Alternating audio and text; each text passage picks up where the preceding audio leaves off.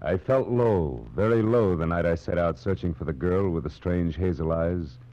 The fog which hung over Los Angeles didn't help, and I felt even worse when I found her. For by then I had death on my hands. From the pen of Raymond Chandler, outstanding author of crime fiction, comes his most famous character as CBS presents The Adventures of Philip Marlowe.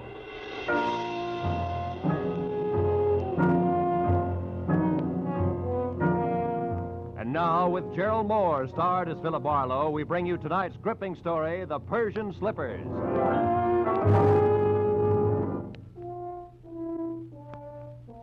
One of those thin, chilly fogs had sneaked in from the Pacific, and it hung vaguely to the streetlights along the Sunset Strip. It was a kind of a fog that you could see through, but everything was out of focus. Made you start wondering what you were going to do when you were 90 and you were all alone. I'd have liked to have spent the night in a room full of noisy extroverts playing charades. But instead, I had to eat a quick dinner and drive up into the secluded Hollywood Hills to meet a guy. A guy who had nothing but trouble on his mind. When I pushed the buzzer, I had the feeling of wishing I was someplace else. Carl Delaney himself opened the door. He was grim and brusque and to the point. Marlowe? That's right. Come in, Marlowe. I appreciate this. You're coming up here after business hours, I mean. I wouldn't have asked except, well, perhaps I waited too long as it is. Sit down. Thanks. Waited too long for what, Mr. Delaney? 36 hours ago, my wife disappeared. Marlowe, you've got to find her for me. Find her just as fast as you can. Wait a minute. Disappeared, you said. Would you mind playing that part back a little slower? Norma simply walked out that door, got in her car, and drove off to get hold of herself, as she always does when we've quarreled. And always before, she's come back in an hour or so. But this time... This time she simply didn't come back, is that it? Look, Mr. Delaney, I could... You'd better let me finish before you do anything. Lately, my wife has been brooding over something serious that she refused to discuss. I've caught her crying several times, and she's not a woman given to tears. Marlowe, I'm sure that unless we move fast, when we do find her, we're going to find her dead. Suicide? Yeah.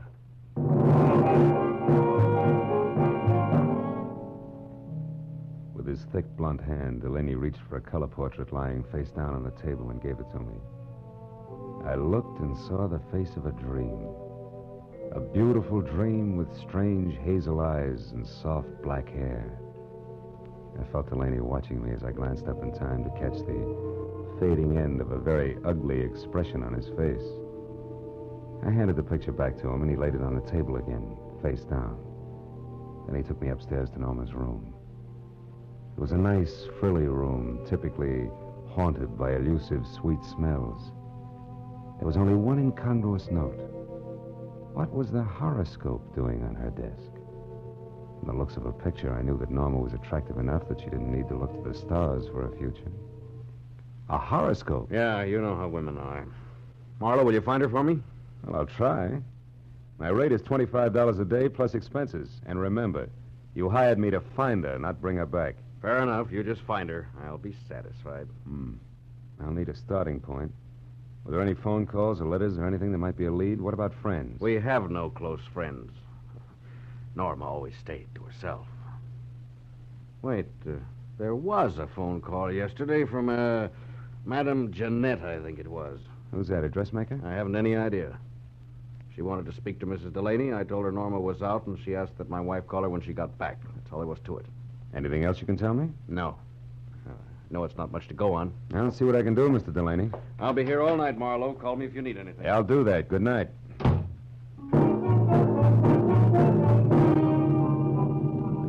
I drove back through the persistent fog to Sunset Boulevard. It was 9:30. I knew it was going to be like tracking a hummingbird through the petrified forest by the bent twigs, but I got a classified directory and I started digging. I checked the hairdressers, the manicurists, and the milliners, and I was just about to start on the interior decorators when I remembered the horoscope on Norma's desk. I quickly turned to the personal consultants. Yeah, there it was. Madame Jeanette. Her establishment, located in the dubious neighborhood south of Olvera Street, turned out to be a tacky cottage set back next to an alley. It was as dark inside as out. I was pounding on the door like a vampire at sunrise when a newsboy came up the path. Looking for Madame Jeanette? Yeah, you know her? Sure, she tells fortunes. Says I've got a great career line. You want to see it? Not right now, thanks. And I'll say for her that she's a sound sleeper. Maybe, but not so early as this. About this time, she's always hanging around that bar on the corner. Tonight, she's throwing a farewell party in there. Farewell party? Who for? Herself, she's leaving town. Oh, thanks a lot. Here, kid. Gee, a buck. My old man will swear I've been shooting crap again.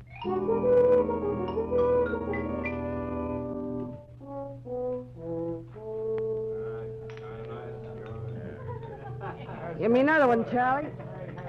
Not every night I say goodbye to my dear old neighborhood. Muscatel again, Jeanette? Yeah.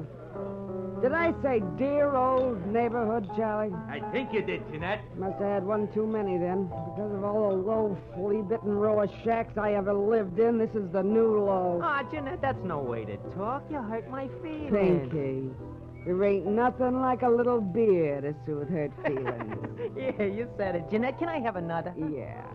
Charlie, give Pinky another. This is his last. The last? I thought you said it was a farewell party. You with all your dough. This dough's to get me out of this rat trap of a town, see? It's the last I want to see it of it in all my life, see? Yeah, Another we see. muscatel, Charlie. Hold on a minute, Jeanette. Hey, what'll it be, mister? Something just a bit drier than muscatel. Say scotch? It's on me, mister. It's my party. Well, this is indeed a pleasure. You're the Madame Jeanette, aren't you? Yeah, why? You're all of 20 years younger than what I expected. Probably the life I lead. Hey, wait a minute. Why should you be expecting anything about me? I don't know you. Perhaps not, but I know you. From where? Oh, you're more famous than you think. Your reputation has spread far beyond Old Vera Street. In fact, it's gone up as far as the Sunset Strip, Madame Jeanette. No kidding. How would you kid a fortune teller? Don't you know all, see all, and tell all? Well, And judging from that Spanish shawl, your Hungarian skirt, and those embroidered Persian slippers, I'm beginning to think your fame is not only local, but international. say, you're beginning to make me feel like I shouldn't be giving up this racket after all. Giving up fortune telling? No. Yeah. I'm leaving town on the midnight train. Gonna spread my talents all over the East, and I'm not coming back. Don't tell me your crystal ball has laid a golden egg. So to speak, yeah. I come into some lettuce. Suddenly. That's always nice. Well, I guess it means you won't be interested in the few paltry dollars I'd intended to spend with you. Hey, can I have another beer, Jeanette? Shut up, Pinky Blow! Ah, just a... Traveling lady can always use a little extra moolah. What was it you wanted, Bud? I'm looking for someone. Norma Delaney. Norma I'm afraid I don't know anybody by that name. I'm afraid you do. What's your angle? Who are you, anyway? I'm Philip Marlowe, private detective. Some private dick you must be to have to resort to fortune tellers. Come on, Jeanette. Look into your crystal muscatel. See if you can spot Norma Delaney. I told you once. I don't know the name. Now blow. Just a minute, Doc Eyes. Hey, Charlie. Yeah? This bird's crabbing my party. What kind of a joint is this, anyway? Lady can't sit here and have a farewell party without being insulted by every jerk that drops in. Well, mister, I haven't finished my drink yet. you got pockets, ain't you? Just pour the drink into one of them and take it along. You ain't finishing it here. Charlie reached under the bar for his pick handle, so I left without pursuing the subject further. But I knew Jeanette was lying, right in her purple lipstick about Norma. I walked back to my car, lit a cigarette, and spent a few precious minutes trying to decide whether or not to break into her place and snoop. Then I caught the shadow of a figure slipping up on me from behind. I turned. Wait, don't swing, Mac. Don't swing. It's only me, Pinky. I was in the bar when you was talking to the madam. That tightwad, Jeanette. Yeah, I saw you, so? She did something the minute you left. I figured you might like to know what it was. It all depends. Well, I thought it might be worth something to you, like a saw, maybe. Come on, you. No, Spill it. Wait a minute. Spill it. Wait. If it's any good at all, it's worth $5 and no more. Oh, all right. She made a phone call. Who to? What'd she say? Nothing. Just some swear words in Spanish. The line was busy. Well, I kept my eyes open, and I got the number. All right, let's have it. If you can still remember it. Oh, I can remember it easy. 5 first, huh? Here. Thanks. The number was Crenshaw, 1929. But you get it? Like the year of the big crash.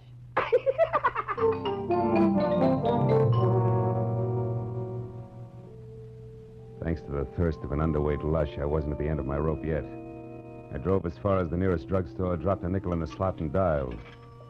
Crenshaw, the year of the big crash.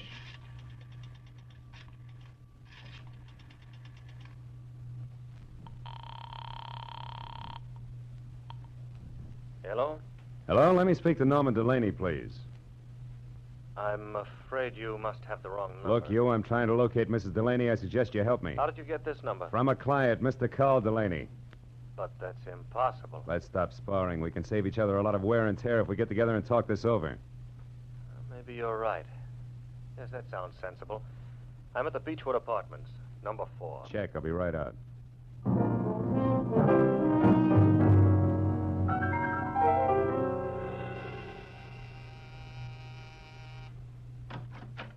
Mr. Pierre Gillum, it says here on the door. Yes. You the man who called? Uh-huh. Philip Marlowe. Come in, won't you? You said you were looking for Norma Delaney, Mr. Marlowe. Tell me, what's wrong? Has anything happened to her?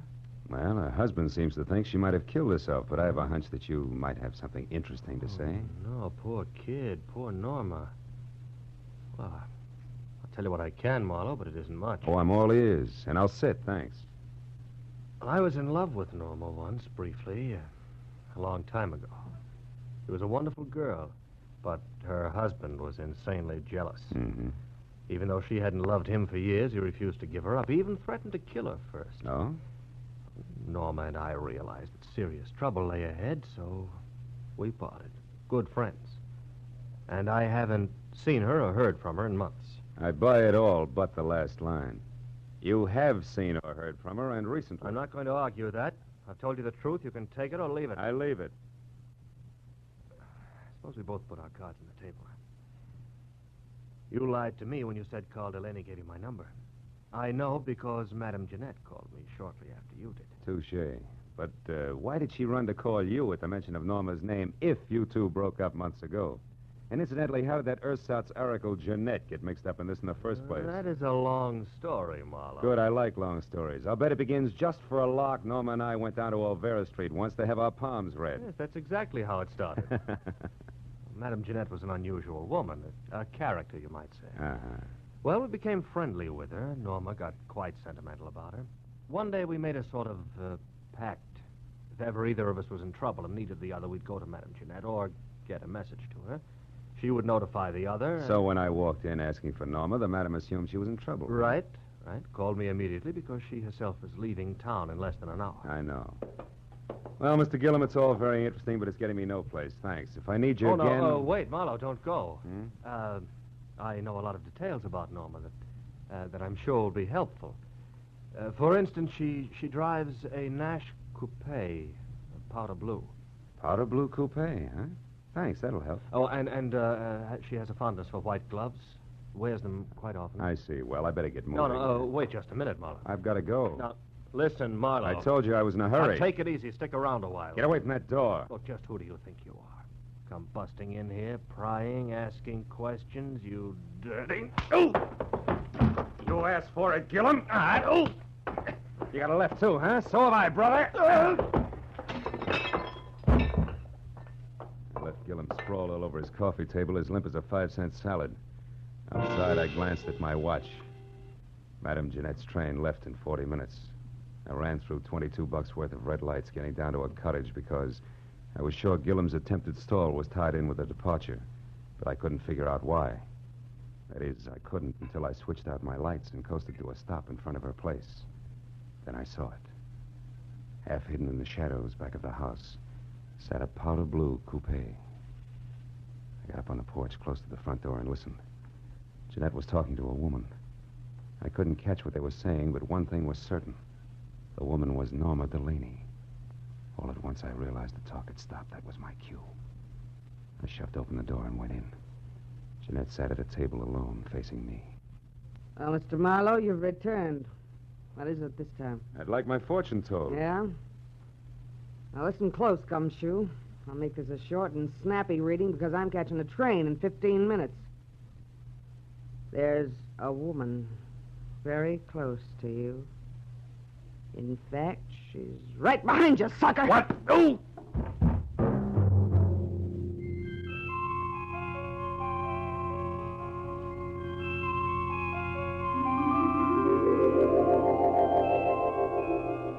When I finally opened my eyes again, nothing changed. It took me a long time to figure out that the lights were off and it was dark. I climbed up the table leg hand over hand and switched on a lamp. Jeanette's house was absolutely quiet. I had caught a glimpse of a white glove known as a blunt instrument just before I dozed off. And that reminded me what I was down here for. I wobbled through the kitchen and out the back door, but the powder blue coupe was gone. It was 12:15. My head and the fog both had gotten a little thicker, so I just stood there, useful like a ping-pong ball in a bowling alley. It was the sound of footsteps that finally moved me, and the newsboy was back. Well, how you again, mister? Did you ever get a hold of Madame Jeanette before she left? Yeah, but not tight enough. Say, a blue coupe left here a few minutes ago. Did you see it? Nope, I didn't. Gee, I'm sure sorry she went away. She gave me a buck tonight, too. Said she was coming into a fortune. Hey, you and your career Say, what's that down there, in those weeds? I don't know. It looks like some kind of a shoe. Yeah, it is a shoe. Here, see? What do you know? A Persian slipper. I took the slipper along as a souvenir for my scrapbook and walked back to my car, trying to fit Norma Delaney's lovely hazel eyes in with that crack on the skull. But I couldn't. Between throbs of my headache, I figured Pierre Gillum would know why Norma had dropped in on the madam so close to train time. I decided to go back and ask him. Gillum was as reliable as a two-headed quarter and just as tricky. So when I got to his apartment, I pushed the buzzer, stepped back, and braced myself. There was no fight left in him. He opened the door in his robe, fingered the mouse I had given him, and grinned. Oh. So you found your way out by yourself. Uh-huh. Say, Gillum, what was so important about Norma seeing Madame Jeanette just before her train left? I don't know. You knew enough to try to keep me here, to delay me. Why? Oh, Marlowe, I did that for old time's sake, for an old friend. Jeanette asked me to hold you here until midnight, and I tried my best. Obviously wasn't good enough. Well, that's all I know about it. I see your phone is off the hook. You know that? Yeah, I took it off. It's given me nothing but trouble tonight. I hereby wash my hands of this whole business. I'm going to bed. And I hope to sleep. Good night.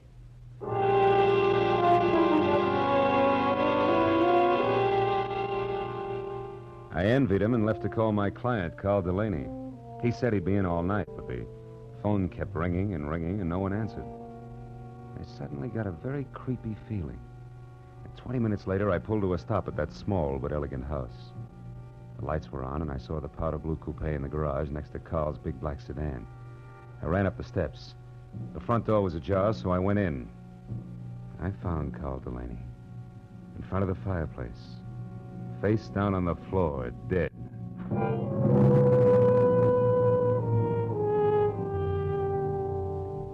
There was a handbag on a chair.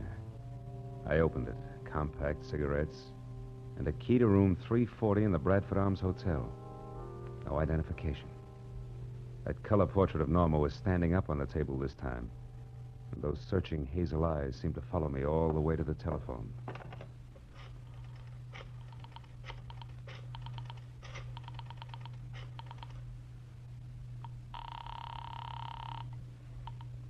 Lieutenant Ibarra speaking.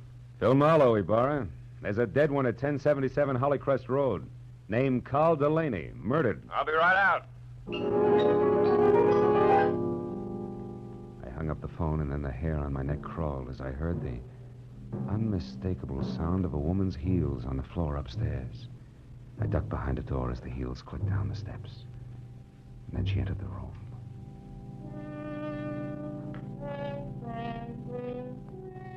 Norma Delaney was lovely. As lovely as a picture. She moved calmly and deliberately, put a note on the table, picked up the handbag, and then turned to face the door I was hiding behind. You can come out now, Mr. Marlowe. Hello, Mrs. Delaney. You can call me Norma now. And if you're thinking of using your gun, Perhaps you'll be good enough to read this note first. Here. To whom it may concern. I, Norma Delaney, purposely and with premeditation, shot and killed my husband, Carl. It is beyond me to express how deeply I hated him, and since I must pay for this and cannot endure a public spectacle, I shall take my own life within the next few minutes. Now, look, Norma, no guns. Easy, Marlowe. I'll kill you if necessary. But it would be so pointless now. I'm free at last, and I want to spend the little time left to me in my own way. Norma, if you'll listen to me Stay just back. a minute. Tonight I made my only friend, Madame Jeanette, happy. And I killed a man who needed killing. Something good, something bad. So I'm quitting, even up. What do you propose to do with me? You mustn't try to stop me, Marlowe. See that closet? Mm-hmm. Get inside. And careful how you move your hands. Turn around to the wall. That's it. Marlowe, I'm sorry I had to hit you with Jeanette's tonight. Goodbye.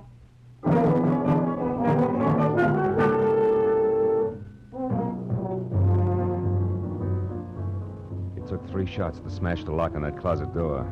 I heard her driving away just as I got it open. In spite of what she'd said, I couldn't let her kill herself. I ran outside to my car. One glance under the hood was all it took. There was nothing left of the wiring but loose ends. I ran into the street and a miracle happened. The first time in my life, a taxi in Los Angeles when I wanted it. I'm sorry, fella. I'm going to call. Skip it. This is an emergency. Hey, wait a minute. You Police can't... business. A girl is driving up the road in a blue coupe. We got to catch her before she kills herself. Let's go.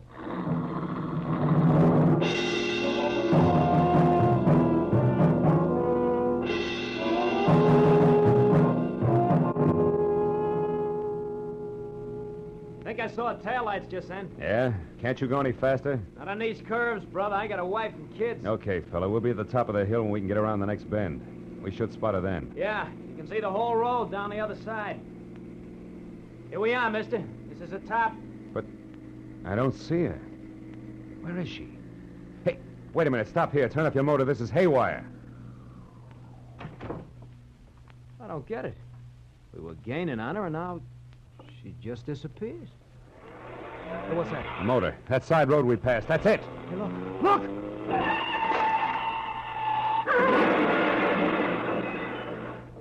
Holy smoke.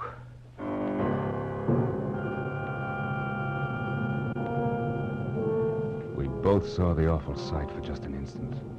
A powder blue coupe with a woman crouched over the wheel. It shot out of that side road, crashed through the guardrail, and fell end over end down into the gorge. By the time we got to the hole in the fence, the wreck was an inferno. No use trying to get down there. The whole hillside will be on fire in another minute. I guess she pulled over here into this side road and waited for us to go by. And we did. Yeah, it's sandy here, too. So wonder she didn't get stuck. What's the matter? There's something buried here in the sand. One of her tires ran over it. What is it? Why, it's plenty, brother. Come on, turn that hack of yours around. Let's get off this mountain. I just found the answer to a lot of questions.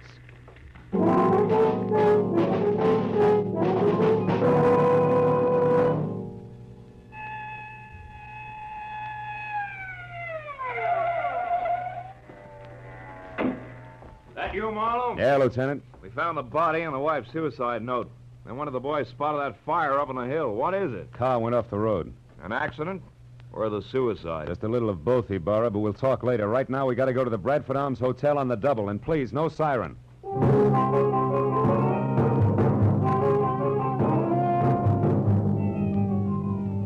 The Bradford Arms was a 3-story walk-up. When we got there, Ibarra stationed one man in front, sent another to cover the back, and we started up the stairs. We had reached the 2nd floor when we saw him on the landing above. Gillum. He spotted us at the same time and turned back fast. There, Marlowe. Who's that? That's our boy, Ibarra. Pierre Gillum, let's go. There he goes. He's heading for the fire escape. Second Lieutenant, he's all yours. I got business the other way. Hey, you stop or I shoot!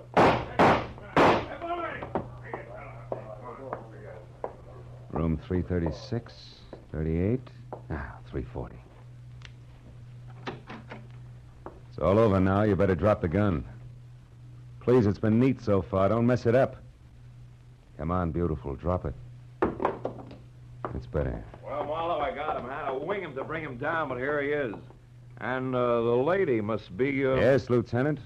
The lady is Norma Delaney. The girl who wanted to kill her jealous husband and then commit suicide, but didn't want to die doing it. So she used someone else's body, Madame Jeanette's, which was a logical choice because Jeanette was blackmailing her. Thus, two vultures with one stone, leaving two lovebirds free to fly away together. Right, Norma? Didn't you give Madame Jeanette money so she'd leave town and tell everybody she was going away? Yes, I did. That way the body wouldn't be missed, huh? Yeah. Isn't it pretty? Oh, lay off, Marlowe, can't you? Okay, Gillum, okay. Ellie Barr, I've got a sour taste in my mouth. I think I'll go home and goggle. Anything else you need? No, I guess not, Phil. I've had all that's necessary. Wait. Just one thing. How'd you get inside this setup? How do you find out it was the dead Madame Jeanette who went over the cliff instead of the very much alive Mrs. Delaney here? Well, Jeanette had on a pair of Persian slippers, Lieutenant. One fell off down at her cottage where Norma murdered her and put her in the trunk of the car. The other one fell off in the sand of that side road when she took Jeanette out of the trunk and propped her up behind the wheel. Was lucky, Burra. Just dumb luck.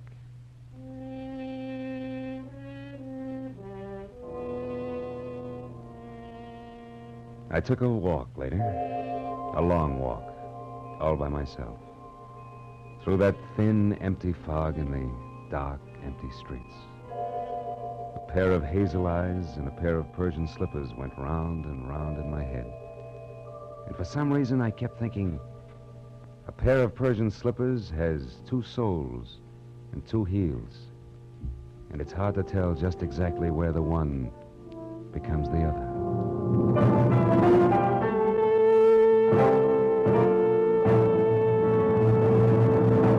The Adventures of Philip Marlowe, created by Raymond Chandler, stars Gerald Mohr and is produced and directed by Norman MacDonald. In tonight's story, The Persian Slippers, Virginia Gregg was heard as Madame Jeanette, with Larry Dobkin as Pierre Gillum and Louis Van Rooten as Carl Delaney. The additional players were Gene Bates as Norma Delaney, Gil Stratton Jr. as the newsboy, Frank Richards as the barkeep, and Tony Barrett as Pinky. Detective Lieutenant Ibarra was played by Jeff Corey. The special music was conceived and conducted by Ivan Ditmars.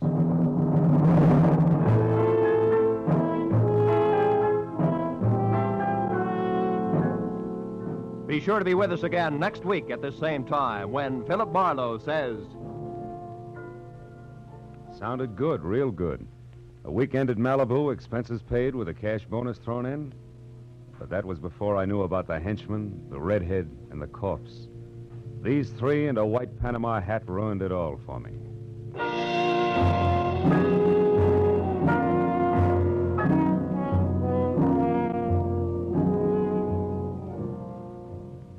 The big star-studded array of CBS Sunday shows starts tonight. 1, 2, 3, 4, 5 top entertainment programs that make listening to your CBS station a happy habit. 1, Cabin B-13, the popular dramatic show by John Dixon Carr, renowned mystery writer. 2, the new Electric Theater, guest starring Henry Fonda tonight, and regularly starring Helen Hayes, First Lady of the Theater, when she returns from London. 3, Our Miss Brooks, the hilarious comedy success starring Eve Arden. 4, Lum and Abner, a brand new half-hour show of smiles and chuckles with the merchants of Pine Ridge. 5, Strike It Rich, the sensational quiz show with a heart to wind up the sparkling parade of entertainment. Mystery, drama, comedy, excitement tonight over most of these CBS stations. And next Sunday, the first broadcast in the new season for two of radio's greatest stars, Amos and Andy. Yes, Sunday nights are great on CBS. Check your local newspapers for program times.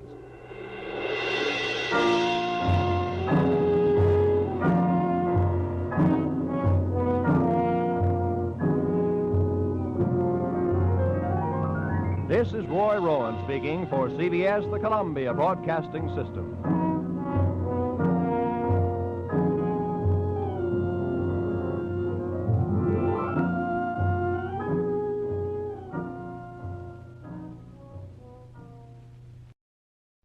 When I started, I thought one man was in trouble and three were trying to help him. But after I found 2 pounds of tobacco, 2 pieces of brass, and a boat without a pilot heading straight out to sea, I knew they had all been in trouble, and all had taken the hard way out. From the pen of Raymond Chandler, outstanding author of crime fiction, comes his most famous character as CBS presents The Adventures of Philip Marlowe.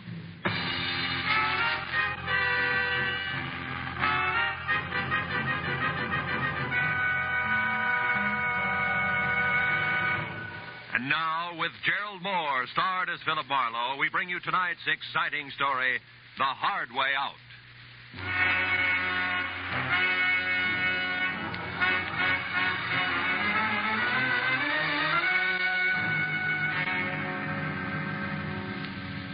Killed a shank of the afternoon in a Hollywood department store, trying for the 5th consecutive year to select something unique in a personalized Christmas card. A bright-eyed salesgirl finally suggested in desperation a smoking 38, spelling out Noel in delicate wisps of white curling smoke. Well, I gave up, settled for a reissue of last year's unoriginal message. An hour later, I was driving out towards Sepulveda and my new client, August Quigg. And I was glad to be away from the pre-holiday crowds and back to work. When I pulled up in front of the factory building, an immodest sign told me the man I was to meet inside was president and co-founder of Quigg & Slater, manufacturers of nothing but the best in construction materials. Come in. Be with you in a minute. I'm on the phone. Listen, August Quigg does not change his policy overnight, Slater. Not after 25 years. You should know that, you of all people. Never mind the excuses, Slater. Those you always have, and they make me sick. Partnership trouble, Mr. Quigg? Oh, no, my partner is dead now 10 years. That was his son, Keith Slater. But he has nothing to say here. His father left it that way. Well, sit down, Mr. Marlowe, please. Slater is not what I want to talk to you about. All right, Mr. Quigg. Who is the man, and what's his problem? My general manager, Frank Emery. No? He has embezzled $60,000 of this company's money in the last year. Then isn't this a great time for you to climb the nearest rooftop and scream copper? No, because I want to save Frank Emery, not condemn him. Why? What's so special about a general manager who keeps dipping itchy fingers into the till? Mr. Marlowe, Frank Emery has worked for me for 7 years. And in that time, he has climbed from shop worker to plant foreman to general manager. And that is something which took me 15 years. Which proves what? That Frank can one day go right to the top. Here, to my job. The honest way. And that is just the path he was on until a year ago when he got married. Oh. Then he started to fill his pockets with company lettuce before he'd even gotten rid of the rice. Is that it? Yes. But don't leap to any conclusions, Mr. Marlowe. Because his wife, Sheila, is a very sweet woman. Everybody knows that. And if anything, she should be a good influence. Mr. Quigg, what's Frank Emery's salary? $175 a week. Oh. When'd you last see him? This afternoon, about 2 o'clock. I called him in here. But I didn't say anything about the shortage. We just talked. I asked him if he thought he needed a vacation. He only sulked. He said he'd be all right in a little while. Then he left. But when he got back to his desk, he only stopped there long enough to pick up his hat. That was 3 hours ago. You've called his house since? Twice, but I got no answer. Here's the number, Marlowe, and the address. Now we better stop talking, start moving. I must know what Frank Emery plans to do. Yeah, this is my private number. The plant will close in half an hour, but I'll be here working late. Okay. But before I get going, Mr. Quigg, one more question. Just so all this will make some sense to me. Were you ever in a jam like this yourself? A long time ago, maybe? And you know what it's like to be in Emery's shoes? You're a pretty alert fellow, Mr. Marlowe. I do seem to remember a rich man who once kept me out of a lot of trouble. But the details aren't very clear anymore, so good night and good luck.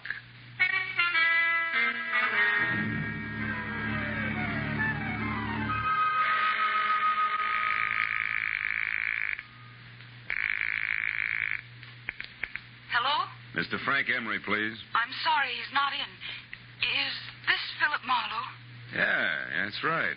That should make you Sheila Emery, huh? Yes, I just finished speaking to August Quigg at the plant, Mr. Marlowe. He told me about you. And about Frank. Take it easy, Mrs. Emery. Crying isn't going to help Frank any. Yes, I know. But how can I help Frank? What can I do? I'm not sure, but look, can you meet me right away? I'm at the Golden Crown. It's a cocktail lounge on Santa Monica Boulevard near Bradley. Yes, of course, Mr. Marlowe. I'll be there as soon as possible.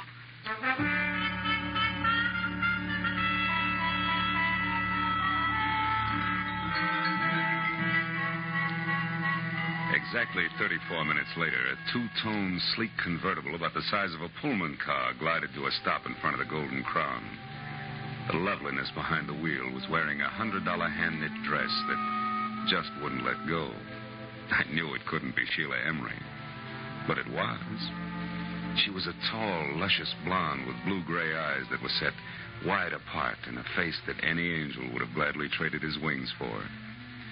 Now, 5 minutes later, we were seated inside at a quiet corner booth. But only 2 weeks ago, everything was perfect, Mr. Marlowe. Frank didn't seem to have a care in the world. Mm-hmm.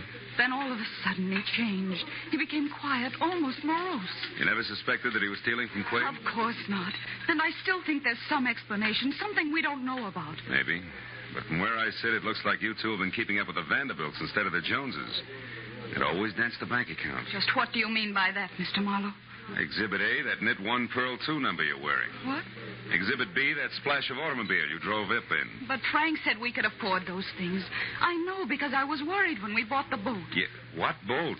The Carefree. It's a 30-foot sailboat. We dock it near our cottage just beyond Santa Monica. Hey, wait a minute. A sailboat, a cottage at the beach, that car? Just how far do you think $175 will stretch these days? What do you mean? Frank makes twice that, plus bonuses. Not unless he has a very fancy paper route on the side. Because 175, period, is the figure that Quig quoted to me an hour ago.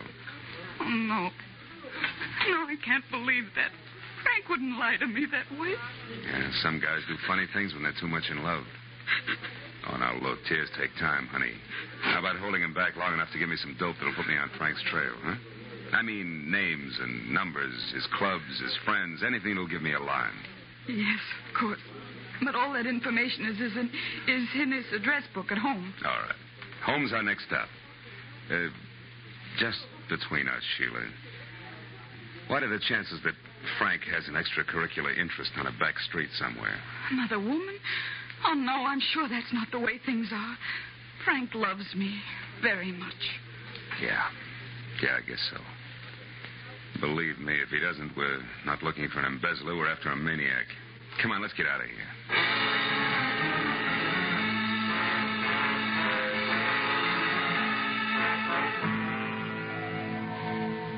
When we left the Golden Crown, Sheila was still crying and in no shape to drive. So after parking my coupe in a nearby lot, we floated out to the Emery place in Brentwood in a two-tone Nash, which did everything at the push of a button except dry a girl's tears. At her house, Sheila pulled herself together long enough to give me a handful of addresses that might possibly lead to Frank Emery. But just as I was about to leave, I noticed a single phone number scribbled in pencil on the edge of a desk blotter. It was Crenshaw 22131. And since Sheila couldn't explain it, I wrote it down on a slip of paper and filed it in my pocket and left. But once outside, I remembered that my car was still on Santa Monica Boulevard at the Golden Crown. So I started back to the house to call a cab. I stopped suddenly at the sound of somebody in the shadows alongside the house. When I moved toward the noise, a man darted out between two trees, and I went after him. Get your hands off. Why? So we can play another round of hide and seek? No dice, brother. I'm getting too old for it. Now, who are you? What are you doing around the Emery place? Come on, let's have it. Say, wait a minute. Aren't you Marlowe? The man August Quig hired? That's right. You still haven't answered my question. Oh, no, but I will now that I know who you are. I'm Keith Slater. Surely dear Quig must have told you of me, the wastrel son of his late partner. He did, but you're still parrying, Slater. Why were you hiding behind those trees? Correction, Marlowe. I wasn't hiding. I was waiting for Frank Emery. All right, we won't argue terms. Why were you waiting? Because I want to get hold of Emery and help him before he goes too far. You see, Marlowe, he came back to the office after you left. What? Did he talk to Quig? No, the place had just closed and the old man was out for dinner. Did you talk to Emery? Yes, and it wasn't much fun. That poor fellow's just about out of his mind, Marlowe. Well, he raved on for an hour and a half about how unfair Quig was. Said he knew that I was the one who'd get to run Quig and Slater after the old man died. I don't follow that. When did you become the fair-haired boy around there? Oh, I'm hardly that. But I do own a quarter of the plant, unless, of course, Quig fires me one day. Those are the terms of my father's will. But Quig won't fire you, is that it? He wouldn't think of it. After all, that would keep my dear father from resting easy in his grave. Okay, let's skip it. Exactly what did Frank Emery tell you, Slater? He said that August Quig was a two-faced liar and that he'd settle with him in his own way. I told Quig that when he got back from dinner. And I also reminded him that Frank had a key to the office. That didn't faze Quig, did it? No, he said he never worries twice. If Emery walked in on it, he'd think about what to do about it then. I tell you, Marlowe, we've got to get hold of Frank Emery and stop him before it's too late.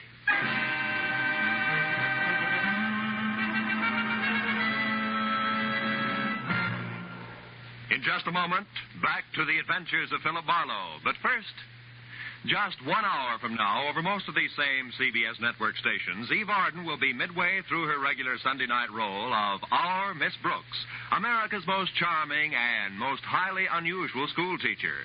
You've seen Eve Arden make her hilarious way through many a Hollywood movie. Now you can hear her every Sunday night as Our Miss Brooks, just a little later over most of these same CBS network stations.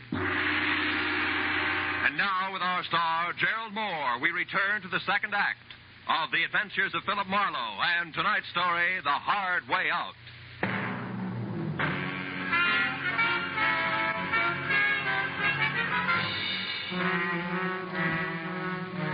It was nearly an hour later before I was back in my office on Cahuenga with my finger in the dial of the telephone, checking the names and places that Sheila Emery had given me.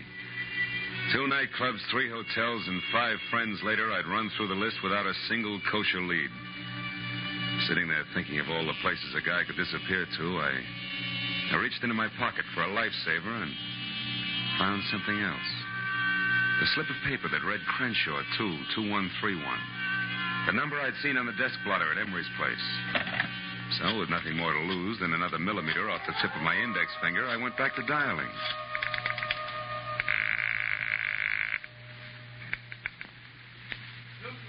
Pipe and tobacco shop, Sam Newton talking. Newton's what? Pipe and tobacco shop, what can I do for you? Not a thing, old-timer. My mistake. Pipe and tobacco shop. Marlowe speaking. This is Sheila Emery, Marlowe. I think I know where Frank is. You do? Yes, at our cottage at the beach. It's closed up, but I was just going through some things in my desk when I discovered that the keys to the place were gone. And I clearly remember seeing them only yesterday. What's the exact location of that cottage? It's 2 miles north of Santa Monica and down on the beach, directly behind a large white frame house on the Pacific Coast Highway. Number 1221. You can't miss it. 1221. Okay, I'm leaving right now, and I'll call you as soon as I can, so try not to worry.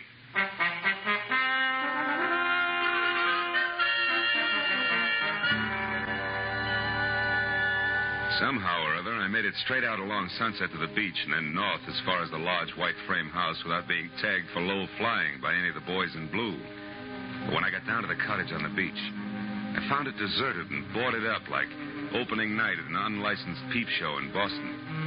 Except for a couple of stray gulls who probably had insomnia, I was all alone. But the gregarious streak in me didn't suffer very long, because a minute later I had an unannounced visitor. It was a nasty caliber .45 automatic. And the man on the other end who gripped the handle like he knew what he was doing was none other than the general manager of Quigg & Slater, Mr. Frank Emery. Mind telling me who you are and what you want here? Well, the name, which probably doesn't matter, Mr. Emery, is Philip Marlowe. But my business with you is something else. I'm working for your boss, August Quigg, and believe it or not, he wants to help you. That's a lie, Marlowe. Nobody wants to help me, and you know that. This is a smart trick, but it won't work. It can't work. And I'll tell you why.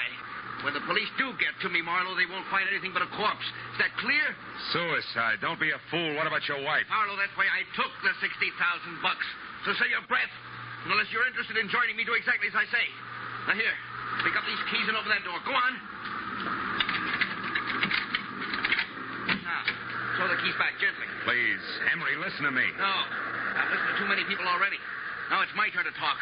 What I'm going to say is goodbye in my own way. You don't know what you're doing, Emery. Stop a minute. Think. This isn't the time to think, Marlowe. This is the time to act. Now, get in. Emery backed me into the cottage, stepped outside, and pulled the door shut. I waited a moment until I heard his car start. Then I tried the door and knew I was wasting my time. Emery had run a piece of pipe through the handle, and Gargantua himself couldn't have opened it from the inside. It took me 10 minutes to kick enough boards off one of the windows to wiggle out, and another 5 to get to a phone. When I told Sheila that her husband was on her way home in a very desperate frame of mind, she promised to hold him at all costs until I could get there. 20 minutes later, I was in Sheila's house on Bundy Drive. Marlowe, what happened? Where's your husband? I don't know. He hasn't been here. Oh, fine. After you called me, I waited, but he didn't come back. Marlowe, what did you mean when you said Frank was desperate? I'm afraid Frank intends to kill himself. Kill himself? Oh, no, he can't. Now, we still may be able to stop him. When he left the beach house, he was heading someplace to say goodbye. I figured for sure that meant you, but wherever he was going, he didn't want to be followed. He locked me in and... The gun. Holy smoke, where's your phone? Right over there. Oh.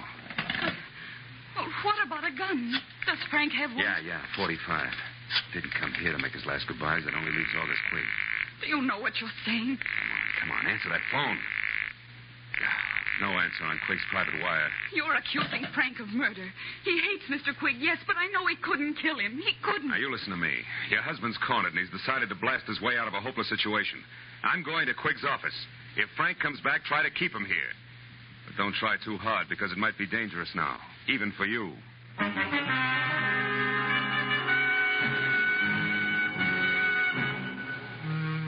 I drove down Sepulveda to the black, hulking plant of Quigg and Slater, pulled over, parked, and walked up the alley toward the side entrance. Through a barred window, I saw the feeble nightlight that glowed in the outer office. Otherwise, the place was dark. When I got to the door, I stopped. A diamond-shaped key stuck out of the lock, and the heavy door was ajar. I eased it open and listened. Nothing. I pulled the key out of the lock and dropped it in my pocket. Then I went inside and switched on the lights. I found him on the floor next to the desk in his private office.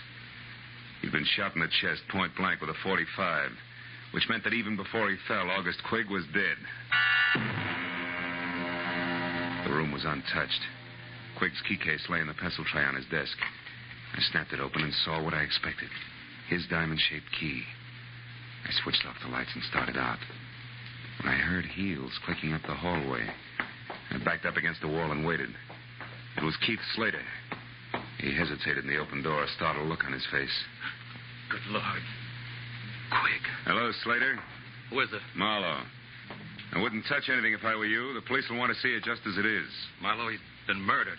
I had no idea Frank would go this far. Yeah, he's full of surprises tonight. Are you sure he's not carrying any grudges against you? Frank and I are old friends. That old man in there was different. He wasn't human. He was a machine, a rock crusher with a concrete heart. I'm only sorry it was Frank who did that to him because he'll never be able to get away with it. He doesn't intend to. Plans to commit suicide any minute now. Tell me something straight, Slater. How does he feel about his wife? Is he jealous? Jealous? Why, Marlowe, you don't think that he might kill Sheila? I'm going to call her right away. Wait a minute. If Frank is there, a phone call would only hurry things. Come on, let's go.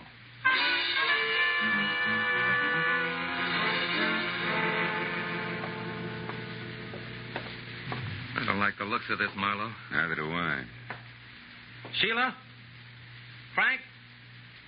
Anybody home? They're not here. Neither one of them. Well, if they are, they're not talking. Oh, you've got a macabre sense of humor. Nobody's laughing, brother. Look, you check upstairs. I'll see what I can find down here. And for once, I hope it's nothing. I gave the ground floor a fast run-through. It was neat and tidy, from copper-potted ivy on the dining room wall to the sunbeam Toastmaster on the breakfast tray. The only thing out of place was a bottle of scotch near the kitchen sink and lipstick on the glass beside it said Sheila. I was back in the living room before I found out why she had needed that bracer. Propped against a bowl of violets on the coffee table were 2 notes pinned together. The top one was for me, from Sheila. It said, Marlowe, I just found this note from Frank. I'm sure he means that he's going out in our boat, the Carefree. I've got to stop him, Sheila. I turned to Frank's note and was reading it as Slater came down the stairs. Nothing unusual upstairs, Marlowe, did you? What's that? What have you found? Frank's suicide note.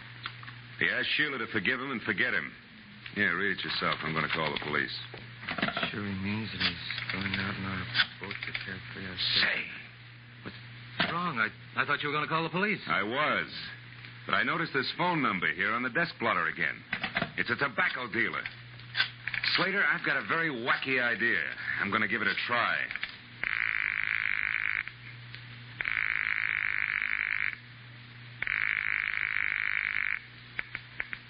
Hello? Newton Tobacco Shop?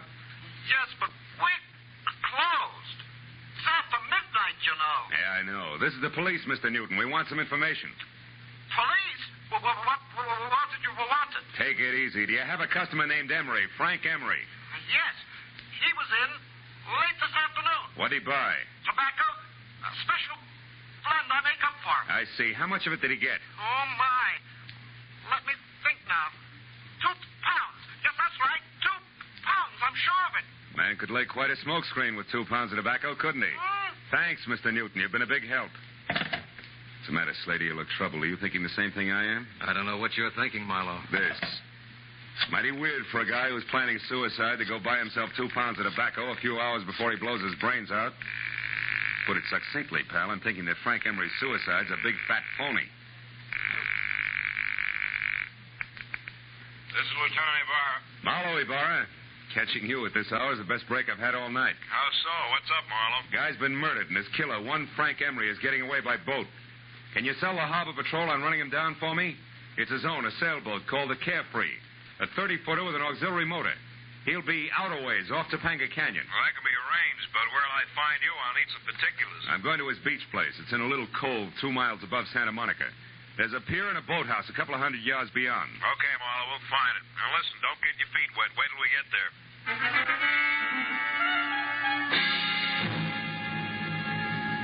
The Emery beach house was deserted and dark. So Slater and I went on to the boathouse, which was dark, too. That's where we found Sheila lying on the planks, sobbing out the end of a long, hard cry. Slater ran to her and lifted her to her feet. Oh, Sheila. Sheila, what happened? Where's Frank? Oh, please. I was too late. I saw him leave. He waved to me and called goodbye. I begged him to come back, but no, he never will. Don't be too sure of that, honey. Oh, what do you mean, Marlowe? Oh, wait a minute. That boat coming in is probably Ibarra. Marlowe? Yeah, here, Ibarra. I got another boat out looking for the Capri, Marlowe, so I came directly here. Who's this? Mrs. Emery, Mr. Slater, Lieutenant Ibarra. How do you do? Lieutenant? Well, Marlowe, what's it all about? Well, an embezzler killed his boss, set up a strong case of suicide, and at the moment is pulling a very fast switch. You mean he's not really checking out? How'd you figure? He bought 2 pounds of his favorite pipe tobacco today. What's that? Wait, Sheila. Well, that's interesting, Phil, but suicide's a peculiar people. Okay, but I'll bet you my Sea Scout insignia against a dead jellyfish that he's got a small boat aboard, and that he's going to get off the Carefree and row to shore. How about it, Mrs. Emery? Is there a small boat? There's a rubber life raft in one of the lockers. That'll do it. It's all he needs. Lieutenant Ibarra? Yes, Mooney, what is it? We just got a call on the radio from the other boat. They've spotted the Carefree running without lights southwest about 2.5 miles offshore. He's holding a steady course, but there's nobody at the wheel. In fact, she seems to be abandoned. Well, tell him to stand by, but leave her alone. We'll be right out. Well, Marlowe, we'll know in a minute. Let's go, folks. Get aboard.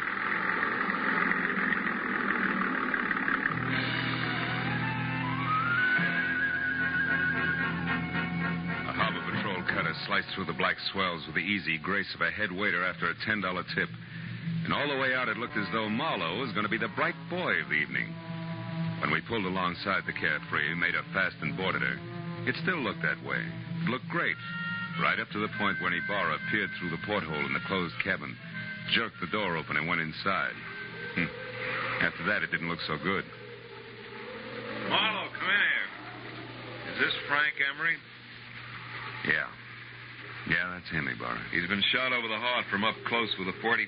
Undoubtedly the one he still has gripped in his hand there. Lieutenant Ibarra, is it Frank? Yeah, you better not come in, Mrs. Emery. Your husband has killed himself.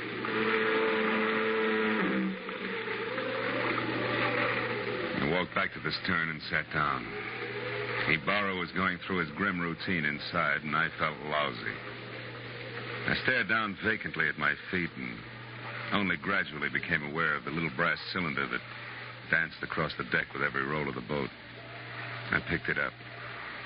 It was an ejected cartridge from a .45. I'd found an empty .45 cartridge. All at once, things began to take shape for me. Ibarra, hold everything. I was right. Emery didn't commit suicide after all. Phil, the man's body's right here, the gun in his hand. I know, but he was murdered. Now, look, I found this out on deck, and the door to this cabin was closed. Do you remember? When a man is shot with a .45, he drops. He doesn't walk in, close the door, and then fall. Well, that's... Did Emery have any keys on him? Yes, these are his. They're in the ignition by the wheel. Sure. Look, this diamond-shaped one. It matches one I've got in my pocket. Come on out on deck, Ibarra, and watch closely. Hey, Slater, can I see your key to the side door of the factory? Why, certainly, Marlowe. It's right here in my pocket. It's not in your pocket because it's here in my hand, Slater. You were so excited when you shot Quigg, you ran off and left it sticking in the lock. No. And here's one for you, Mrs. Emery. While the Carefree was still tied up at the dock, you stood right here, surprised your husband in the cabin door, and shot him. This little cartridge was ejected back to the stern. But you forgot about that, because after you shoved him inside and put the gun in his hand, you closed the door. Then you started the motor, locked the wheel, and cut the boat loose. I don't know what you're talking Look out, Ibarra! Ibarra's after your gun!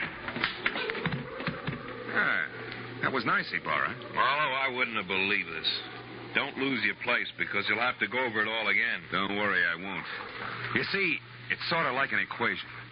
2 pounds of tobacco and 2 pieces of brass added up to 2 bodies and 2 murderers.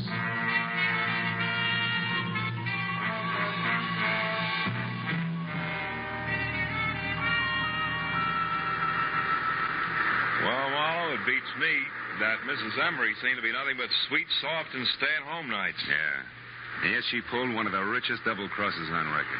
Ibarra, she let her husband steal a fortune for her and even helped him plan a fake suicide to get away. Then she turned around and used this plan, only no fake this time, to kill him. So she'd be free to marry Slater. But you didn't want Slater without the money, right? Right. As long as August Quigg lived, Slater could never be sure of his income. So Slater killed him, and they hung that on Frank Emery, too. Mm-hmm. And they worked a fast routine of pass the detective right through the middle of it all. While Slater killed Quigg, I was with Sheila. Then Slater took me over while she killed Frank. They make a great team in a shell game, Marlowe. Yeah. But you did all right. Well, see you tomorrow, the report, you know. Good night, Phil.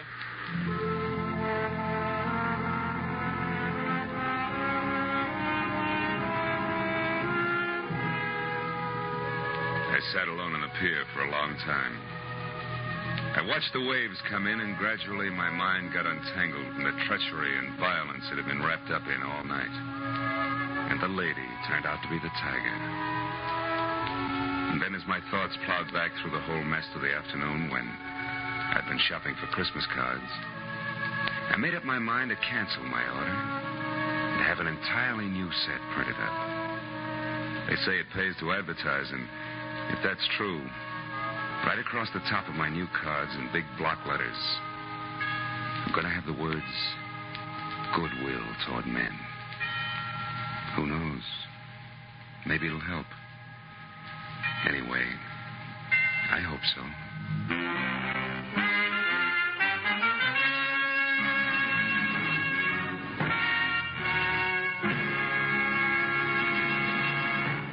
The Adventures of Philip Marlowe, created by Raymond Chandler, stars Gerald Mohr, and is produced and directed by Norman MacDonald. Script by Mel Donnelly, Robert Mitchell, and Gene Levitt. Featured in tonight's cast were Barbara Fuller, Louis Van Rooten, Bill Lally, and Edgar Barrier. Lieutenant Ibarra was played by Jeff Corey. The special music was conceived and conducted by Richard Arant.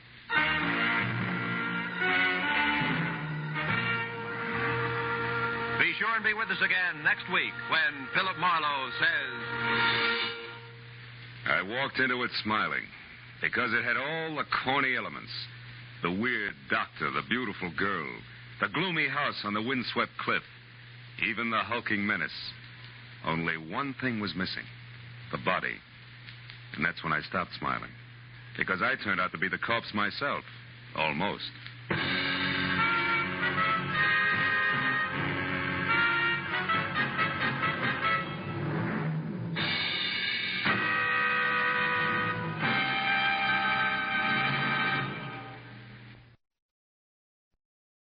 When it started, a girl's wedding and New Year's Eve were only 6 hours away, and I didn't think the bride-to-be would make either one of them. But that was before I ran up against the slot machine operator, the escaped convict, and above all, the old acquaintance.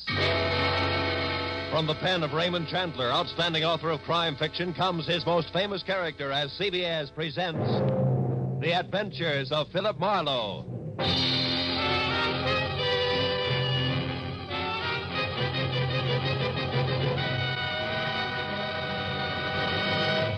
And now, with Gerald Mohr, starred as Philip Marlowe, we bring you tonight's exciting story, The Old Acquaintance.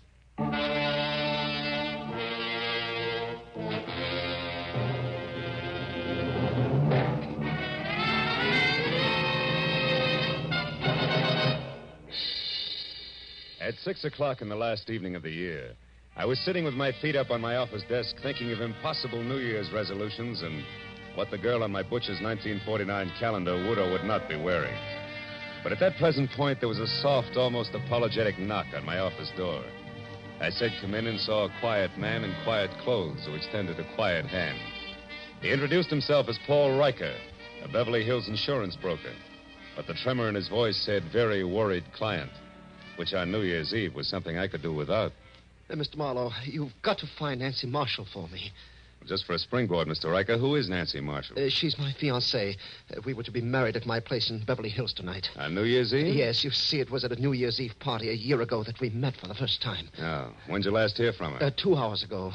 She called and said that she was in terrible trouble, that nobody, especially the police, could help her, that the wedding was off. I see. You're sure it's not just a matter of your being left at the altar, huh? Another man? Oh, no. I'm certain that's not it. Now, please, Mr. Marlowe, will you help me? Mr. Riker, to you, New Year's Eve means wedding bells, but to me, it's something else, specifically a cozy little apartment on Wilshire Boulevard where there's a very nice girl and a couple of chilled bottles of sham... Oh, what is it, Mr. Marlowe? What's wrong? There's somebody outside. Riker, get away from that door, quick!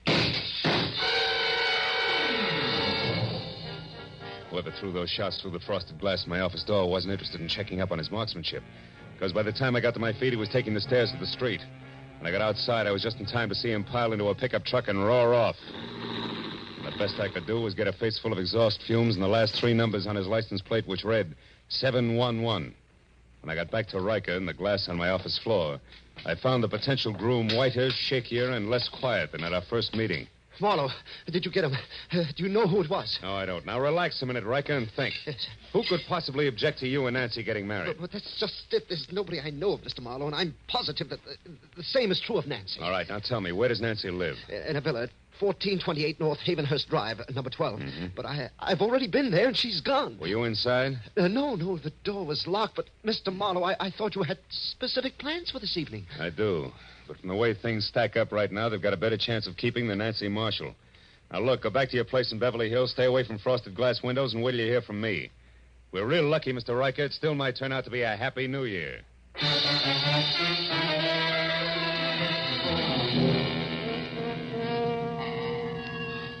When Riker left the office, I called Lieutenant Ibarra at police headquarters. And after being told that it would take at least a half hour to get my kind of lead out of the 7-Eleven I had on the pickup truck's license, I headed for Nancy's villa on North Havenhurst, where it took me 10 minutes to outsmart the catch on the back door. Inside, except for a carelessly overturned box of old snapshots, which meant nothing to me, and a lot of half-open drawers and closets, I was no place. And in the kitchen, where there was a full cup of cold coffee next to an open newspaper, the setup was almost the same. But not quite. Because on the front page of the paper, there was a banner story complete with pictures that shouted the news of 3 men who had broken out of the state penitentiary that morning. And one of them, a man named Steve Doyle, had a face that I'd seen only minutes ago on one of the snapshots in the overturned box. I grabbed the paper and started back to check with the snapshot once again for good measure. But the second I stepped into the living room, I stopped. Hello. I don't believe I know you. Oh, the voice matched the lady perfectly. She was tall, beautiful brunette, about 30. Wearing a beige metallic wool jersey that covered more curves than a ride on a roller coaster. But the large monogrammed A on her purse meant that this was not the woman who had planned to marry Paul Riker. I said I don't believe I know you. The name is Arthur Murray. You're late for your rumble lesson. Oh, never mind the jokes, bright boy. It's a waste of your time and mine. All right, then we'll play it very straight. Name is Philip Marlowe. I'm a private detective, and I'm working for a very worried man. Now you, what's your connection with Nancy Marshall? I'm just, shall we say, an old acquaintance? That's all. Not enough. I'll prime the pump some more. I was hired to find Nancy, who seems to be in a lot of trouble. And coincidentally in trouble on the same day that Steve Doyle breaks out of stir. Now, once more, exactly where do you fit in? I don't think I'll tell you, Mr. Marlowe. If you don't mind. Well, pearl-handled, huh? How very chic. But deadly. Now get in that closet there, Marlowe. Go on. All right. But just so we don't go through this same routine when we meet again, and we will, who are you? Oh, you don't listen very carefully, Marlowe. I've already told you that I'm an old acquaintance. It's the season for them, remember? Now get in there and shut up.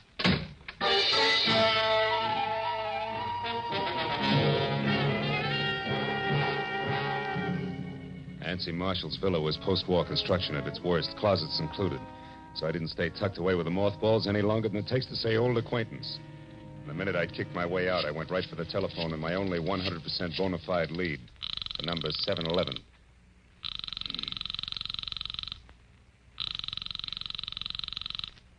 This is Lieutenant Ibarra. Marlowe, Ibarra. Anything for me on that license number? Oh, yeah. If you're sure it was a pickup truck, the chances are pretty good that it either belongs to a party named Maurice J. Calder at 409 South Main or one Jerome Graff, 3221 and a half Melrose Avenue. Check. What's up, Phil? Anything I might be interested in? That depends. Ever hear of a guy named Steve Doyle? One of that gang that broke out this morning? The very same. Matter of fact, he's probably driving that pickup truck right now. Oh. But look, Ibarra, I think I know what I'm doing, so how about letting me run this end of it until I get stuck? Well, There's a girl named Nancy Marshall mixed up in this, and a delay at this time might cost her life. All right, I'll stay clear, Phil, for a while. Good. But just so you don't get too careless, remember, Doyle got out of jail this morning the hard way. He killed 2 guards. Oh, fine. Goodbye, Marlowe.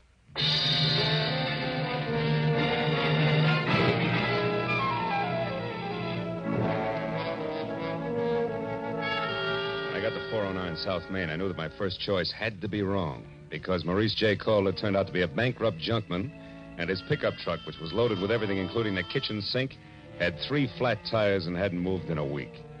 So if the numerals 711 were going to live up to their reputation, Jerome Graff had to be my man. And that made the time to be careful now.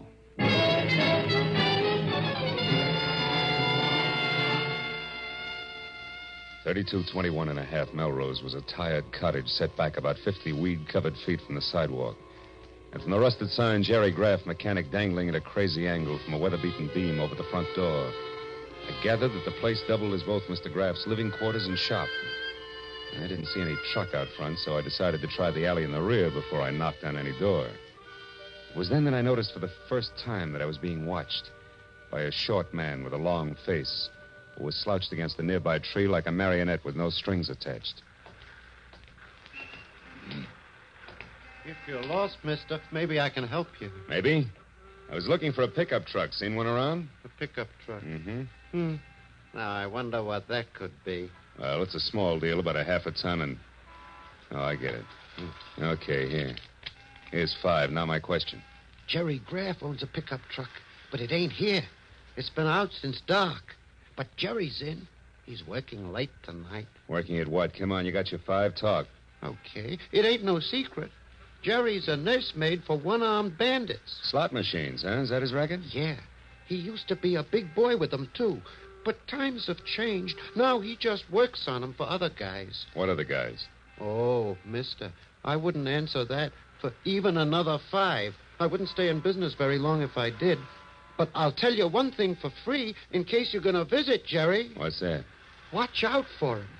He's a very nasty man. Thanks, but I can take care of myself, Buster.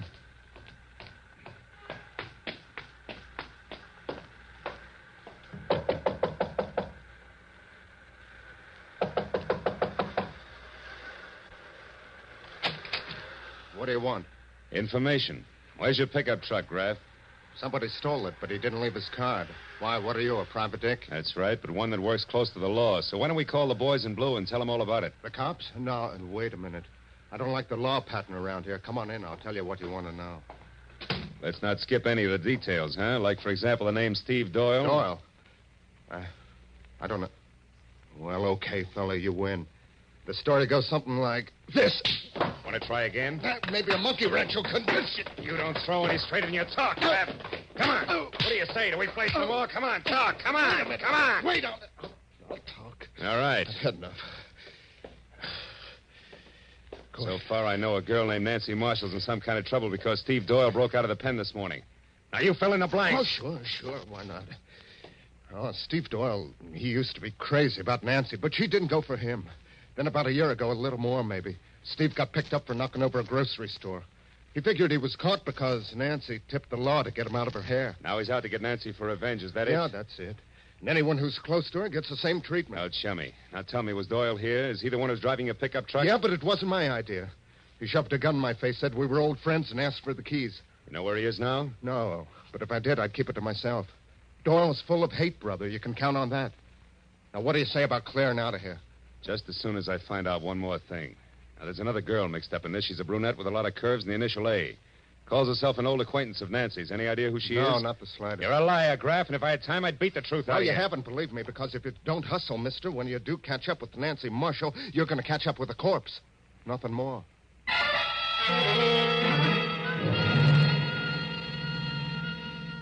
When I got outside, two things stood out in my mind like a pair of cleats at Carnegie Hall. First, my client's fiancée was not the most innocent dame in greater Los Angeles. And second, I wasn't going to get any place until I could locate the old acquaintance. But then, just as I started for my car, the slouch who had sold me the dirty thumbnail sketch on Jerry Graff came running toward me. Hey, mister. Did everything work out all right? I was called away on some other business, or I'd have been here waiting. Waiting for what? Well, you know, in my game, I now and again give a guy a little more dope than he bargained for, and in that case, I sometimes end up with a bonus, so to speak. Well, right now, we're about even. But if you can tell me anything about a beautiful brunette whose first name starts with an A, I'll give you a bonus that'll keep you in beer and pretzels from now until the 4th of July. A name that begins with an A? Yeah. Hey, she visited with Graff this morning, maybe? Yeah, it's possible. Come on, think hard. She's kind of tall, dresses like $1 million. That's right. Now, what's her name? Here, look. $20 bill. Her name, what is it? It's, yeah, I got it. Adrian Starr, 1312 Lookout Mountain Road. How do you know that? It was on the registration card in her car. I took a peek while she was... Trouble at Graff's. I'll take my 20. Goodbye.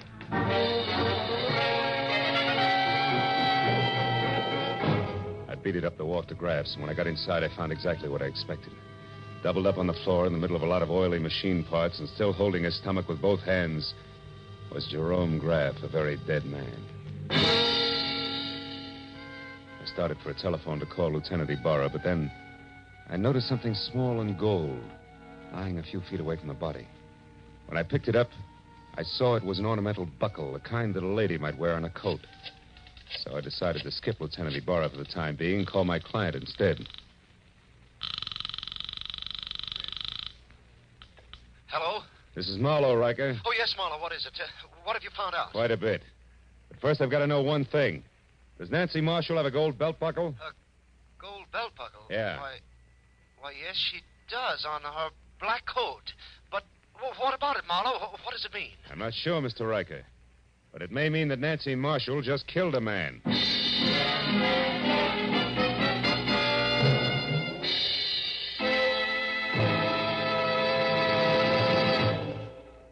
In just a moment, we will return to the second act of the adventures of Philip Marlowe. But first, by this time, a week from tonight, Jack Benny will have made his first broadcast exclusively on the CBS network. Starting next Sunday, you'll find Jack here with Mary Livingston, Phil Harris, Rochester, Dennis Day, Don Wilson, and all the others who have made the Jack Benny Show a regular Sunday evening delight for millions of Americans. Just for fun, the Jack Benny kind of fun, make a New Year's resolution to hear the Jack Benny Show every Sunday starting a week from tonight, January 2nd, over these same CBS network stations. And now, with our star, Gerald Mohr, we return to the second act of Philip Marlowe and tonight's story, The Old Acquaintance.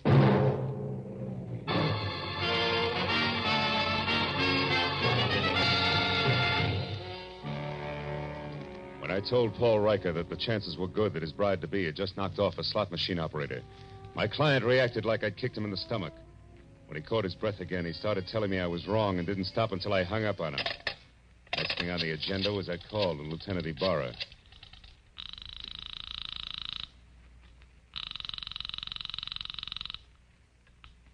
Lieutenant Ibarra speaking. Marlowe again, Lieutenant. Oh, did you find the owner of that pickup truck, Phil? Yeah, I found him, Ibarra. I'm calling from his shop now. I had a talk with the guy. It was Jerry Graff. What do you mean, was Jerry Graff? Well, somebody came in here and shot him just after I left. He's dead. Dead? He knew Steve Doyle all right, but I'm pretty sure Doyle didn't kill him, Ibarra. No, then who did? Any idea, Marlowe? Well, looks very much like my client's fiancée, Nancy Marshall. I still don't know where she is or how it all fits together, but look, I got a lead on an old acquaintance of Nancy's named Adrian Starr. She lives up on Lookout Mountain Road. Now, if you don't hear from me in, say, an hour, you might check. Number 1312. That's my next stop. Okay, just be sure it's not your last stop. Goodbye.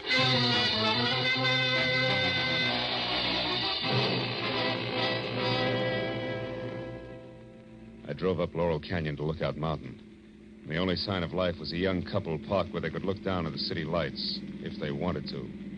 I backed into a bushy driveway across from Adrian Starr's bungalow and stopped. It was small, modern, and looked deserted, except for one dim light upstairs. I was about to get out and verify that when a pair of headlights flashed down the road and a yellow convertible swept to a halt in front of the place. It was Adrian Starr who got out.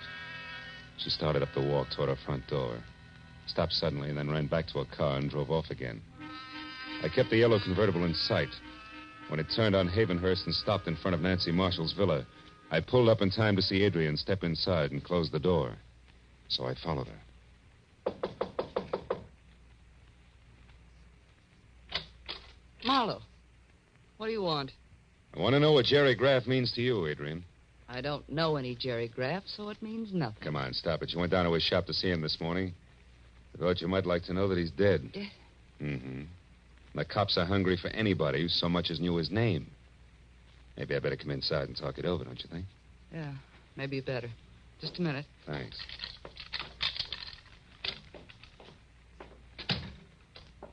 Hey, it's dark. Why don't you turn on more lights? Because I like it this way. Okay. But, honey, if you've still got that pearl-handled popcorn of yours, let's leave it out of the conversation. And let's make it straight. Why'd you drop in on Graff this morning? Because I knew that sooner or later Steve Doyle would head there. I had to know if Steve intended to leave town or was still determined to get his crazy revenge. And all for Nancy Marshall, huh? You know, you're sticking your neck out quite a ways just for old time's sake, baby. Steve Doyle's a pretty tricky guy to mix with at this point. You can say that again, fellas. Steve?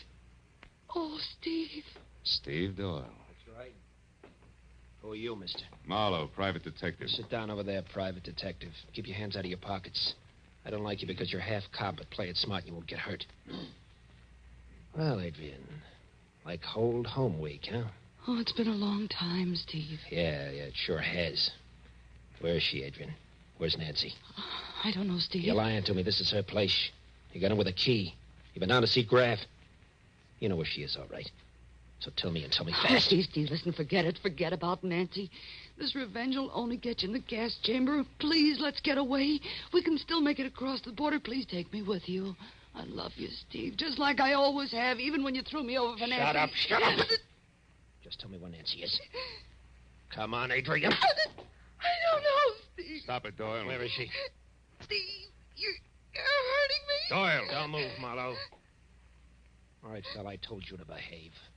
I've been through a lot, and I'm tired, and I'm running out of time. You're getting in my hair, and that's bad. Oh! Oh, no, Steve, don't! I won't shoot him. I can't afford the noise. I can give him something just as good. Oh! Now, Adrian, try again. Where's Nancy? I don't know, Steve. Come on, where is she? I don't know. Where's Please? Nancy? I don't know. Where's Nancy? Where's Nancy?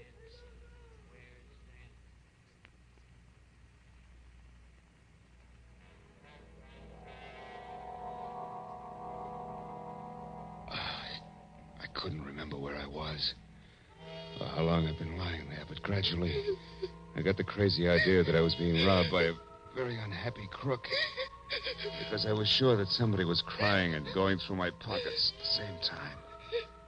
Oh, I tried to open my eyes, but all I could see was a little gold buckle danced back and forth in front of me. When it finally disappeared altogether, I rolled over and hauled myself up onto my knees. And then it all came rushing back to me. I'd been in Nancy Marshall's villa with Steve Doyle and Adrian Starr. Only they were gone now, and I was alone. I heard a car start outside, so I got on my feet and made it along the wall to the door. It was Adrian, and she was behind the wheel of my coupe. Stay away from me, Marlowe. Where's Doyle? He took my car. He's going up to Nancy. I've got to stop him, Marlowe, so get out of the way. Somehow I managed to jump back just in time to keep from getting a press job with the tread of my own fist tires. And it took 10 minutes of steady concentration to get it through my throbbing head that Adrian had actually stolen my car and was gone. Oh, the cold air must have helped me because one thought led to another, and I finally began to separate the facts from the fancies. I hadn't dreamed all I thought I had. And when I realized that, the whole idea hit me, and hit me hard. I knew that I'd better get out to Lookout Mountain in a hurry. I made it to Sunset, hailed a cab, and collapsed in it. Where to, mister? Lookout Mountain Road. Make it fast. Oh, it's rugged in this traffic. New Year's Eve, you know. Here's $10. Does that help? It's important. Oh, it helps plenty. I know a great shortcut, a new road that's not yet finished. But how are you on bumps? A few more won't matter, pal. Let's go.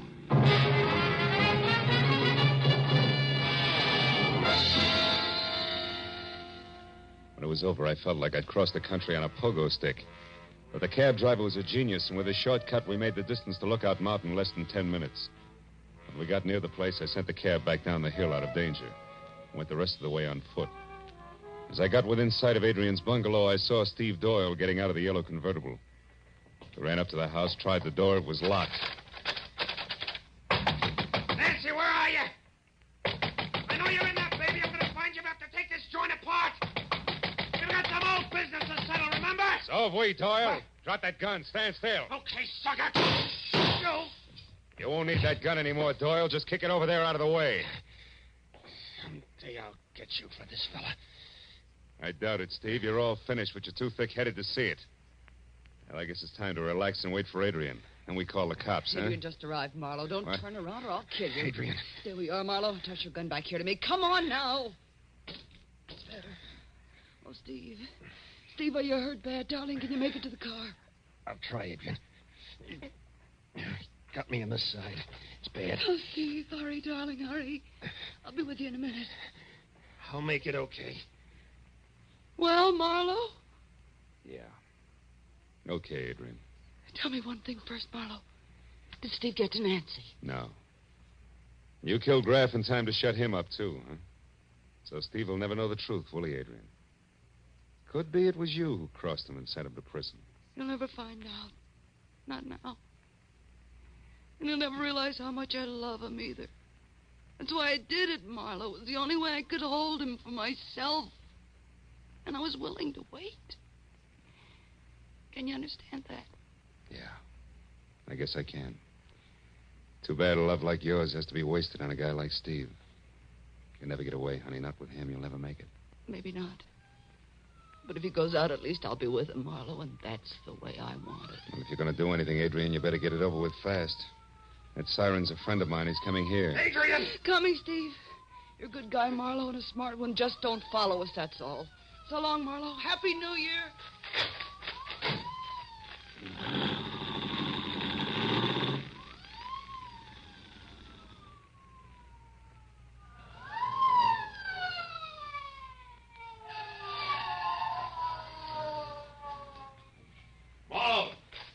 Marlowe, lad, come on, just pull out of here. Who was in it? Steve Doyle and Adrian Starr, Ibarra. That road makes a horseshoe turn. That'll bring them out down below us there, that junction. I've got one of those streets blocked, but the other one's wide open. Look, Ibarra, there they are. She's stopping at the crossroad. Yeah, they've spotted my men down there.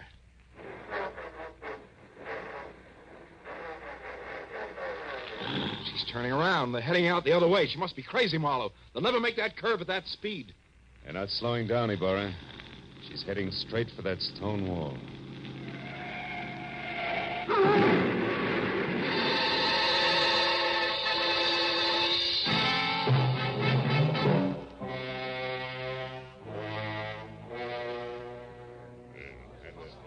Well, Speed, that's it. It's all over. They're both dead when the boys got to them. Killed instantly. By the way, how's your head feel now? Any better? I'm okay, Ibarra. Did you take care of Nancy Marshall all right? Yeah, she locked herself upstairs. Sent her home to Paul Riker in the squad car. The driver hurries, they can still be married on New Year's Eve. You had her pegged as Jerry Graff's killer earlier tonight, Marlowe. What made you change your mind? Well, I found a gold buckle near Graff's body, Ibarra. I figured it was a fancy little belt buckle that Nancy had dropped. But I saw exactly the same buckle when I was coming to after Doyle hit me on the head. And it wasn't on a belt, it was on a shoe. Adrian's shoe. It was the mate to the one I'd found. Once you knew Adrian Starr killed Graff, you put the rest of it together, is that it? Uh-huh. See, for a price, Graff helped Adrian double-cross Steve. She had to kill him to keep him from talking. She hid Nancy out for the same reason. If she knew that if Steve ever got to Nancy, he'd learn the truth. I wonder why she didn't kill Nancy, too. I think she intended to, Ibarra. And she did it all, really, because she loved the guy too much. Strange deal, Marlowe, right to the end. You know, she didn't have a chance to make that curve down there the way she was driving.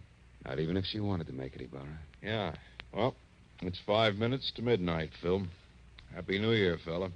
I want to see a lot of you in 1949. Same to you, Lieutenant. Good night.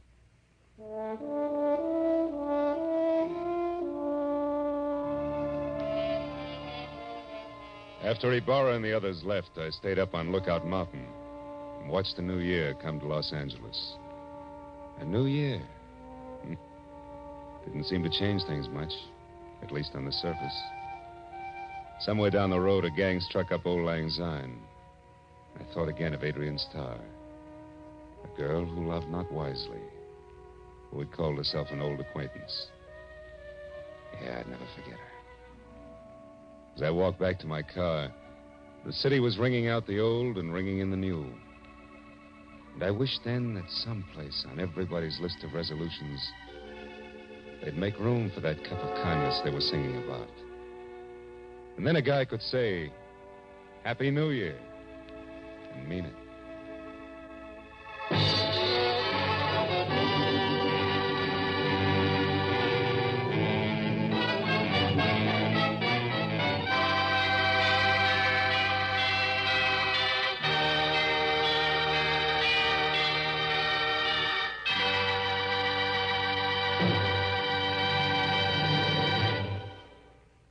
The Adventures of Philip Marlowe, created by Raymond Chandler, stars Gerald Mohr and is produced and directed by Norman MacDonald. Script is by Mel Donnelly, Robert Mitchell, and Gene Levitt.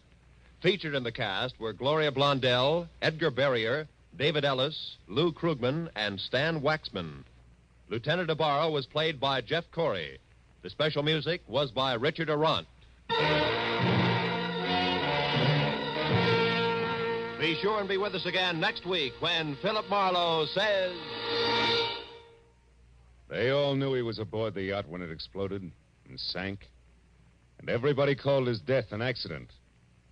Yeah, that is everybody except the corpse himself.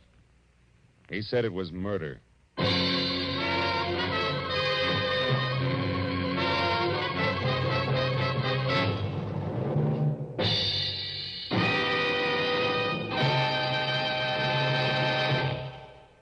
An hour of wonderful, delirious comedy is still to come to you tonight on CBS. You'll soon hear Hollywood's Eve Arden starring as the unusual schoolmistress, our Miss Brooks. Later, Lum and Abner will open the doors of the Jot 'em Down store in Pine Ridge, Arkansas, and let you stock up on the last from their never-failing supply of wisdom and good humor.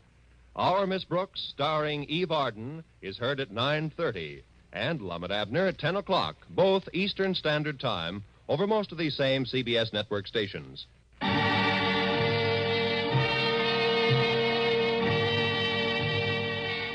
This is Roy Rowan speaking for CBS, the Columbia Broadcasting System.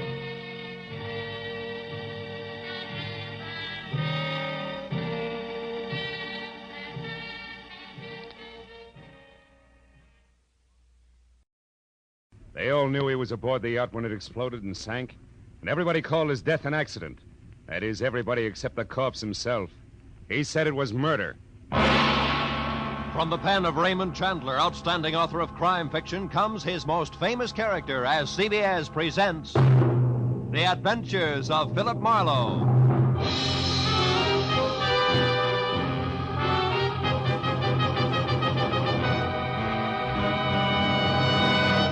And now, with Gerald Mohr, starred as Philip Marlowe, we bring you tonight's exciting story, The Restless Day.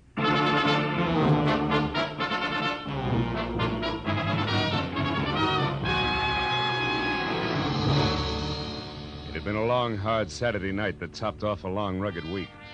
When I finally got to bed dog-tired at 5 a.m. Sunday morning, I was planning to stay there until I'd caught up on all the sleep I'd lost and gained a running head start on the coming week. And by 3 in the afternoon on the day of rest, I figured that job was only about half done. But whoever it was that started riding my doorbell had a different idea. I held out until the buzzer stopped, but it was only a change of tactics, so I gave up. All right, I know when I'm licked. Just a minute. Thank heaven you're in, Mr. Marlowe. I don't know what I'd have done otherwise. I'm Sorry. It's all right. Here, read this. This story on the front page. What? No, down here. Oh, yacht explosion, death label accident, huh? Yes, yes. Oh.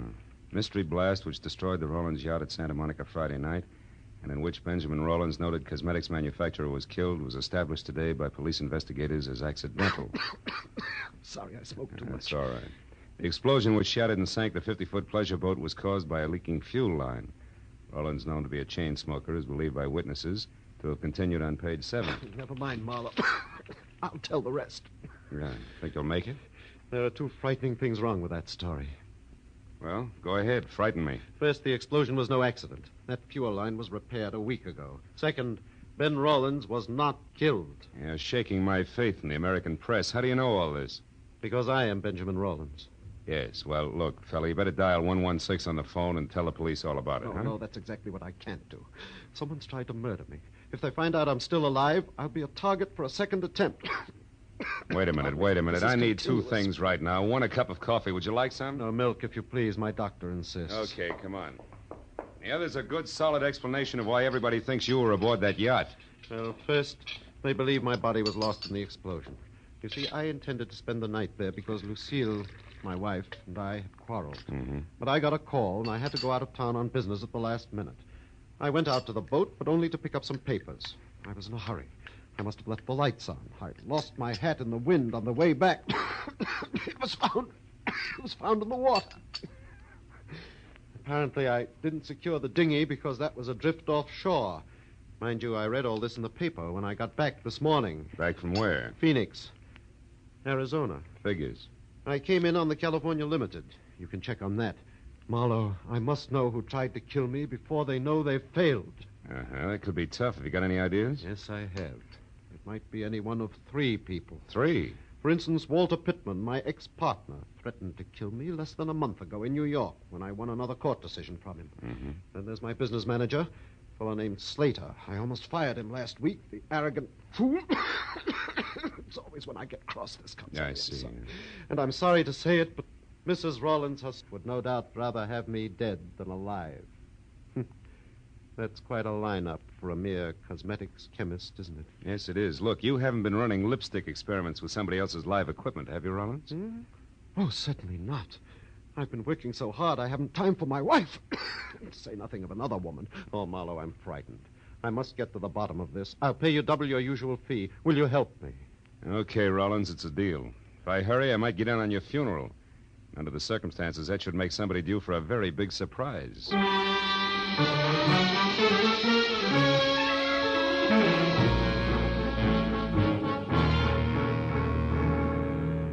Shave and a shower later, and I checked my wheezing client's credentials, settled him down in my apartment with orders to answer the phone, but not the door, and drove out to Santa Monica, where the not very late Ben Rollins had made his home. I had a list of names, addresses, and phone numbers of people close to Rollins. That is, close enough to kill. And I decided that Arthur Slater, the business manager, was my best bet for an opener. He had been described as soft-spoken, efficient, and somewhat arrogant. And after I found his cottage on Seaview Drive and walked up to the door, I heard someone inside offering a similar description, but with more color. Mighty routine, Arthur Slater. If you think for 2 minutes you can throw little Angie over any time you feel like it after all the promises you've made, you're wrong. That's just about enough, Angie. Not by half, brother. I know which way the wind is blowing, and it's a nice big wind. Nobody kicks me out, and I mean nobody. So think it over, Mr. Big. Oh, get out of my way. Yes, ma'am. Cute kid. Friend of yours, Slater? Who are you? Another insurance investigator? That's right. My name's Marlowe. May I come in?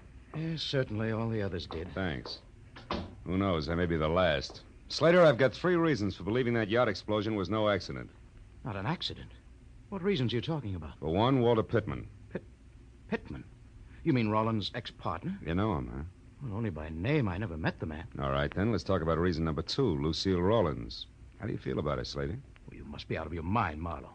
She and Ben fought constantly, yes. Slater, I asked how you felt about Mrs. Rollins. I don't like her. And now, what or who is reason number 3? You are. You had an argument with Rollins last week. He practically fired you. And you think I'd kill him over that? Could be. Look, Marlowe, Ben Rollins drove himself like an overloaded truck. He had a cigarette cough, nervous shakes, and bad dreams.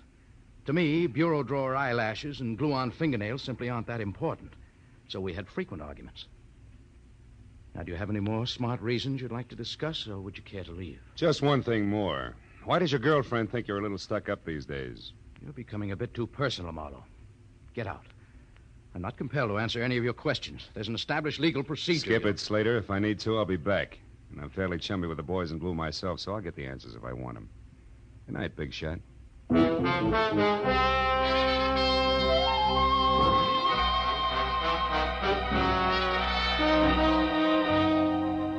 Arthur Slater was like a billiard ball, hard to rub the wrong way. And if he did have an angle, he was playing cagey. So as long as I was in the neighborhood and the trail was hot, I figured I'd have a talk with the Spitfire, Angie. It wasn't hard to trail her. A corner newsboy had heard her get into a cab. The cabbie swore he'd never forget her. Swore again. So finding her apartment was less trouble than unfolding a $5 bill. When I pulled up across the street from her place, I noticed a big car as big as the average garage and older than last year's college graduate parked in front. It was a black Pierce Arrow and someone with a mouthful of cigar hulked behind the wheel. The cigar was pointed at me as I crossed the street. And when I went up the stairs to Angie's door, it was still pointed at me. But I forgot about that when the apartment door opened. Angie was relaxed. There were little glints of gold in her green eyes. And the warm lights behind her shimmered on soft waves of hair, the shade of burnished copper. Maybe she was a Spitfire, but at the moment, her damper was down. Yeah? Well, Buster, you got your mouth open. You might as well say something. Angie, who do you think murdered Ben Rollins? Murdered? My mistake, chum. Good night. Just a minute. This is business, honey. Who are you, anyhow? Philip Marlowe. You ran over me on your way out of Slater's place a few minutes ago and dented my ego. Well, sue me. Who are you working for, Shamus? You wouldn't believe me if I told you. But I will tell you this, sweetheart. The explosion on that yacht was no accident. So I'm checking up on wives who'd rather be widows. Lucille Rawlins? Mm-hmm. Nuts. She was rolling in dough either way. She hated her job, but she sure didn't have to kill to quit. Get your compass fixed, Marlowe. Wrong way, huh? Well, suppose Lucille were in love with Pittman, maybe. Pittman? Who's he? Shot in the dark. Tell me something, Angie. Your boyfriend Slater has picked up a lot of push lately. How come? Some big deal they've been working on at the plant. And he makes me sick. Gets the first sniff of a success, and suddenly all his hats are too small. Especially his old hats, honey. And you can't blame the guy if he's really on his way up now, can you? Listen, Mac, I'll tell you, him, and the whole world something. Nobody is going to put little Angie on the skids. If there's a heave-ho pulled around here, Mr. Hotshot Slater himself will get it, and right in the neck. So if you happen to be snooping for him, Marlowe, you can putter right back and tell him so. Now beat it. That's not a bad idea. Oh, by the way, what's Angie stand for? Angelica? But don't count on it, brother. Don't count on it.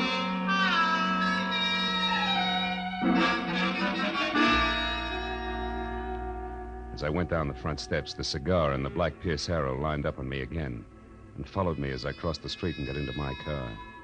It was still pointing at me as I drove away, but after all, the street was public property and the guy could smoke a cigar if he wanted to. Well, by the time I knocked on the front door of the Rawlins home, I was braced for a deluge of tears and a session of red-eyed hysteria. So I was caught off balance by the handsome blonde woman of 35 with a wry, crisp waistline who was cool, calm, and well-collected in green slacks. She introduced herself as Lucille Rawlins. Sit down, Mr. Marlowe.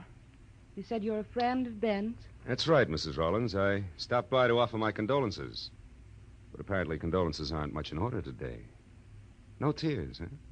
Not even crocodile tears. I'm not a hypocrite, Mr. Marlowe, that's why. I'm merely stunned and confused over this terrible accident, and I'm not sure yet how I feel. Yeah, it was an accident, all right. Especially since that leaky fuel line that caused it was repaired a week ago. It had been repaired? Oh, yeah. It's interesting, isn't it? Who are you, Marlowe? I'm a private detective, and I know a lot more than that. I know, for instance, that the insurance on the boat alone will keep you in pretty doodads for several years. And that's only a drop in a bucket. Mr. Marlowe, I think you'd better leave. And I think you better climb down off that high horse and listen. Because I haven't even started yet. Ben was a hated man by Pittman, by Slater, and maybe by you. And I can prove he didn't die accidentally, baby, so I'd like some nice straight answers, huh? When did you see Pittman last? I've never seen Walter Pittman. I don't even know what he looks like. Ben and I were married 2 years ago. He broke with Pittman long before that. But you're pretty chummy with Arthur Slater. That's a lie. Why, we hardly spoke until a week ago. You picked a poor time to get friendly, baby. Listen here, Marlowe. Mr. Slater, I ran into each other purely by accident one afternoon last week. I happened to stop in at a small bar in downtown Los Angeles. Mr. Slater was there at a table talking with some man, a stranger to me. When he saw me, he came over. He seemed upset. So upset, Wait a in minute. fact, that Is there anyone else here now? Well, no. My maid went out to the movies. What's the matter? I heard something, a noise. Sounded like it came from the service boys. Come on, let's have a look. Well, I don't know what any... Hey! The lights went off. Somebody turned them off. You better... Lucille, look out! The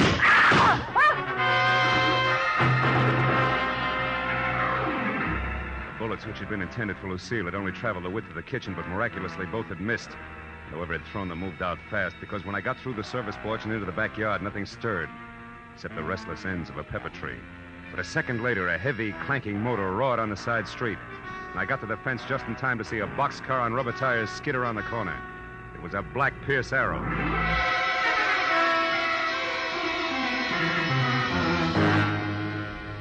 I went back to the house, found the master switch, and turned on the lights. Lucille, her face strained and bloodless, stood in the kitchen door and watched me. A hole had been punched in the back screen door, and on the floor was a strange object which had been used to unhook the lock. It looked like an oversized bobby pin wearing rubber pants, which didn't mean a thing to me. But to Lucille, who stared at it like it was a centipede she just found in a cream puff, it meant plenty. Ben. What? It's like Ben himself was here. Like he wasn't killed at all. What are you talking about? What is this thing, anyway? I don't know. Part of some new invention he was working on. For the last month, Ben carried 2 or 3 of these things with him everywhere. Look, Lucille, where's your phone? Right there. Oh. But, Marlowe, you don't suppose... Who are you going to call? Friend of mine. He'd better be in, too. Go. Marlowe. What's the matter, Marlowe? Busy? Yeah, busy. He's either talking to someone or he's gone out after leaving the phone off the hook. And either way, Lucy, that makes my friend very busy.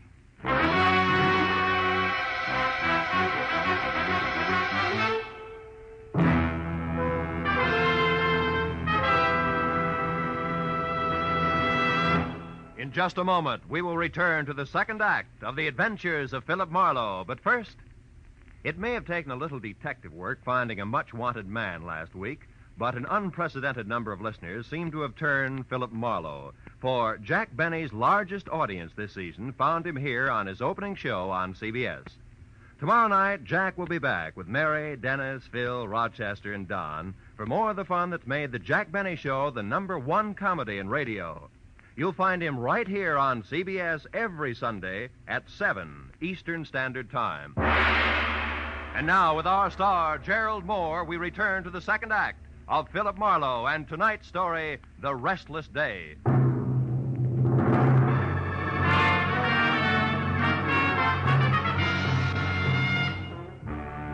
When I left Lucille Rawlins, the feminine target for tonight, I headed for Angie Gordon's, where I'd first seen the man with a cigar in his face, who I suddenly figured might be Walter Pittman. And as I drove, I felt like my brains had spent the night playing leapfrog in a squirrel cage. Because any way I call the dice, every one of my clients suspected of murdering him somebody else. And just to keep things from making any sense at all, I suspected my client. I pulled up near Angie's and saw the Pierce Arrow parked, lights and a man with cigar out. When I got close to the bungalow door, I knew that the lady was at home. Now, look here, and that she was receiving a gentleman caller, more or less. Tell me your name is Smith, which incidentally I don't believe. And then you start asking a lot of very personal questions. How cozy. Now, please, you do not understand. There are certain things about the death of Ben Rawlins that I must know. Things that mean a lot to me. How much a lot? Well, $100 maybe. What? Now, don't tell me that's all you could stuff into that briefcase there in your hand. Listen, girl, I must know whether that explosion on the boat was an accident or not. The police let it go as an accident? Never mind that. You are Slater's girl. You must know something about him as well as the other one who was here. Now, you tell me. Quick. Stay away from me, you big lug. I don't know anything. Let go of me, Ma. Let go. You heard the lady, Pittman. Let go. How do you know my name? I read tea leaves. And while we're all asking questions, do you mind telling me why you were throwing bullets at the chinaware on Mrs. Rawlins? I did no such thing. I don't even know Mrs. Rawlins. You're a liar, and it's dull as the sauerkraut. The gun in your pocket will prove it. I have no gun in my pocket. Here, look for yourself. All right, I will. But if it's all the same to you, I'll start with your briefcase. Give me that. Why, so you can get to the gun first? No, because All right, Mr. Smart Man. Go ahead and look.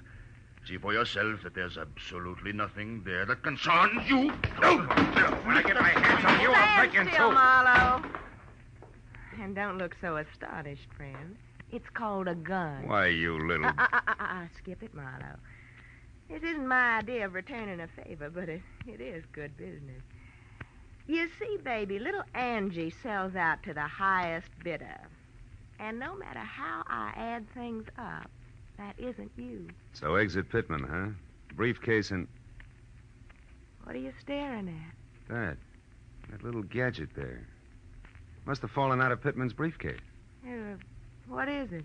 Twin brother of an item I found a little while ago, rubber pants included. What are you talking about, Marlowe? Nothing, baby. Just tell me how long I sit here. As long as you like. Now, you see, Marlowe, I just can't afford to let you get to Pittman ahead of me. Yeah. That good business you were talking about. Uh-huh. After all, a gal's got to make a living. One way or another, Marlowe. Doesn't she? There was room to debate Angie's point, but no time. So I skipped her invitation for a drink. Both promised and threatened to see her again and headed for my car in the only direction left, the residence of the local pivot man, Mr. Arthur Slater. When I got to within a block of the place, I parked and then approached slowly, keeping to the shadows all the way. But the house turned out to be as dark and quiet as the inside of a coffin. I was about to leave when some noise a dozen yards behind me said that I was no longer alone. I turned quietly and got ready for what I figured would be a reunion with my old buddy, Walter Pittman. But I was wrong. Sneaking through a nearby clump of orange trees with all the deftness of an ox with bunion trouble was no one else but my client, Ben Rollins. When I called his name out loud, he ran toward me, arms and legs flailing the wind like a Kansas scarecrow caught in a tornado. Marlowe, I've been looking all over for you. Rollins, why aren't you back in my apartment where you're supposed to be? I couldn't wait any longer. I was afraid something had happened to you. When you didn't call, I was sure of it. I thought you might be here at Slater's. But I did call, and all I got was a busy signal. Oh, about an hour ago. Why, that was a friend of yours. He wanted to know if you'd play cards with him tonight. Now, do you believe me? No, for the time being, yes. Incidentally, Rollins, do these mean anything to you, these oversized bobby pins? Good Lord, the curlers. Where did you get those curlers, Marlowe? They should be in my safe. Well, I found one at your house and the other in a briefcase that belonged to Walter Pittman. But, Marlowe, these are samples of my newest invention, these hair curlers. They can produce a home permanent wave overnight that will last for 6 months. It's worth millions to me. If you live. Yes. Now, it should be easy to figure out who wanted to kill me. I'm not so sure. If you didn't even know these were missing, why should someone have to kill you to get hold of them?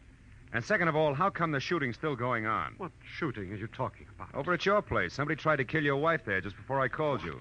And that brings us right back to your alibi about talking to Ibarra at the time. It's a little too pat, Rollins. Besides, that curler could very easily have dropped out of your pocket. But why should I shoot at Lucille? For the best reason in the books, you wanted to kill her. And when that yacht business almost boomeranged on you, you still hadn't changed your mind. And that led to this whole routine with me double-billed as Patsy and star witness both. Oh, you're out of your mind, Marlowe. I couldn't have set that explosion on the yacht as a trap for Lucille. Why not? Because it was on account of me that Lucille wasn't on the yacht herself that night. What? After we argued, we decided not to spend any more time under the same roof. Lucille said that suited her fine and she'd sleep on the yacht. And we let it go at that till about noon on Friday. Then you got small about things and said the yacht was yours, maybe? That you'd sleep on it? Yes. I was just bickering. Just a minute, Rollins. I've heard enough, and I think I finally understand this whole screwy deal. I'll know for sure just as soon as I can make one single phone call to your house. We'll get back to Slater. Come on.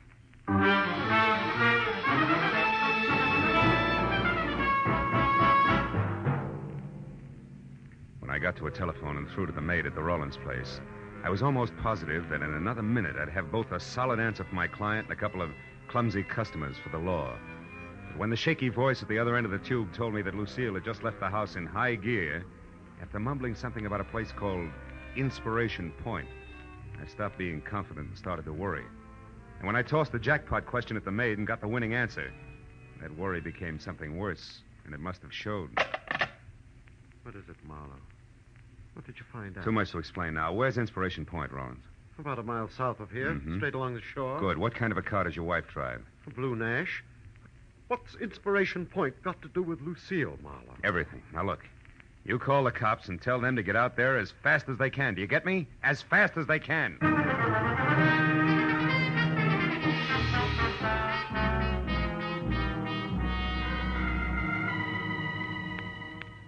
Inspiration Point turned out to be an acre of wind-swept rock that overlooked the cold January sea.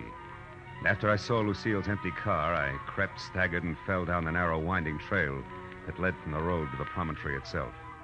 I was afraid that I was going to be too late to stop what I was sure was a hastily scheduled murder. But a minute later, when I rounded the last crazy turn in the trail, I felt better. Because standing only a couple of yards away from me, her hair slapping wildly against the upturned collar of her coat, and very much alive, was Lucille Rawlins. I was about to breathe a sigh of relief when suddenly I caught the expression in her eyes. I turned to follow the line of her unblinking gaze, and I knew that I hadn't arrived any too soon. Because the lady was being held at the point of a gun held by Arthur Slater. I closed my hand tight around the cold .38 in my pocket and moved closer. When you called me at the house, you said that my husband was alive and with you. Why did you lie to me? Because I knew that would bring you running. And I had to be alone with you, Lucille, so I could do what I missed doing last time. Last time? You mean the yacht? You did that? Yes. But somehow or other, Ben was out there instead of you. So that accident was a waste of time.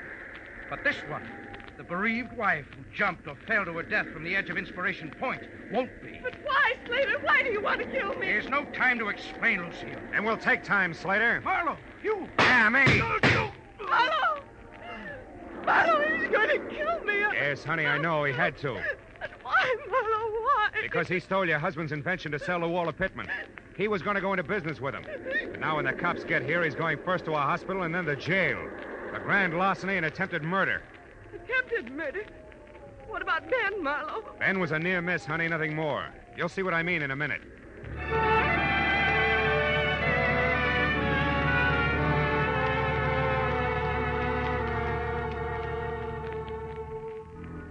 When Lucille found out that Ben was still alive, there were a lot of tears and promises to be good from both parties.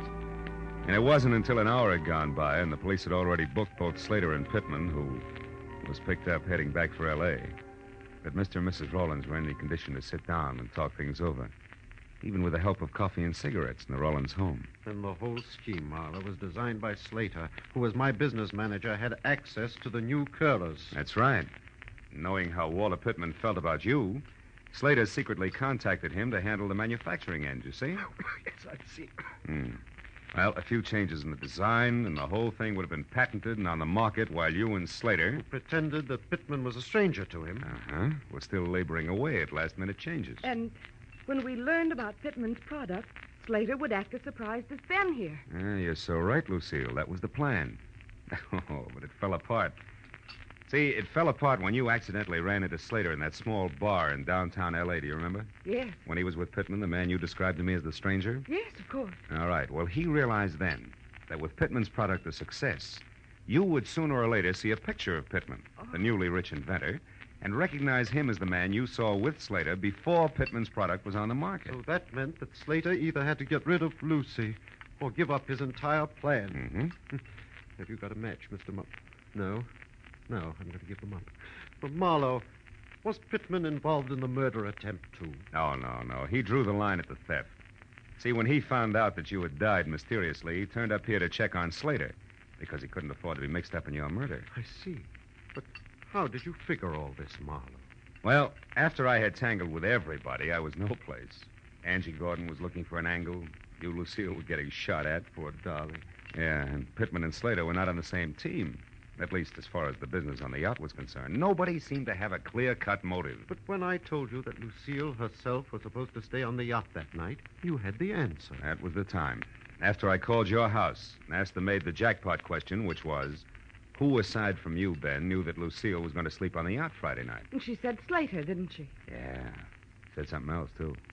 She also said that you had left for Inspiration Point in a big hurry. Yes. Then Slater tried to kill me first on the yacht, second in the house here, and finally out on the point. But in the end, it worked out fine, darling. Because the third time was the charm.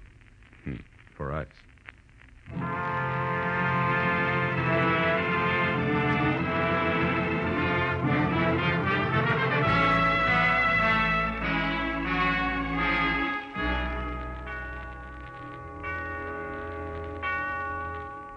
Well, by the time I was through tying in all the loose ends for my client and his wife, it was 3 o'clock in the morning, and I was dog-tired all over again.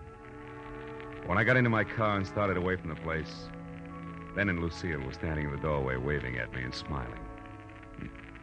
So as I drove back toward L.A., I forgot about the sleep I was missing and thought about them. A couple who couldn't get along until one or the other of them had been robbed, dynamited, and shot at. Yeah, I guess it's really so. As the old bromide has it, the path of true love never does run smoothly. It's smooth. Oh, well.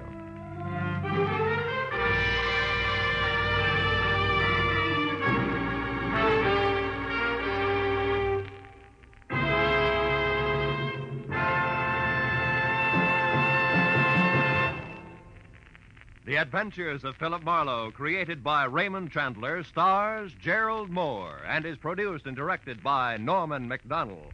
Script is by Mel Donnelly, Robert Mitchell, and Gene Levitt. Featured in the cast were Lorette Philbrandt, Edgar Barrier, Virginia Gregg, John Daner, and Jack Moyles. The special music was by Richard Arunt. Be sure and be with us again next week when Philip Marlowe says... Somewhere in the cold, persistent rain that made the city itself seem a thing of evil, a girl had disappeared, and it was my job to find her. But before I did, I found death and a devil.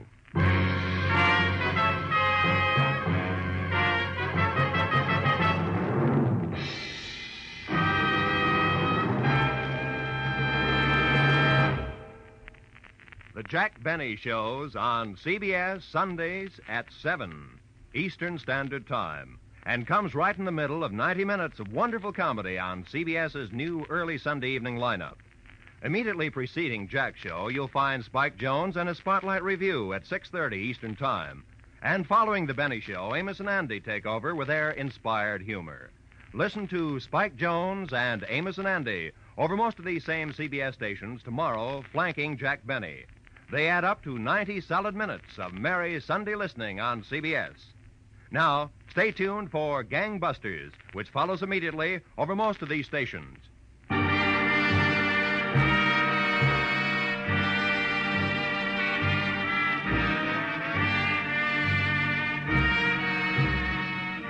This is Roy Rowan speaking for CBS, the Columbia Broadcasting System.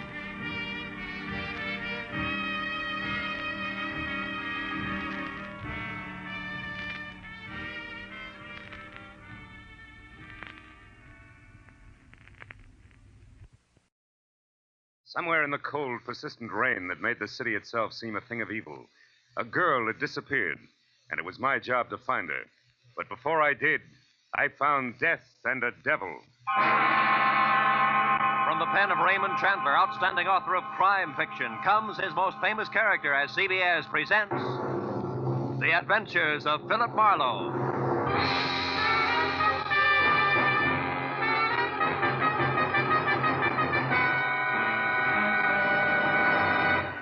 And now, with Gerald Mohr starred as Philip Marlowe, we bring you tonight's exciting story, The Black Halo.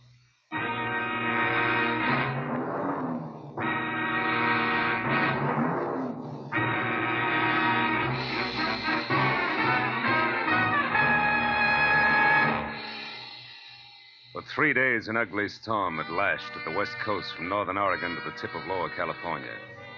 And although it was only noon when I drove up to the sprawling red brick house just south of Santa Barbara to meet a new client of mine, the black that was in the sky and the driving rain that was everywhere left the day bleak and wet and cold. Left it the kind of day that made you feel that logs blazing in a fireplace and a warm, dry robe were the only things that could matter to anyone. But when I got inside the house, Felix Drum, 350 uncomfortable pounds of executive in a wheelchair, who made his living importing perfumes, was very worried. And not about the weather outside. Marlowe, Julia Perry is gone. I want you to find her and bring her back. And the sooner you do that, the better. And the more I know, Mr. Drum, the easier it'll be. Exactly who is Julia Perry? My assistant. Very capable girl, who in the past 6 months has practically taken over my entire business. She handles most of the work from her cottage here on the grounds where she lives. Mm-hmm. She also has some little cubbyhole in Los Angeles where she keeps her files and some sample stock. Do you have the address of that cubbyhole? If I knew the answer to everything, I wouldn't have hired you. And anyway, it isn't important. Hand me that little bottle. This there, one? please. Yes. No. Here. Thank you.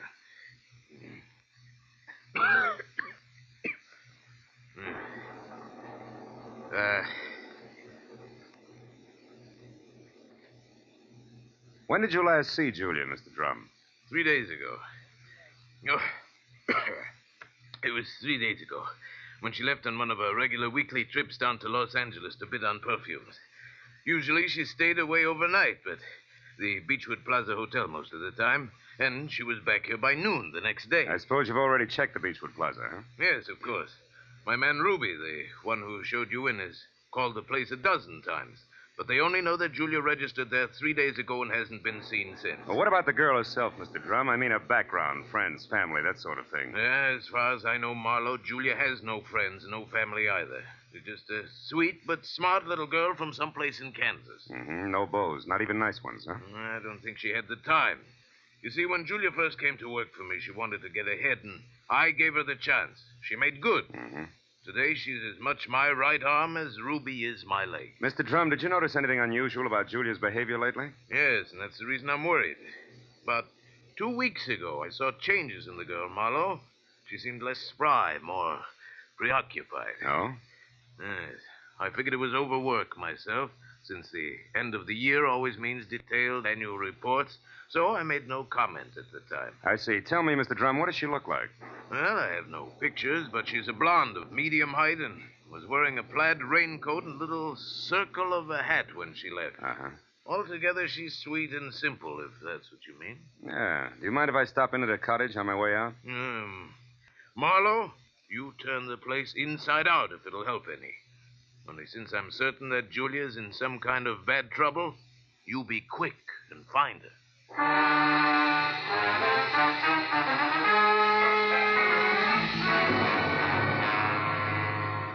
Julia Perry's cottage was strictly the 50-50 arrangement that Drum had mentioned, with one room office and the other living quarters. In the office, I found everything in its proper place, so I moved to the other room.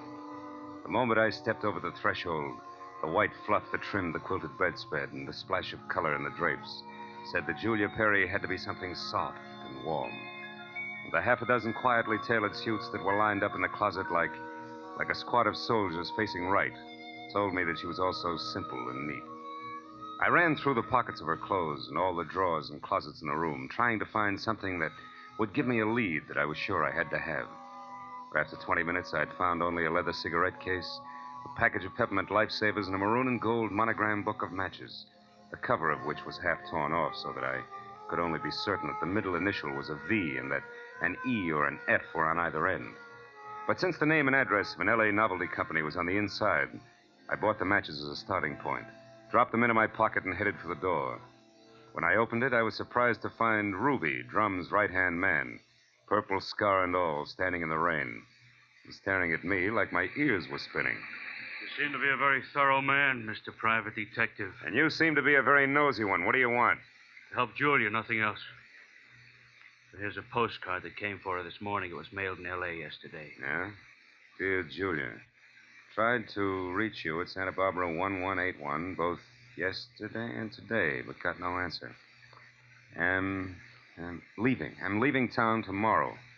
As one little girl who fled life in Haven, Kansas to another, I would have enjoyed seeing you again. For a bit before I moved on to who knows where. Anne. Santa Barbara 1181. That the number here? Yeah. It's Julia's private business phone. Well, what do you think? The postcard any help? Possibly. Tell me, Ruby, why didn't you show this to Mr. Drum? I forgot about it until just now. You're a liar. Well, it's on account of the postcard was delivered here to the cottage. Which is no man's land for you? Yeah, sort of. Mr. Drum doesn't like people who work for him mixing socially with each other. Or maybe a sweet kid like Julia hasn't got any use for the passes you've been making at her, huh? Hold it. I like Julia, and even if she don't go for me, anything I can do to help her, I still do, understand? Yeah, I understand. I'm not so sure I believe. Goodbye, Ruby.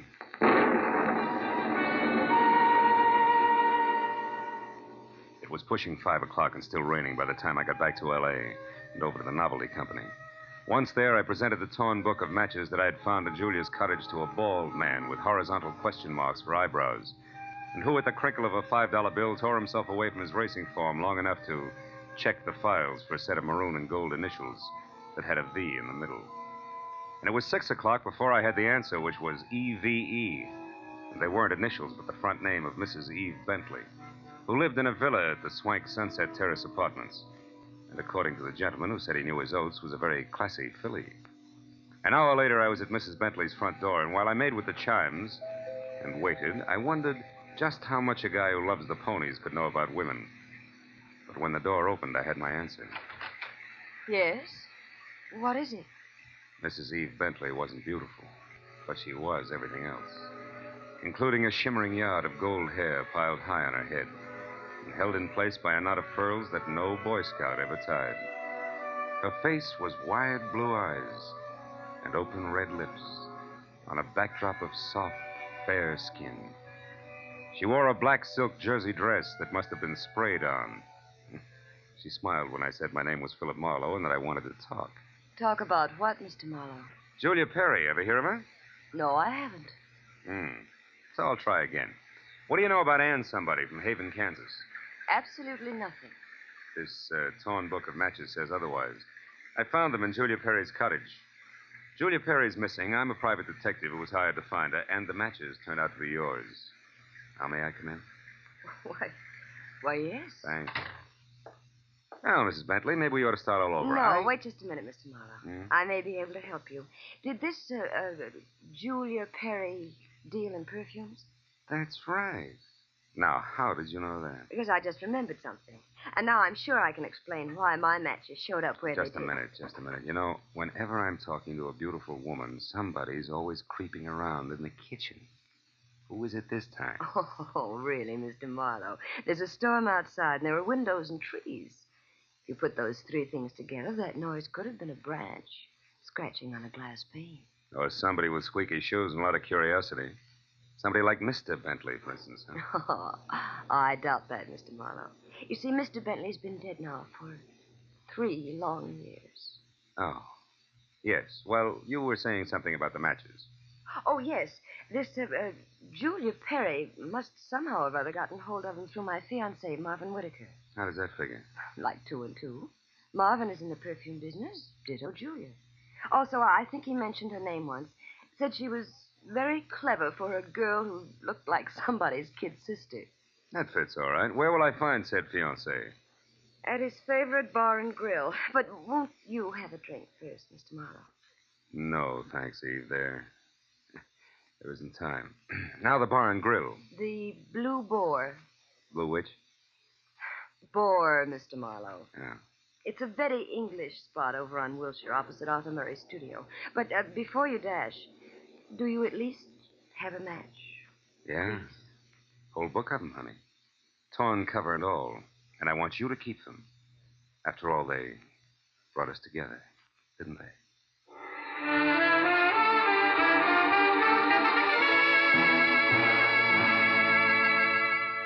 When I got outside, I postponed my run between the raindrops over to Wilshire Boulevard long enough to take a look behind the villa. And there, in a newly planted strip of clover lawn below Mrs. Bentley's kitchen window, I found something which was no surprise. 2 clear prints of a man's shoe. But from there on out, I got nothing more than a lot of rain down the back of my neck. So 10 minutes later, I dripped into my car and headed for the Blue Boar and Eve Bentley's gentleman friend.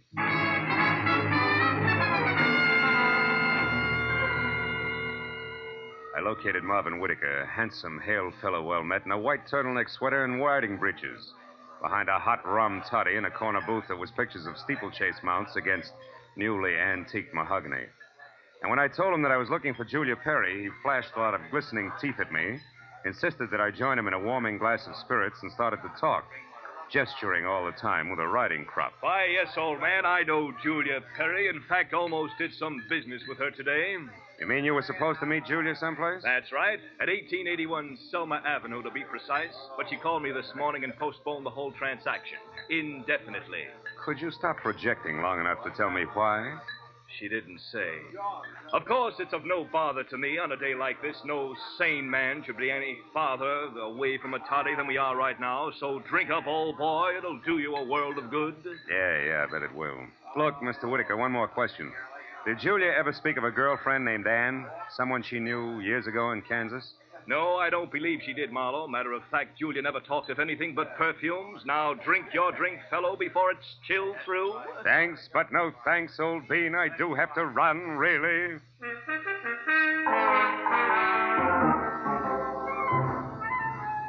was a 20-minute drive to the address on Selma, and the rain had stopped by the time I got there. The place was one of those once-upon-a-time rooming houses that had been partitioned off into a couple of dozen 2x4 cubbyholes, just big enough for the very small businessman to fill his fountain pen in. When I got to the door and asked the scrub woman, who was a lot of wild red hair around two pop eyes for Julia Perry, I knew I was moving in the right direction, because the lady standing in front of me was anything but calm. And more important, she had just heard a pistol shot from the back of the house. Yes, that's right. A pistol shot not over 2 minutes ago. I'm sure that Perry girl had something to do with it. Because when I come from inside, I saw her rush out down these steps. Did she say anything? I don't know. She was gone out of sight before I could open my mouth. But I know it was her on account of that plaid coat and little hat she wears. Yeah. Now, which room is hers? Come on. Well, that one there with the light showing under the door. But it's locked. You won't be able to get in. I just tried. Well, we'll try again for luck. It's not the best lumber. Believe me. This is terrible. Nothing like this has ever happened to me before. It's a man. Yeah. A dead one at that, Granny. Do you know who it is? Uh-huh. From the mud and clover grass on the bottom of his shoes, I'd tag him as a guy who was looking in a lady's kitchen window about an hour ago. But from that purple scar on his chin, I can do even better than that. The name Granny is Ruby, a guy I thought was still in Santa Barbara.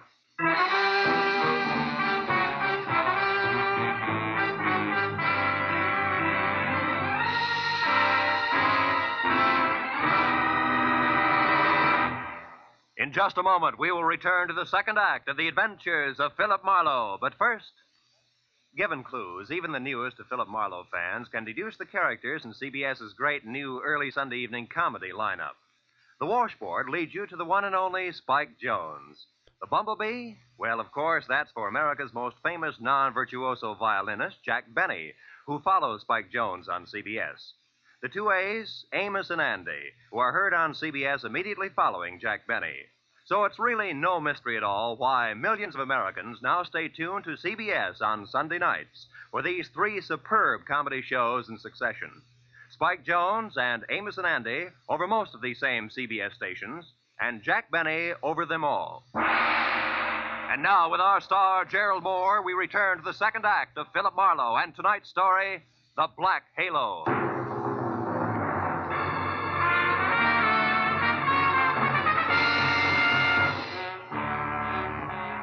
Ruby's body sprawled on the floor, and the girl in the plaid raincoat running away from it meant one thing. Julia Perry's trouble was important, like life, but more like death. A half sneer was congealed on Ruby's face, and his eyes, turned waxy, still held a look of mild surprise. I wasted some breath telling the scrub woman not to touch anything, and then I put in a call to my overweight client in Santa Barbara. He was glad to hear from me, at first. Marlowe. Well, now, I didn't expect a call from you this soon. You sure work fast, don't you, lad? Have you found her? Have you located Julia? Not quite. She's about 5 minutes ahead of me. Incidentally, Mr. Drum, she works fast, too. What do you mean by that? Let me ask the questions, huh? Number one, what was your leg man Ruby doing in L.A. tonight? Ruby? Yeah. Why, I sent him in to pick up some medicine for me. Why? Come on, Drum, you can talk straighter than that, and you better. I just found Ruby dead. Dead? Ruby's dead? What happened to him, Marlowe? He was shot. So forget the gags and tell me why he was snooping around. All right. I didn't trust you. No. It's my policy to trust nobody until he proves himself. I sent Ruby in to follow you and check on your progress. That was brilliant. You only made 3 mistakes. First, I don't need to be checked on. Second, you got your man killed. And third, you forced Julia's hand. Because it was Miss Perry herself who pulled the trigger on Ruby. Julia? Marlowe, I don't believe that. Which proves nothing, Mr. Drum, but skip it. Tell me, do you know a man named Marvin Whitaker? Whitaker? Yeah. No, should I? Well, he says he's in the perfume business. Well, I know everybody on the coast who bought more than 2 bottles of perfume at one time in the last 40 years, and I don't recall that name. I think the man must be a liar. So do I. Thanks for the help. And, Drum, if you've got any more expendable flunkies around, keep them out of my hair. I'll call you when I've got something.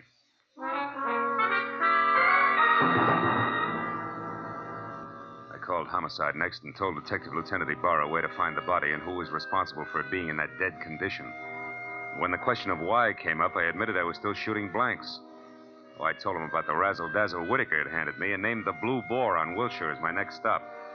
Ibarra said he'd call me there, and when I got to the entrance of the place, I saw Whitaker, draped in a trench coat that involved enough cloth to rig a four-masted schooner, standing in the anteroom, impatiently smacking his leg with that riding crop. He looked positively dashing. Question was, which way? Hiya there, Marlowe. Hey, old boy, you look upset. Anything wrong? I may be upset, Whitaker, but you're the one that's going to spill. First, are you leaving or coming back? I'm just leaving. Been here all the time since I talked to you? That's right, you see. My coat is perfectly dry. Stopped raining half an hour ago. Well, you see, if I'd been outside, I would have known that. But why this third degree, Marlowe? What's up? It's a long story. Maybe we better sit down and talk it all over from the beginning. Oh, I'm afraid I can't. Not just now. I've got a date. She'll keep. Not this one. It's something rather special. Special, huh? Like Eve Bentley? Now, look here, old boy. You're prying into my personal affairs. Whitaker, I'll rip the lid clear off your personal affairs if necessary to get a clean answer out of you. Now, what do you really know about Julia Perry? I told you once. Are you implying that I'm a liar? At least that. For instance, who puts out Amir? Come on, Whitaker. It's a well-known fragrance. Why, I don't recall offhand. That's strange, because any woman knows Amir's a Dana perfume. Just what are you trying to prove by all this? That as a perfume dealer, you stink. And try this for size. When I got to that address you gave me, I found a fresh corpse there with a bullet hole in it. A murder? Yeah, and your routine was pat, brother, so before Homicide starts combing out the snags in your story, you better untangle it yourself right now. You lied to me. Now, why'd you do it, Whitaker? Why the double talk? All right, Marlowe, I'll tell you. I'll tell you this! Oh! He was as quick as a wounded cat. The riding crop slashed across my face even before I'd realized he'd moved. And by the time the red light stopped dancing in my eyes, Marvin Whitaker was gone. I turned as the head waiter walked up to me. He studied the hot red welt rising on my face for a moment and then murmured discreetly that if my name was Marlowe, I was wanted on the phone. It was Lieutenant Ibarra. Marlowe, you can stop beating the brush for Julia Perry. We found her. You did? Where is she, Ibarra? She's out in the alley here, behind the Beechwood Plaza Hotel, Marlowe. Exactly 8 floors down from the window of her room. She fell through the glass roof above the rear entrance. Oh. It's not pretty. Oh. She explained the whole thing, including that Ruby guy's murder, in a note we found in her room. I'll be right over, Ibarra. Okay, don't hurry.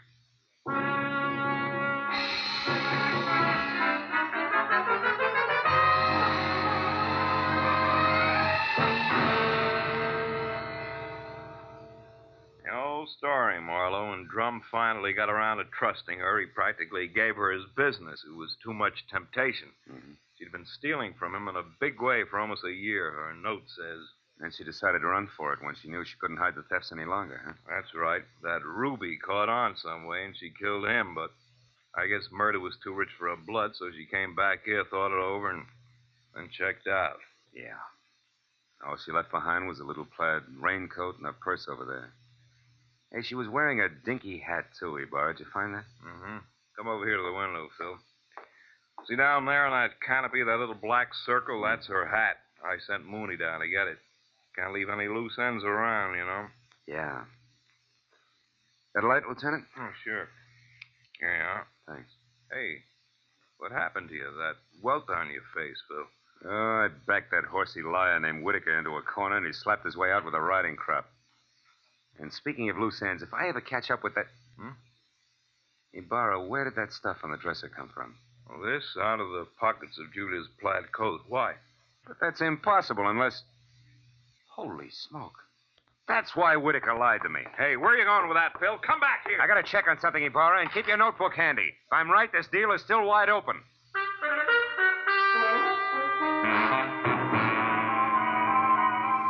All the way from the suicide's room in the Beechwood Plaza out to the widow's villa in the Sunset Terrace, my mind juggled a jumble of facts, trying to beat them into a brand new pattern. A pattern that had to include an object Ibarra had found in the pocket of that plaid raincoat.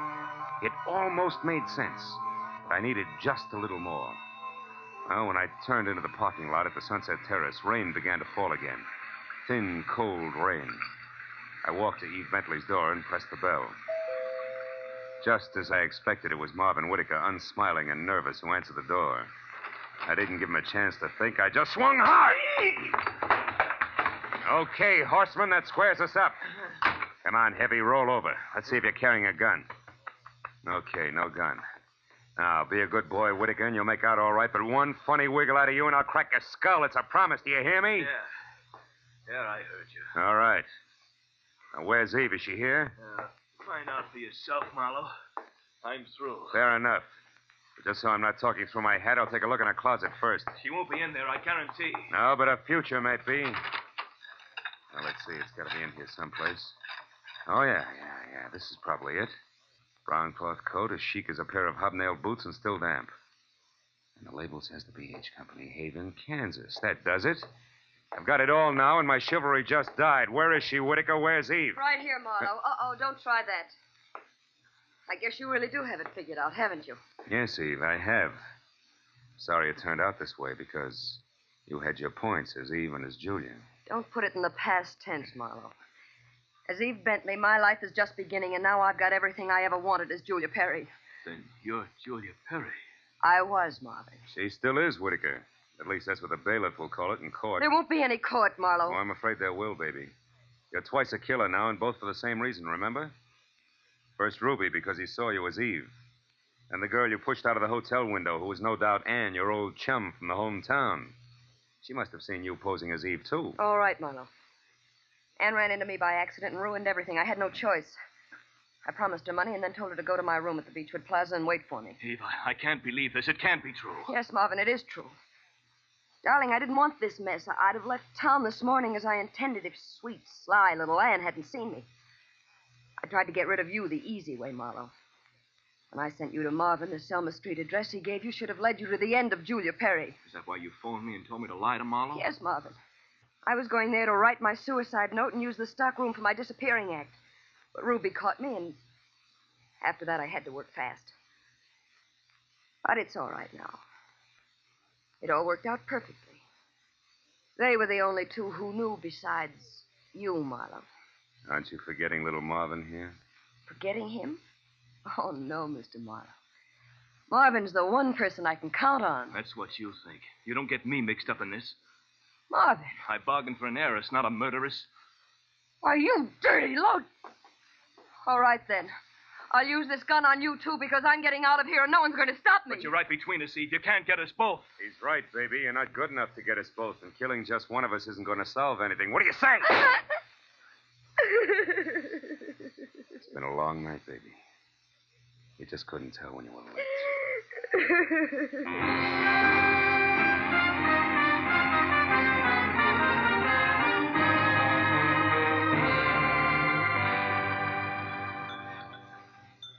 You want any more of this coffee, Marlowe? No, it's sludge, Lieutenant. I wonder what Julia Perry uses for a heart. You know, she planned the thing for 6 months when she first set herself up as Eve Bentley. Mm. And it probably would have... Want to check now? Oh, yes. Probably would have worked if everything hadn't closed in on her. Yeah, her friend Ann from Kansas, Ruby the leg man. And you with that torn book of matches. Incidentally, that was pretty fast figuring up in the hotel room there, Marlowe. Oh, not so fast, Ibarra. I knew Eve had those matches because I left them with her. So when you found the same matches in the pocket of Julia's plaid coat, it figured. Julia almost had to be Eve. And that left Anne to furnish the body for the suicide. Yeah. You know, I wasn't so sure about that until I found the brown coat with the Haven, Kansas label in Eve's apartment. Yeah.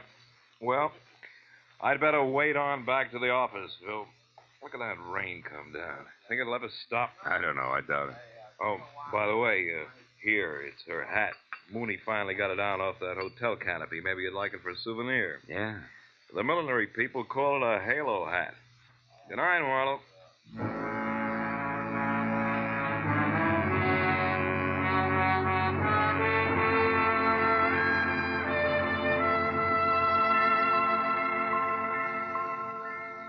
I sat there a while after Ibarra left, looking at the rain in the street, the cold coffee in front of me, and Julia's little round halo on the table.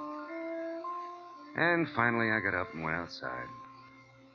Dirty water scudded along the gutter and gurgled thickly into the sewer drain at the corner. For a minute, I caught a glimpse again of the girl I'd figured Julia Perry to be when I went through her cottage in Santa Barbara. Yeah, that girl was an angel. But when I finally caught up with her, her halo turned out to be black, jet black, inside and out. I dropped the little hat into the gutter and watched it go as far as the drain at the corner. And then I went home.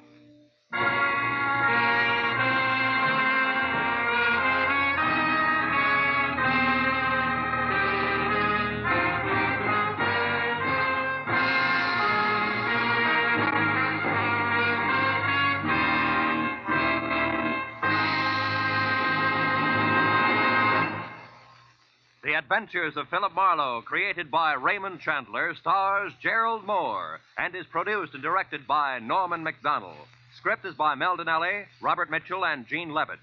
Featured in the cast were Joan Banks, Paul Frees, Peter Leeds, Jack Crucian, and Lois Corbett. Lieutenant Detective Abar is played by Jeff Corey. The special music was by Richard O'Runt. Be sure and be with us again next week when Philip Marlowe says... A startled corpse, a blue-eyed woman, and a cryptic message, scrawled by a dingy man with the pieces of a Chinese puzzle that wouldn't fit together. Until I found out what was deadly about the orange dog.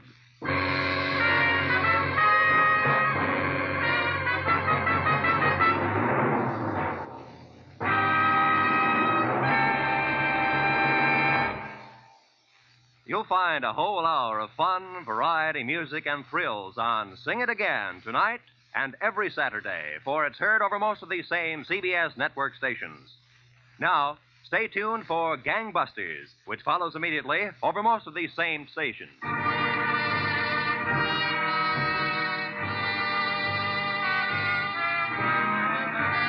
This is Roy Rowan speaking for CBS, the Columbia Broadcasting System.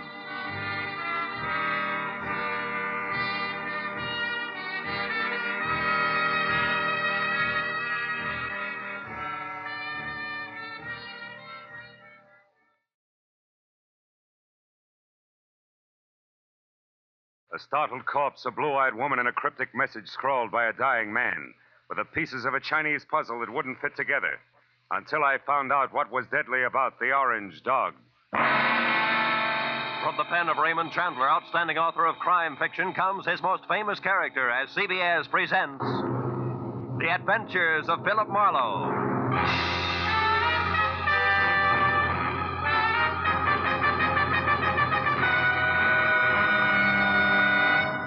And now, with Gerald Mohr, starred as Philip Marlowe, we bring you tonight's exciting story, The Orange Dog.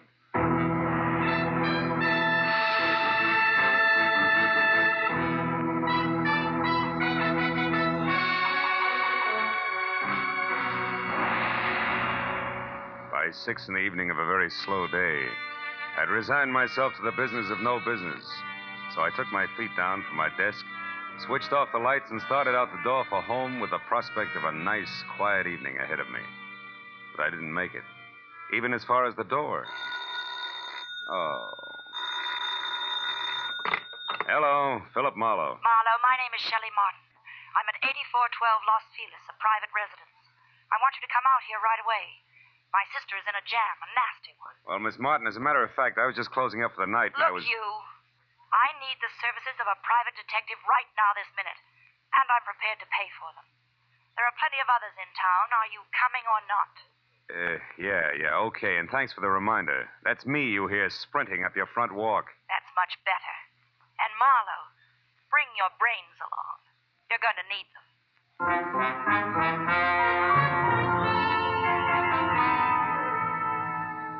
And that was the end of my quiet evening. But I just couldn't resist those government engravings of Mr. Lincoln. So I drove down to Weston, turned off on Los Feliz, and found the number 8412.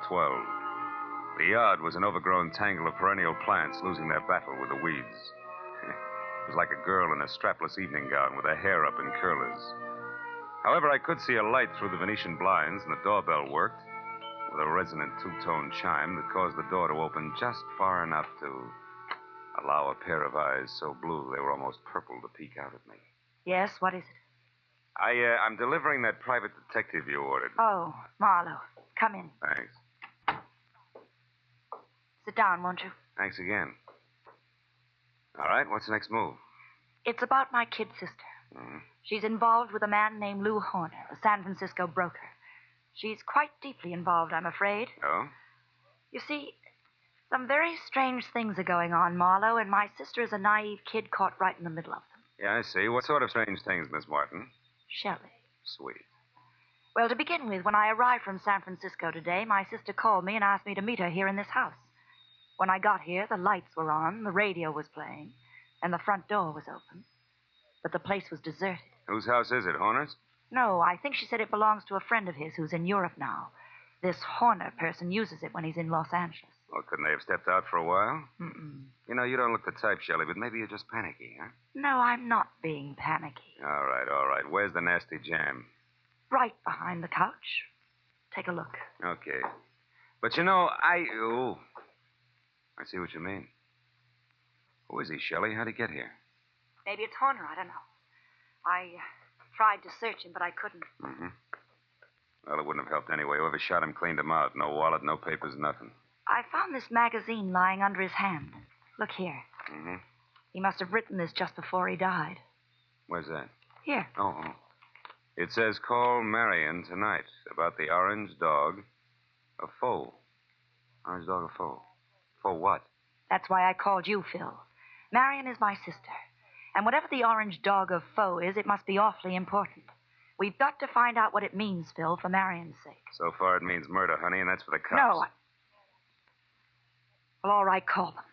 But keep Marion's name out of it. A thing like this could destroy her. But look, maybe she pulled the trigger on our friend here. Maybe, but I don't think so. She's a sweet kid, Phil. Give her a break. If I'm wrong, I swear I'll help you bring her in myself. Is that fair enough? Okay, Shelley, it's a deal. It makes just as much sense as the orange dog of foe, but no more.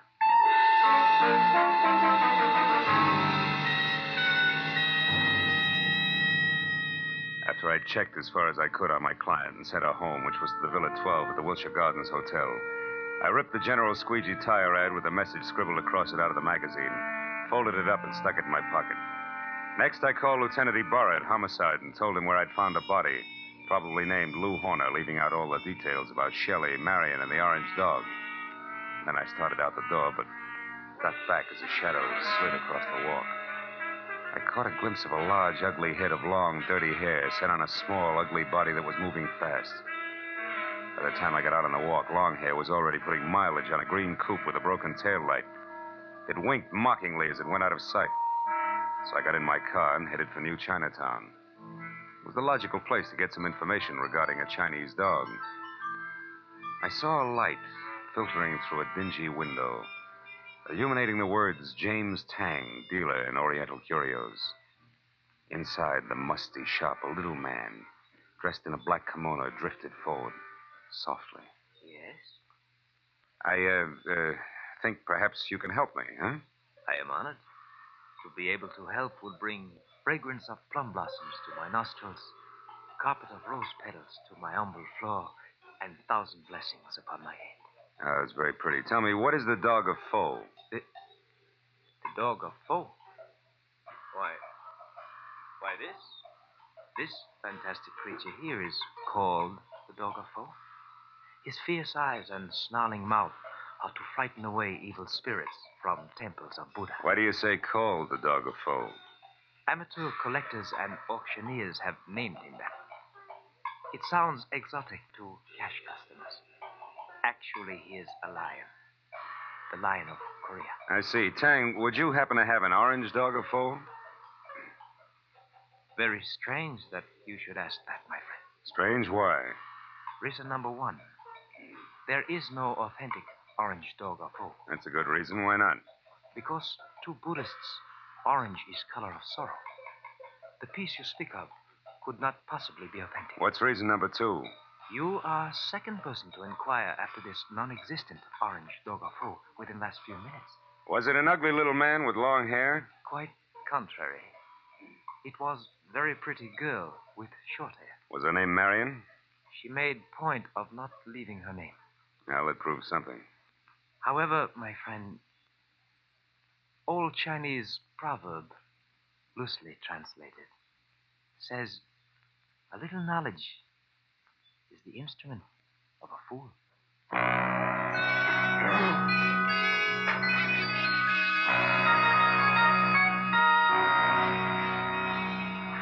There were 9 other curio shops in the neighborhood, so I started making the rounds for the non-existent orange dog of foe and a girl who was interested in one.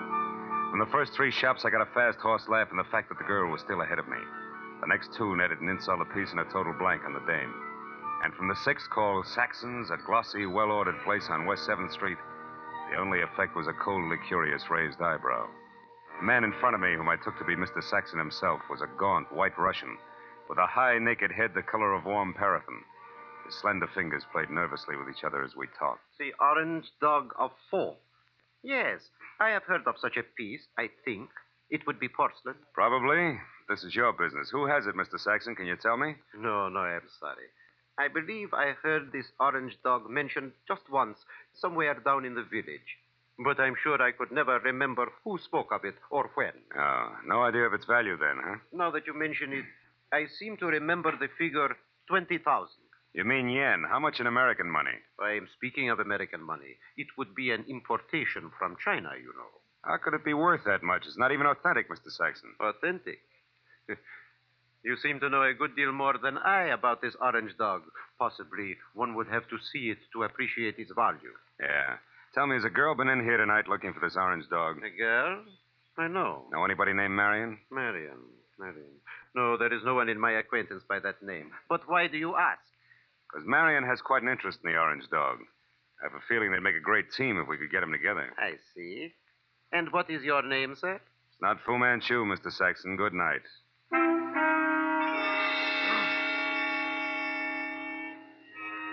Saxon's expression didn't change. I turned and walked out of the place, and then because, with both of us using double talk, the conversation was bound to deteriorate. At least I had found out that the orange dog of foe existed and was going for a very high figure, especially for a phony. And it didn't take an abacus to figure out that Saxon knew more than he told me. Well, I started up the sidewalk to the next bric-a-brac emporium when I saw something parked on the side street, which brought me to a halt. It was that green coupe with the broken tail light. I went over to it, found it empty, and stuck my head inside to check the registration card for Longhair's real name. Yeah, it was a very foolish move because Longhair at that very moment prodded my kidney with the muzzle of a .38. And neither he nor the gun had a sense of humor. All right, Mr. Wise Guy, come on, walk. You and me are going up the alley here. What's the matter? Don't you feel at home in the light? Shut up. I don't like it much anyway, so you better ease off with the smart science. Okay, this was far enough. Well, Mr. Wise Guy, did you find what you're looking for? You mean the orange dog, Shorty? The answer's no. The orange dog. So that's where the plates are. What plates? You're working for Horner. You don't know what plates. Look, chum, when you get your next haircut, have your brains dusted off. Nobody works for Horner anymore. Horner's dead. Dead? Since when? What's the surprise act for? You saw the body. You were sneaking around that house on Los Feliz. In fact, you might have killed Horner yourself. That body wasn't Horner. Why, Horner is 3 times the size of that guy in Los Feliz. He's bald. Also, he's so dumb he can't remember his own phone number. Oh, hold it. I'm looking for Vera Street where they sell those enchiladas. I'm sorry, gentlemen. I don't want to intrude. Hey, quiet. I'll blow your brains out. All right, now, come on, Mr. Wise Guy. Tell me what Horner's got on his mind. You know all right. I saw you taking orders from his girl. You mean Shelley Martin? Who else? Thought maybe you meant Marion. Marion? Who's Marion? Shelley Martin's sister. And don't let it worry you. Marion's got the orange dog eating out of her hand. I don't say. It ain't funny, mister. It's just peculiar. Because Shelley Martin don't have a sister, I know. So it seems like you're a very mixed-up character. In fact, Mr. Wise Guy, you're so mixed up, you're no good to me at all. So get over there with the rest of that.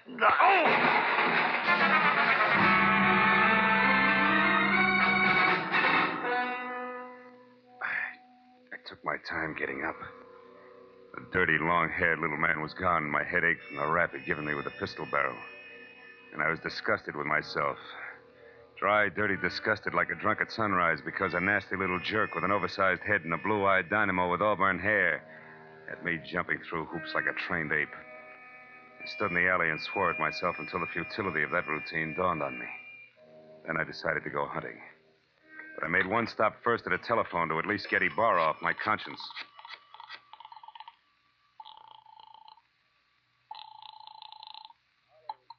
Lieutenant Ibarra. Marlowe, Lieutenant. I just found out that body on Los Feliz isn't Horner. I knew that an hour ago. Huh? The body isn't Horner's, and Horner is no broke. He's a counterfeiter, a big one. Oh. The dead man was a treasury agent named Slade who was closing in on Horner. So if you've got anything you haven't told, Phil, you better get it off your chest. At this point, it's a pleasure.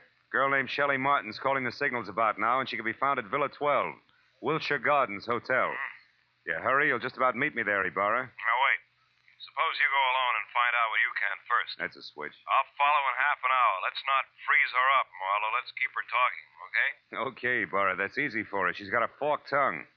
Only this time it's going to wag strictly on the straight and narrow, I guarantee it.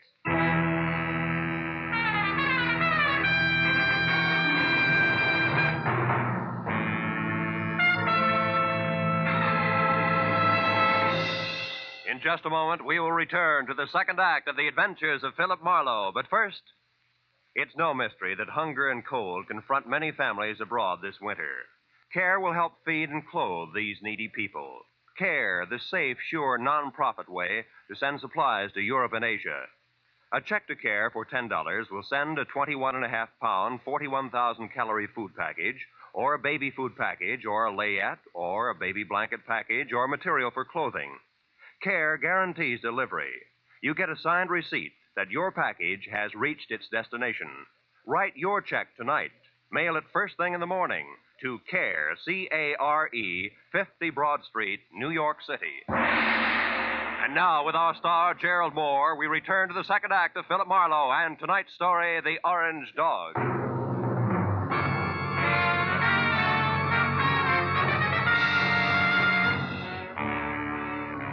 Pointed my car toward the Wilshire Gardens, and a beautiful liar named Shelley Martin, I was sure of two things.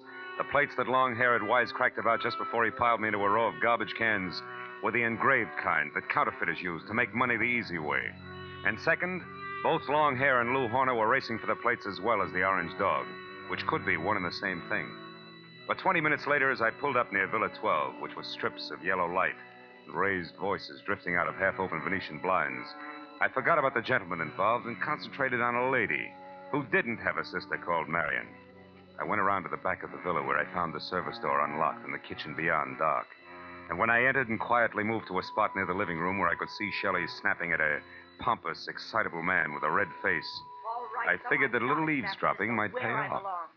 I'm here in Los Angeles. Is there anything wrong with that, Mr. Horner? Yes, everything. Why, I wouldn't even have known you were in town if I hadn't gone back to the place in Los Feliz where I saw you and some man having a delightful little chit-chat over the body of that T-man. Treasuryman? Yes. Is that who he was? A meddlesome fool I caught snooping through my papers. Then you killed him, Lou. Of course I killed him. I had to. Now stop asking questions and get out of here. Because this is business, not pleasure, Shelley. And that leaves no room for you. Or Marion? What do you know about Marion? Not enough. But what I do know, I don't like. Look, Lou, who is Marion, and what does she mean to you? Marion means money to me, Shelley. Nothing more. So just leave me alone here so that I can make a call according to schedule. A call about... Lou. What's the matter, Shelley? Behind you, Lou. They're in the garden. Lou! The bullet crashed through a closed window, didn't stop until it got to Horner, who grabbed at his chest and dropped to the floor even before the glass quit flying. And by the time I got outside to where the shot had come from, I'd found nothing but a little wind rustling a lot of trees. When I got back to Shelley and the blood over tweed on the carpet, Horner was already dead. Marlowe, the man out there was Henry Peel. Peel? Something in long hair and dirty clothes? Yes, I met him in Horner's office once. Lou said he was a broker from Chicago. Come on, both Peel and Horner are counterfeiters. What? Lou, a counterfeiter? That's right. Never mind the carefully arched eyebrows, honey. They mean nothing. But, Marlowe, I swear I never knew that Horner was anything but a broker. A broker maltreating poor sister Marion? You're a liar, Shelley. About Marion, yes. I haven't even got a sister. But from there on out, I'm telling the truth, Phil. Then tell some more and fast. All right, here it is. Lou Horner's been my boyfriend And, checkbook? for the past year and a half. But about a month ago, he suddenly stopped being very attentive. And I couldn't figure out why. So you decided to keep your big blue eyes wide open, huh? Exactly. And it paid off. Because I found out that, one, he had taken better than $20,000 out of his bank account. Two, that he was coming down here to Los Angeles. And three, that an item named Marion might be beating your time. Yes. And that part of it upset me plenty. Until 10 minutes ago. But then I found out that Horner here was a murderer, and that, Marlowe, I don't buy. 3 cheers for the all-American girl. Oh, skip it, Marlowe. I'll live my way, you live yours. Don't worry, honey. Nobody wants to change places with you. Hey, look. Why does Horner wear a little rubber band on his little finger, do you know? Oh, he had a bad memory. Used every kind of gadget in the books to keep himself from forgetting things, especially numbers. Yeah. Well, for example, that rubber band might mean 10 o'clock. How do you figure? Like 5 and 5. The fingers on each hand, reading from left to right. He used things like that. Oh. Wait a minute. Horner was going to make a call to Marion just now, and the message the T-Man left was... Call Marion tonight about the orange dog of foe. Shelley, baby, where's your phone? Fast. Come on, it's 10:15 already. Well, it's out there in the hall, Marlowe. Oh. Well, what are you talking about? A line, honey, a line on your ex-sister, Marion.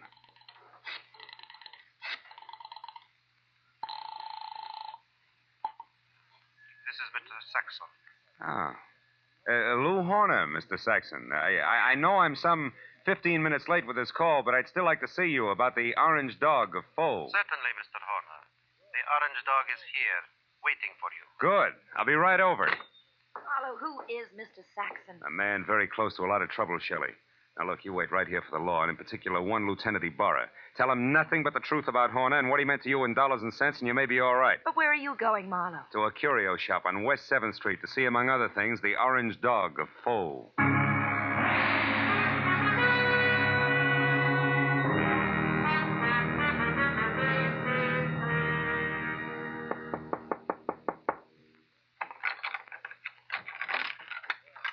You are the Mr. Horner who called? Yeah. Also the one who was here this afternoon, you remember? Oh, yes. Well, I'm sorry I didn't call you at 10, Mr. Saxon, according to schedule. I hope it hasn't inconvenienced you. No, that's quite all right, Mr. Horner. One moment, sir. What's the matter? Is anything wrong tonight? Seem on edge, Mr. Saxon. I am. So please, Mr. Horner, don't make a single stupid move. What? Wait a minute. Why the gun, Mr. Saxon? I promise not to bite the orange dog. You won't even touch the orange dog. Now, who are you? Oh, we've been all through that. I'm Horner, Saxon. Lou Horner of San Francisco. No, you're not. Horner would have had no reason to wander around curio shops as you did this afternoon, asking any and everybody about the orange dog. Now, once more, who are you, and where is the real Lou Horner? All right, we'll take them in that order. I'm a private detective named Philip Marlowe, and Lou Horner's a corpse. But also, I'm a good friend of yours, Saxon, because I'm going to give you a little bit of advice for free. Call it quits, Buster. You're licked. What are you talking about, Marlowe? A T for Treasury man named Slade. Before he died, Saxon, he talked. I see. Yeah, and believe me, he said enough to put you away till orange dogs are as popular as lifesavers.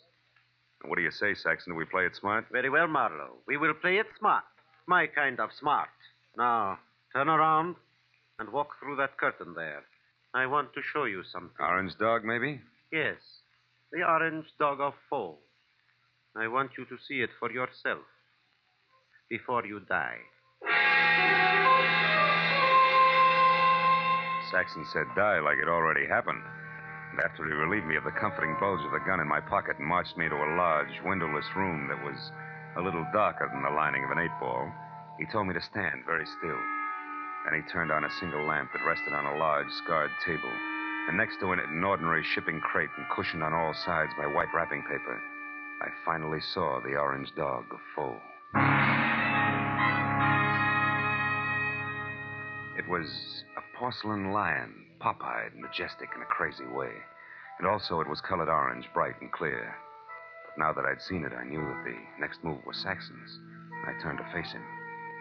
It was then that I noticed the black curtain behind him moved slightly. And Longhair quietly stepped into the room. This Mr. Saxon did not know about. Well, Marlowe, now that you have seen the orange dog for your first and last time, What do you think of it? He thinks it's just Jim Dandy, mister. Now drop your gun before I blow the top of your head off. Go on, drop it. It's better. Now sit down there and stay put. You, Marlowe, get across the room. Okay. Thanks for showing up, Peel, before Saxon here ran out of small jokes. Don't kid yourself, Marlowe. I didn't just show up. I've been right behind you all the way. That's how I work. So what do you want, Peel? A couple of very fine engraved plates that I've been after for 6 months now. Plates which could be in the Orange Dog of Foe? No place else but. Or did you think that maybe the late Mr. Horner wanted as an ornament? But that's all it is. There are no plates in the Orange Dog. It is only a collector's item. And you're a liar, Saxon. And I know the best way to prove that. Marlowe, pick that thing up and toss it against the wall. No, don't. I tell you, there's nothing in it. Toss it, Marlowe. Go on. Okay, Peel. Now we'll see who's right about the plates being here. Nothing, huh, Peel? No. Nothing. All right, Saxon, get up. I want to know where the plates are, so I'm going to count to 3. That's how long you have to live if you don't tell me. No.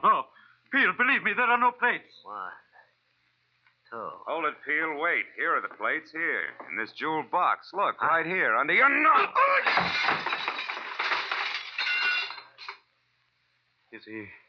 Is he out, Marlowe? Yeah, he's out all right. He took the light with him, too. Is there another lamp in here? No, there isn't. Nor is there another gun. Why, you stinking little... Wait a minute, those sirens, Saxon, they're heading this way. Police? Yeah, the police. Looks like sooner or later everybody gets together in the back room at Saxon's, But not everybody stays here, so I'll take this wrapping paper and leave now. Wrapping paper? The stuff that was around the Orange Dog? Yes, a sample of the best grade of counterfeiting paper made, Marlowe. And that's what Horner was supposed to buy, not plates. Those he got a month ago. Still makes you a crook, Saxon, and one who'll never get past the front door. Oh, no, we'll see about that. Marlowe! Keep shooting, Saxon, in the dark. You got 4 shots left. You filthy murderer! Only 1 now, Saxon. That's number 6. You're through, Saxon. By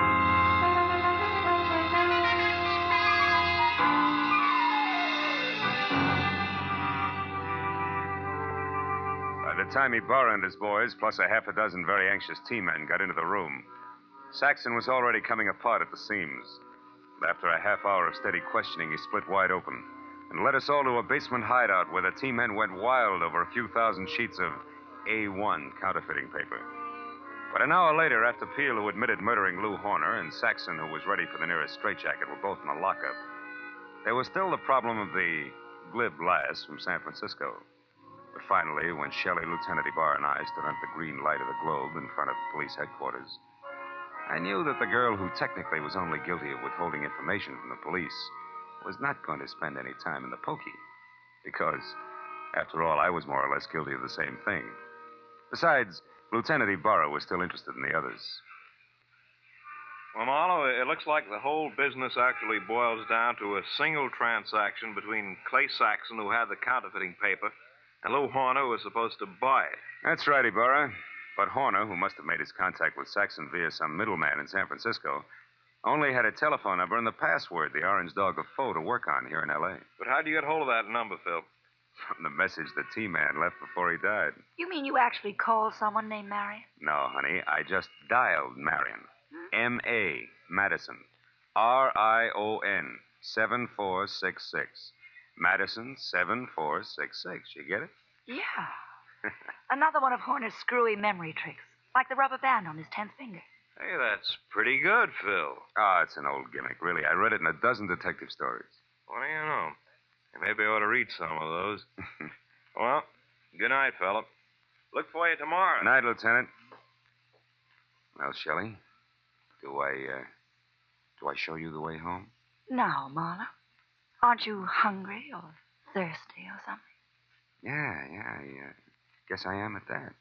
Well, I know just the place for us, darling. Oh? It's a cute little place right smack in the middle of Chinatown.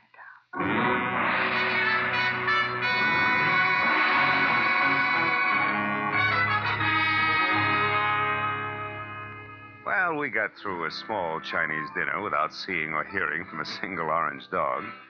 And when it came time to leave, I was thinking that Shelley wasn't really too bad a kid at that. So when she left the table to powder her nose, I started to make plans. But when she got back, I forgot about them because in the meantime, she'd run into an old friend. Yeah, a rich old friend who was all alone in the big city.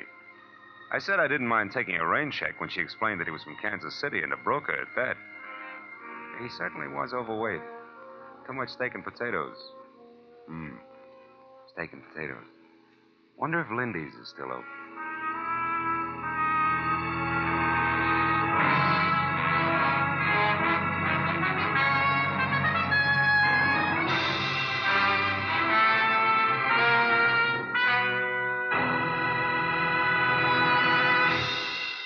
The Adventures of Philip Marlowe, created by Raymond Chandler, stars Gerald Mohr, and is produced and directed by Norman MacDonald.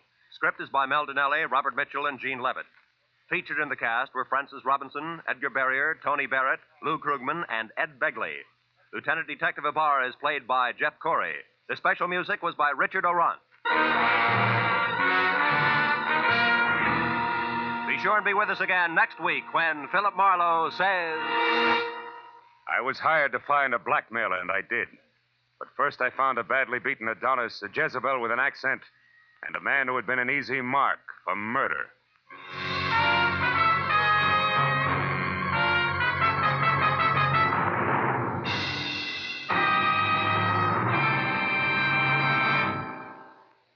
"90 minutes of unsurpassed comedy comes to you every Sunday night when CBS brings you The Spike Jones Show, The Jack Benny Show, and Amos and Andy in succession.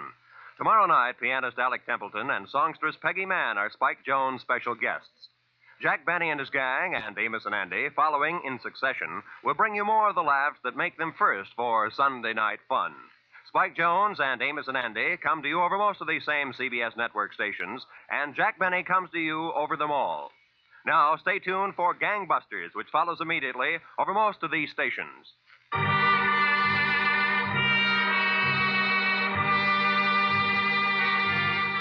This is Roy Rowan speaking for CBS, the Columbia Broadcasting System.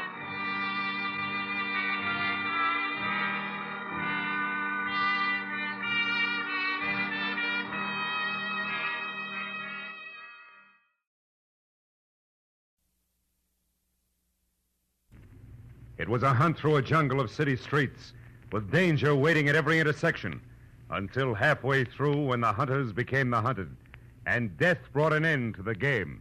From the pen of Raymond Chandler, outstanding author of crime fiction, comes his most famous character as CBS presents The Adventures of Philip Marlowe.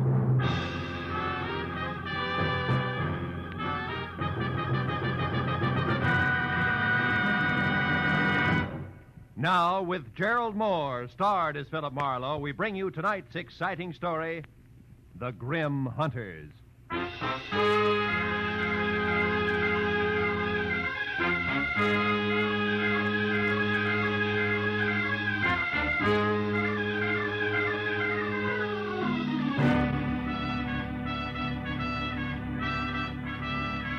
The morning paper had headlined Prices Rising. My bank statement in the afternoon mail had warned balance falling, and I had wasted the evening on behalf of a client who ran out on me when I tried to collect. All of which added up to the end of the day and me unhappy in my office at 10 p.m., with one hand on my checkbook and the other one raised in almost solemn oath. I, Philip Marlowe, private detective and too often public servant, hereby resolve to one way or another jockey my budget into something close to equilibrium. And from this day Hello. Marlowe speaking. My name is Helen Palmer, Marlowe. I need your help badly. Yeah, but look, I'm up at 8700 Magnolia Terrace in the Hollywood Hills. Now, please, drop whatever you're doing and... No.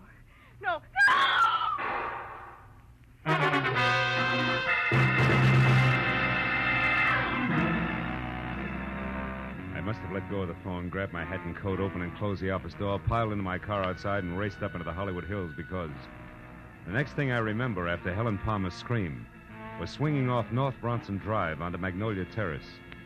But a minute later, when I scratched to a stop away from number 8700, scrambled out from under the wheel and started on the run for the front door, I was no longer sure of anything.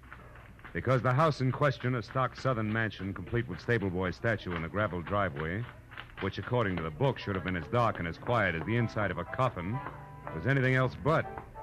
And when I got to the oversized bronze door knocker and dropped it hard, I was beginning to doubt that I had the right address. Can I be of some assistance, sir? I don't know. I'm looking for a woman named Helen Palmer who called me at my office. Said she needed help. And a second after that, she... Screamed, huh? Tell me, sir, what is your name and occupation? In that order, Philip Marlowe, private detective. Good for Helen, good for Happy, aren't you? What's going on here? What is this? Why, it's a party, sir. A scavenger hunt. It looks like Helen Palmer's the Now, winner. wait a minute, laughing boy. I had a call that was interrupted by pistol shots, and I... All just part of the play, sir. Yeah, Helen Palmer had to bring back one private detective. Yeah, you see, Marlowe, each list, aside from the usual hard-to-find objects, had a human being on it. That's right. I had to bring back a Hoover vacuum cleaner salesman, and believe it or not, he's already sold our good host, Thaddeus Grover, the deluxe model. Yes, sir, he did it bad. You see, Mr. Marlowe, Helen Palmer wasn't permitted to actually hire you. That's why she had to pretend to be in trouble. With the net result that I nearly broke my neck getting up here. Mr. Grover, where is Miss Palmer? Well, I don't know for sure, Marlowe. She called just a bit ago and said that she only had to catch on to you and one other item and would be back after that. Which makes her the winner, Mr. Marlowe, because none of us did better than half our list. By the by, you don't happen to have the breech lock of a 57-millimeter anti-tank gun with you. At the moment, no. Nor do I have time for scavenger hunters. Not even when they most cordially invite you in for the finest serving of party-style Southern fried chicken imaginable. Come on, Mr. Marlowe. No, I'm sorry. Come on. Well, come it's on. delicious chicken. Well, okay, the chicken did it. The inside of Thaddeus Grover's house was also stock Southern mansion from a giant cut glass punch bowl. Belonged to my mother, sir, First Lady of Atlanta, Georgia, sir, to a wide and winding colonial staircase that left you expecting the descent of Scarlett O'Hara at any moment. There was one strange note in the soft Southern surroundings. Piled 3 feet high in the middle of the room were the crazy quilt results of the evening scavenger hunt, including a wooden cigar store Indian, a pair of Hickok suspenders from the local fire chief, 1 red motorcycle, a stuffed owl, a set of antlers, and more. And behind all that, my counterparts, the bring 'em back alive items from each list. A streetcar conductor in uniform, a waiter bald and under 40, a school teacher red-headed and over 50. But I was the center of attention. But Thaddeus introduced one after another of the guests to the genuine, 100% non-shrinkable private detective. And now, Mr. Marlowe, sir, a very special friend of mine.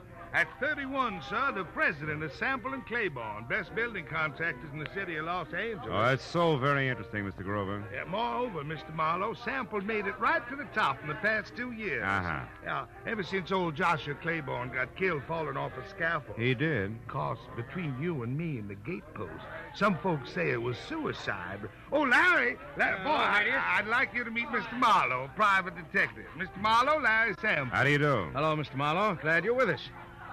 Thaddeus, has Rhonda called in yet? Last time I heard from her was when we split our list in 2, and she headed out after a Latin American rumba team. Well, if she went after a boy, she'll bring her back. That's Rhonda Langley we're speaking of, Mr. Marlowe, Larry's lady friend. Oh? Nicest person I know. Except, of course, my fiancée, Helen. Helen is in Palmer, my patron, Mr. Grover. Yes, sir, one and the same, sir. Well, we certainly have a lot of fun, even if we don't make much money, eh, Marlowe? Yeah, you certainly... Mr. Grover, did you say money? Most surely did, boy. You know, dollars and cents. Yes. Well, gentlemen, you'll excuse me, please, but I do have to run. Good night, Mr. Sample. And Mr. Grover, sir, it's been a distinct pleasure, sir. I bid you goodbye, sir. Goodbye, sir. You're a card.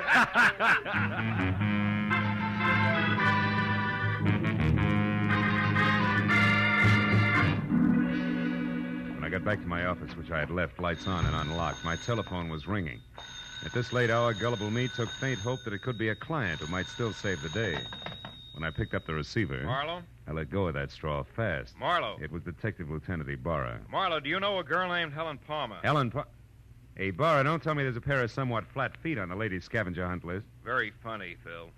How do you know her? No, not beyond a panic telephone call that ended in a make-believe scream and a couple of pistol shots.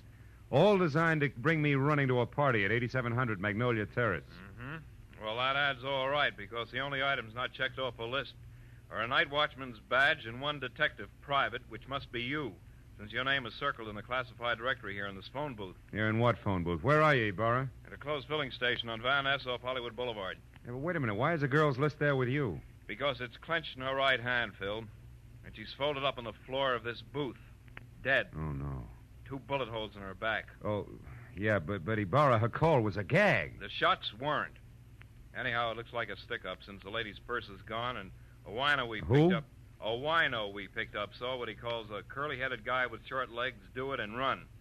Also, the wino says that the murderer had been hanging around for a couple of hours like he was looking for a well-to-do prospect. Yeah, I know, but it's still kind of strange. Me getting that call, I mean. Well, I'll drop around to headquarters tomorrow morning, Lieutenant, if you need any statement from me. I think you'd better make that tonight, Phil.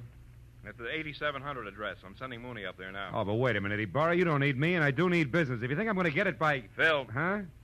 Phil, let's say that I'd appreciate it if you'd show for a few minutes. Okay? No. Well, okay, a few minutes.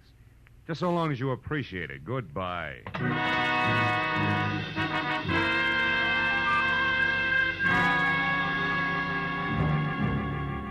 Driving back to Magnolia Terrace, I used Detective Lieutenant Ibarra as an oversized whipping boy for the day's disappointments. So when I finally braked to a stop behind a half-parked squad car, which meant that Police Officer Mooney was already on hand, I was about back to normal. But then in the next quick moment, I forgot all about Ibarra because in the shadows ahead, sneaking away from a side entrance to number 8700, and looking as guilty as Lucretia Borgia leaving a corner pharmacy, was a young lady, brunette and beautiful. She hurried directly to a gray Nash parked in the rear and, without looking back, climbed in and took off. Following her had to be more fun than conversation with Mooney.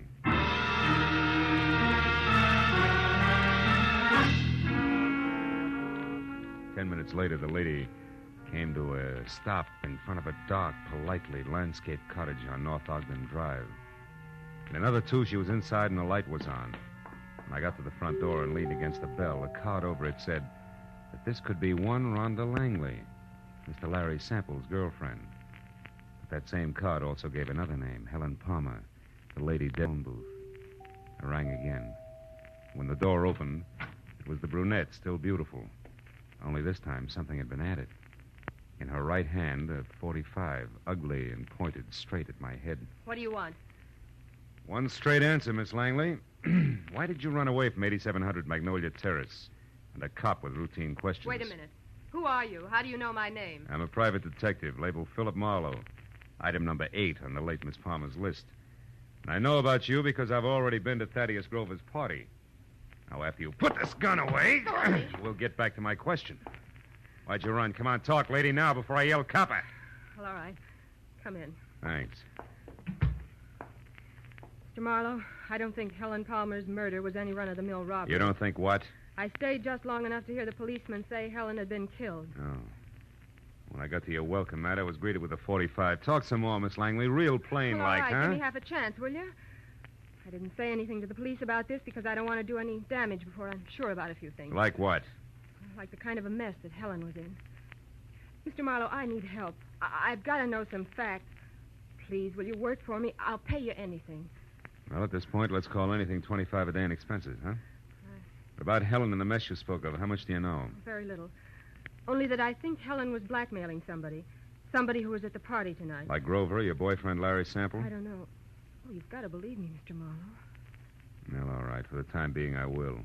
Now, first of all, how'd you latch onto this blackmail? Well, yesterday morning, I accidentally overheard Helen talking to someone on the telephone. She spoke of a payoff that was to be made at Thaddeus's party.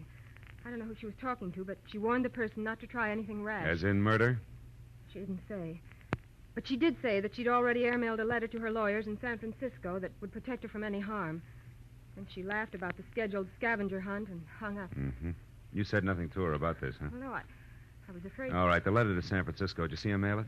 Well, I mailed it myself earlier in the day, along with one of my own. Mm-hmm. I didn't think about it until after her call, when she pointedly asked me if I'd remembered to mail a letter. My letter, that is, which she knew that I'd written to an aunt I have in Passaic, New Jersey. Well? Well, that's the whole story. If you want me, I'll be over at Thaddeus's place. Thaddeus? Yes, he was in love with Helen. Yeah. Maybe she was returning that love with blackmail. What do you think, Rhonda? I don't know. The thinking is now your job, Mr. Marlowe. When I left Rhonda Langley and started back to my car as a bona fide private detective with client, I wasn't sure whether or not I was happy about the whole thing. But a second later, at the sight of a man in the dark ahead, half crouched behind a tree, I quit deliberating the point and got ready for trouble because, from what I could see, the gentleman in hiding had both the curly hair and very short legs that Ibarra had mentioned as a sign of Helen Palmer's killer. I kept walking straight until I was abreast the tree, then I pivoted sharply. Took one step toward him and swung! Come on, brother. Why, you dirty... We haven't got the time. They believe me. Enough, fella. Enough. Will you leave me alone? Sure. Sure I will. After you start talking. Now, get up. Okay. Okay, don't hit me again. I'll talk. I'll tell you everything. Hey, look there. No, don't! Oh, that lousy note.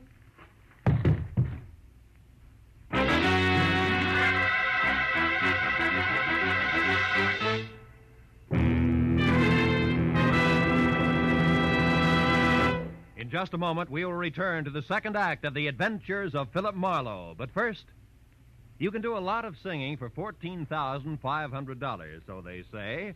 And tonight, some CBS listener may be able to speak with authority on the subject because $14,500 is what's waiting for whoever can solve the mystery behind the new Phantom Voice on CBS's great Saturday night quiz game, Sing It Again. Listeners from coast to coast will be quizzed by telephone about the new Phantom's identity. And they'll also be given a chance to win one of the other famous prizes for solving the riddle songs which feature Sing It Again's hour of Saturday night fun. Here's Sing It Again on most of these same CBS network stations tonight and every Saturday night. Now, with our star, Gerald Mohr, we return to the second act of Philip Marlowe and tonight's story, The Grim Hunters.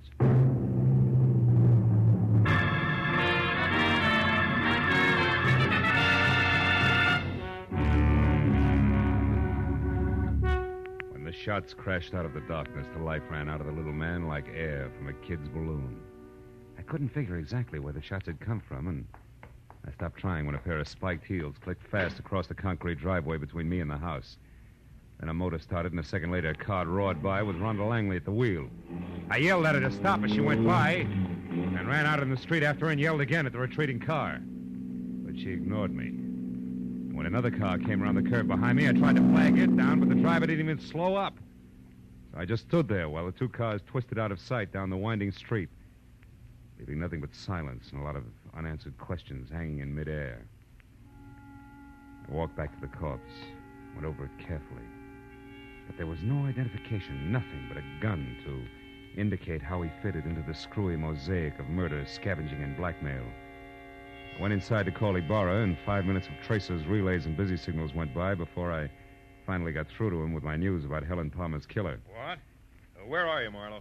In a house on Ogden Drive, 4310 North. Was shared by Helen Palmer and my new client, Rhonda Langley. Uh-huh. Did she kill my suspect, Marlowe? Could be. She left here in a big hurry. Another thing, Ibarra, there's more behind this business than robbery. Like what? Like blackmail. Maybe so. We just found the Palmer's girl handbag in a trash can. Nothing left but a lipstick and 2 letters. Incidentally, one is addressed to your client, Rhonda Langley. That figures.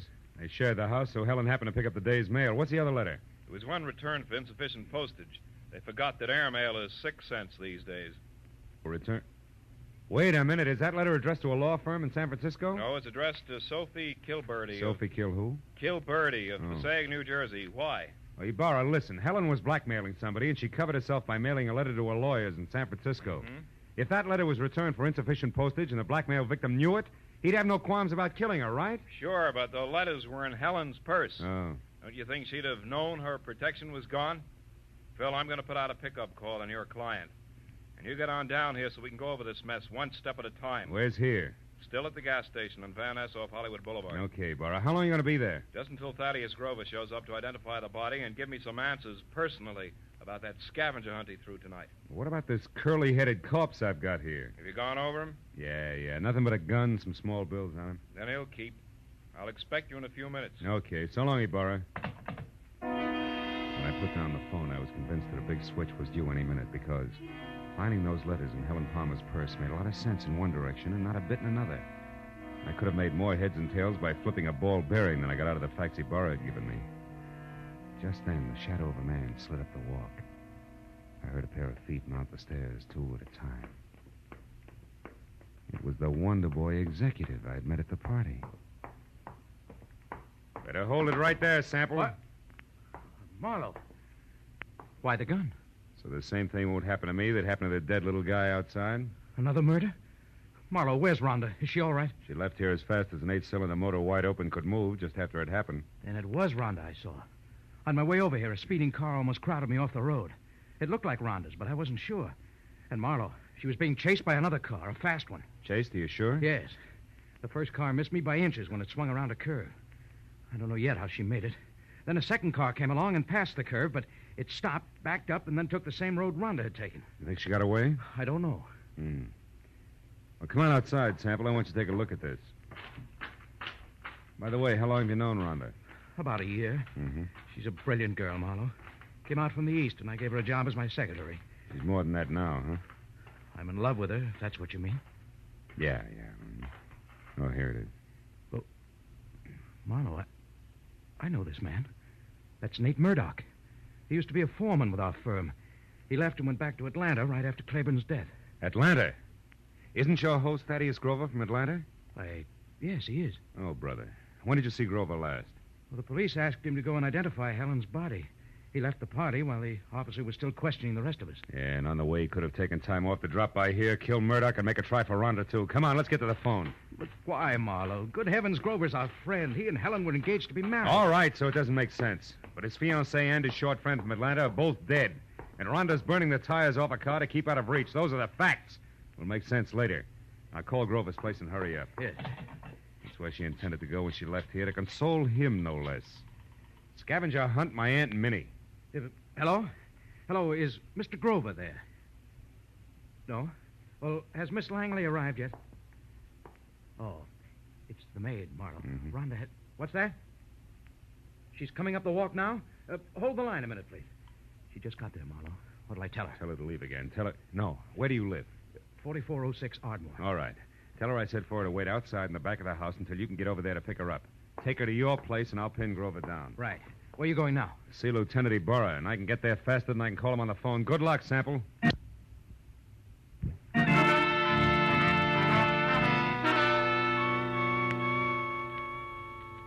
Sample was repeating my name over to Grover's maid on the phone as I left. And a few minutes later, at the Mobile gas station off Hollywood Boulevard, I found Ibarra looking sardonic in the blinking light from a flying red neon horse above his head as he flipped through a stack of papers on top of an oil drum. It's about time, Marlowe. Where's that client of yours? Now, wait a minute, Ibarra. I had her pegged all wrong. She's a pigeon. Has Thaddeus Grover been here yet? Just left. He's quite a character, that guy. You didn't let him get away alone? Yes, he was... What do you mean, get away? Ibarra, there's a big connection between Thaddeus Grover and Murdoch, the guy who killed Helen. Now, Grover might have hired him for the job, and now he's trying to get Rhonda. Now, Marlowe, how does that figure? It doesn't, but so help me, Ibarra, that's the way it is. Well, Grover was heading for his friend Larry Sample's house, and he left. Happened to know where Sample... Holy smoke, that's exactly where I told Sample to take the girl. 4406 Ardmore. Well, that's great, Marlowe. They'll all be together in one place. I'll pick up the whole crew, and right now. You're going to pick up the pieces, you mean? You think there'll be a showdown? Any minute, Ibarra, it can't miss. Okay, so we'll take some firepower along. Hemigala, Gray, let's go. Come on, Phil. Now, look, Ibarra, maybe Sample hasn't gotten home with Rhonda yet. I'll go up to Grover's and try to head them off, okay? Okay, Marlowe. But if you get them before I do, bring them in, and no alibis. I'll see you.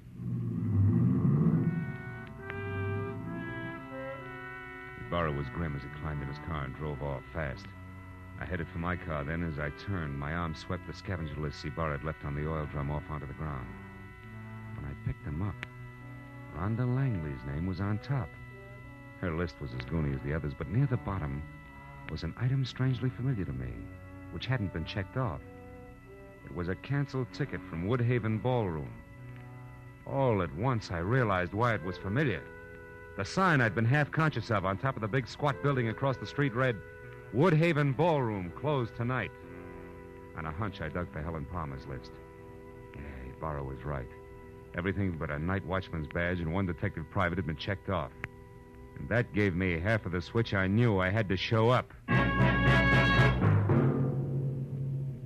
ran to my car and headed for that southern mansion in the Hollywood Hills, the end of a very complicated frolic.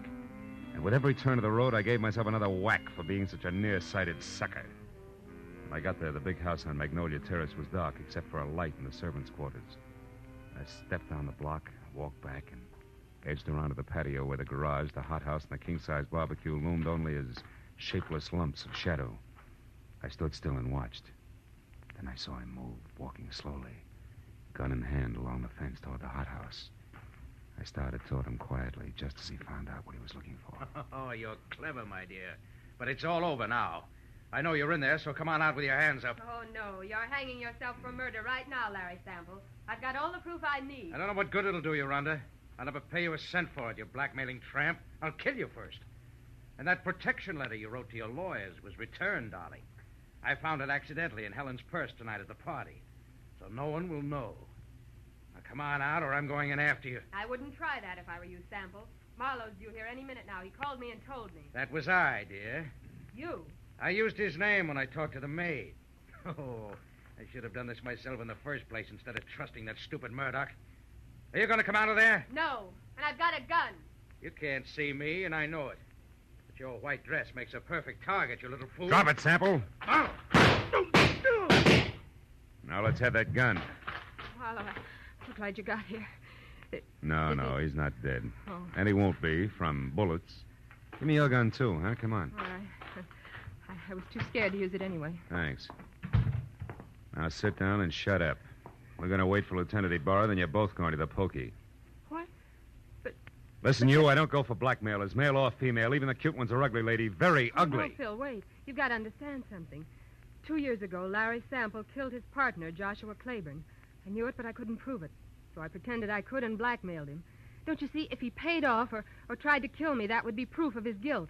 And he did, Marlowe. Mm-hmm. Why should you pull a stunt like that? I'm a divorcee, Marlowe. Langley is only my married name. Okay, so what? My maiden name was Claiborne. Claiborne? I'm Josh Claiborne's daughter. Oh. And I can prove that. Is that reason enough? Well, why didn't you level with me instead of labeling Helen a blackmailer? Helen was already dead, and I needed your help desperately. I thought I had to lie to get it. Okay? Yeah. Okay, baby.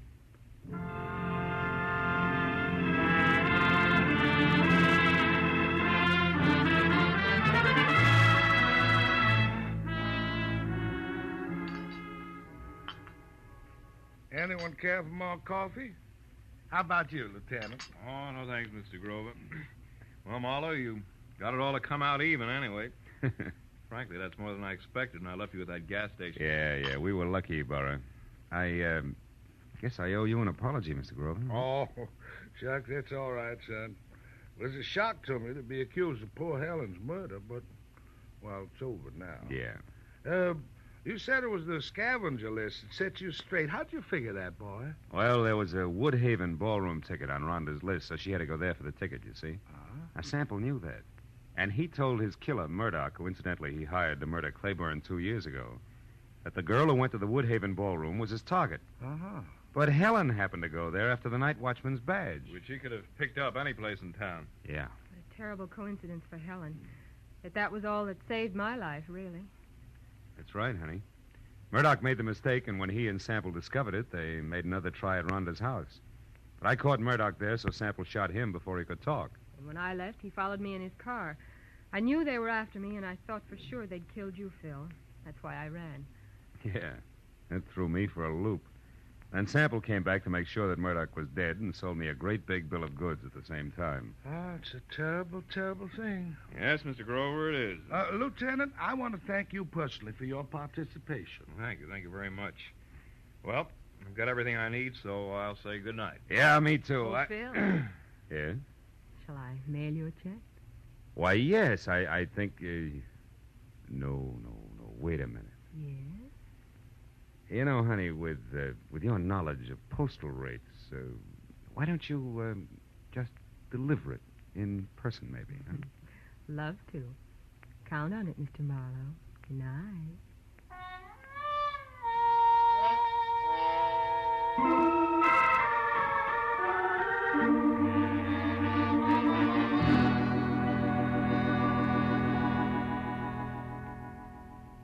I drove down from the Hollywood Hills with a check warming my wallet and the echo of a soft invitation warming my imagination.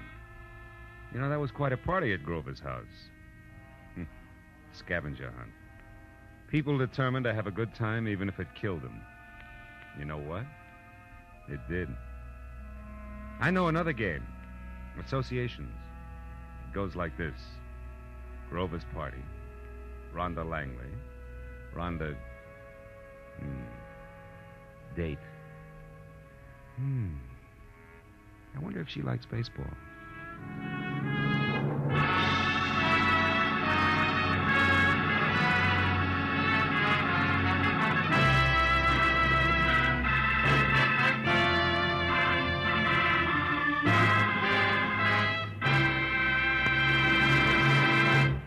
The Adventures of Philip Marlowe, created by Raymond Chandler, star Gerald Mohr, and are produced and directed by Norman MacDonald. Script is by Mel Donnelly, Robert Mitchell, and Gene Levitt. Featured in the cast were Ellen Reed, Mary Shipp, Jack Moyles, Richard Benedict, and Lorette Philbrandt. Lieutenant Detective Ibarra is played by Jeff Corey. The special music is by Richard O'Runt. Be sure and be with us again next week when Philip Marlowe says... They were born on the same hour on the same day of the same parents, and they were identical in beauty and talent. Only one was deadly, and the other was not. And I couldn't tell which was which until I found a green purse, a fresh corpse, and a pair of dancing hands.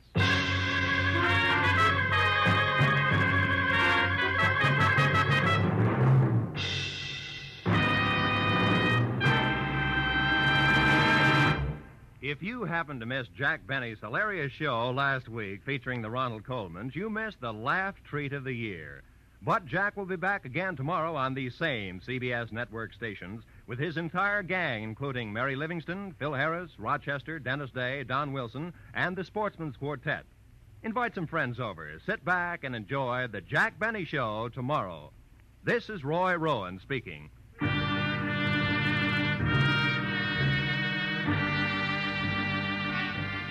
This is CBS, where 99 million people gather every week, the Columbia Broadcasting System.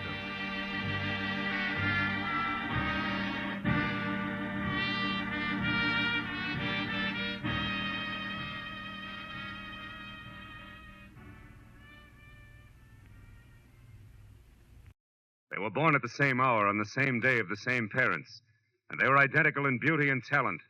Only one was deadly, but the other was not. And I couldn't tell which was which until I found a green purse, a fresh corpse, and a pair of dancing hands. From the pen of Raymond Chandler, outstanding author of crime fiction, comes his most famous character as CBS presents The Adventures of Philip Marlowe.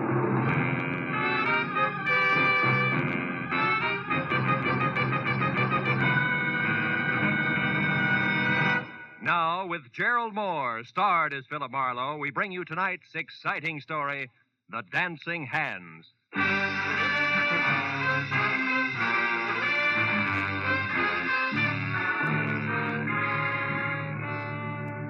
The telegram I found stuck in the mail slot when I got back to my office after a long and roundabout day read. Enclosed, find a $50 money order. I want you to investigate a man. A table is reserved for you at the Saddle Club where I work. Come in time for the second show at 11, important. It was signed Beth Tyler. So at 11:15, with $50 worth of inspiration behind me, I drove over the Cahuenga Freeway and out Ventura to the Saddle Club, which pretended to be Old English by showing its beams through a flagstone facade. I went in the carefully rough-hewn oak door, and even before my eyes became adjusted to the cozy lack of candle power inside, Neil Redmond, owner and operator of the place, glided toward me, sporting his genial host smile, which tonight was even more forced than usual. How are you, Marlowe? It's been a long time. Business a pleasure, Phil. It's always a pleasure to come to the Saddle Club, Neil. I've even got a reservation. You know my food better than that, Marlowe. Uh-huh. Just don't let it get rough, will you? Come on, I'll find your table out front. I want you to see this show. A pair of twins in a twin piano act that's sensational. Yeah? Edie and Beth Tyler. Oh, here, how's this? Fine. Incidentally, Edie will be the one on the left. Well, if they're twins, what's the difference? Funny. Edie may be Mrs. Redmond one of these days. Pardon me, Mr. Redmond, but you are wanted on the phone, sir. Get the number, George, and I'll call back. This gentleman said you would talk to him, sir. It is Mr. Paul Cedar. Paul Cedar? Oh, yeah. Excuse me, Marlowe. This is important. I better take it. Redmond reacted to the name Cedar like a punch in the nose. But I figured that was none of my business, which was more than I could say for a flabby, dough-faced character at the next table, who followed the nightclub owner all the way out of the room with a pair of watery red eyes, which he deliberately avoided turning in my direction. But at that point, an MC stepped out on the stage, and so I stopped worrying about Flabby in favor of the first look at my client. The Saddle Club is proud to present its second show of the evening, featuring the incomparable piano stylist Edie and Beth in Dancing Hands. Here they are, ladies and gentlemen. Bring them up. The curtains parted on a stage set with an oversized full-length mirror which reflected a grand piano, a black vase of yellow flowers, and a tall brunette with a wry, crisp waistline, who touched up a piled-high hairdo, put on a pair of long black gloves, checked her hemline, and sat down at the piano. And she ran through an involved arpeggio while her reflection in the mirror looked on in admiration. It was an old but cute routine, and the illusion was perfect because the Tyler twins were practically identical. I took another look at Flabby, whose face was pushed up in a nasty leer. He stood up, dropped his cigarette into his drink, and tossed a crumpled bill down on the table, just as the lights went out for the trick part of the act. On the dark stage, two pairs of purple hands danced over two glowing silver keyboards, which would have been good except that the pair of hands on the right, which belonged to Beth, suddenly stopped in midair and hit blue notes like a 9-year-old at her first recital. When the lights came up again, my client's face was as white as Middle C, and the Flabby character, oozing a victorious smile, was on his way to the door. Well, they wrapped it up fast after that, and Beth ran into the wings, leaving Edie to take the bow alone. The band took over in a hurry and brought things down to normal. So as couples moved down to the dance floor and George the waiter headed for my table, I sat back and waited for that message from my client. Here you are, sir. Compliments of the house. Oh, thanks. Any message with this? No, sir. Just that Mr. Redman had to leave. Oh, thanks, George. I sipped the double scotch and wondered if I should take the initiative and contact my client. When the message I'd been waiting for came, good and loud, I jumped up, shoved my way through the gaping dancers to the dressing room hallway behind the stage. A gang of club personnel was bunched in front of a door, obviously locked, labeled Edie and Beth Tyler. It was one of the twins, wasn't it? Hey, what's the matter? It's one of the twins. She screamed. We got to get in. That door's locked. Break it down. But Get out of the way. It's Edie. It's Edie. All right, now, wait a minute. Hold it. She's all right. Clear out and give her a chance. Come on. Outside, everybody. Beat it. That means you two. Come on. Out. Here, Miss Tyler, take it easy. You're all right now. Come on, sit down. Tell me what happened. I don't know for sure. I was worried about Beth. I came back and didn't see her anywhere. Then I heard a noise in here. It was dark. I came in and someone grabbed me. A man? Yes. I don't know who it was. Mm-hmm. I screamed. He knocked me down. Then locked the door. Got out through the window there. Who are you? Oh, I'm Philip Marlowe, a private detective. Your sister hired me to investigate a guy. I was to meet her here after your number and find out about it. Any idea what's up? No, I can't imagine. But, gee, Beth has been terribly upset ever since last night. Oh? What happened last night? Well, for one thing, my purse was stolen. Mm-hmm. But I don't see why that should upset her. Gee, there was nothing in it but $12 and my makeup stuff. Where's Beth now, do you know? No. I haven't seen her since she ran off the stage. I'm not even sure she came in here. No, she was here, all right. She dropped one of her gloves. You're still wearing both of yours. Where do you girls live? Maybe she went home. Well, Beth has a cottage out on Hazeltine, 4179. You don't live together? How come? Well, gee, Mr. Marlowe, just working with Beth is hard enough. She's so sarcastic. Okay, I'll wear my thick skin. One more thing, Miss Tyler. Do you happen to know where Neil went? Neil's gone? Mm-hmm. Gee, that's funny. He always stays till the place closes. Oh, he must be coming right back. I'll take a look. Then I'm going out to see your sister. Sarcasm and all.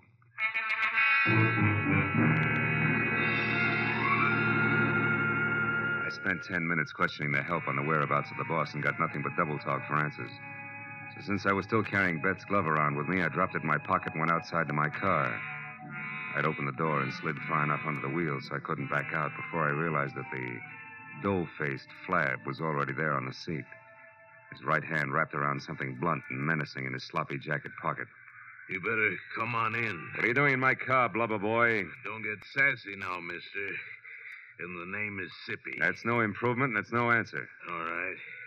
I saw you inside making with the big talk, so I says to myself, he's an interested party.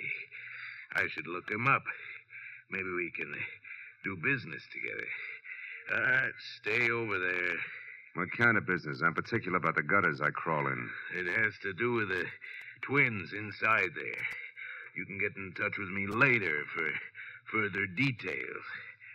I got an angle, mister. You'll see when I leave. Yeah? When you tried to work that angle, you got to the wrong twin in the dressing room. Do you know that? I don't know what you're talking about. Mm-hmm. Okay, Sippy, where can I reach you? You'll find out if you really know what's up. Don't try to follow me, though. I'll be seeing you.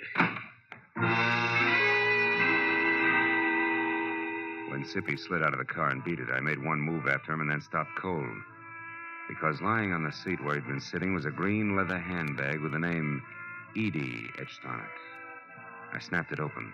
It had been stripped of everything but the scent of Amia and the smudged slip of paper that read, Number 9 Arrow Motel, Lancashire Boulevard. So that was Sippy's address, and he had the stolen purse. But the why of all the commotion over 12 missing bucks was still the number one question mark. And I figured the best place for an answer to it was at Beth Tyler's. So I drove out to Hazeltine. But even before I stopped at number 4179, I heard the piano. I walked to the door and stood there a moment listening.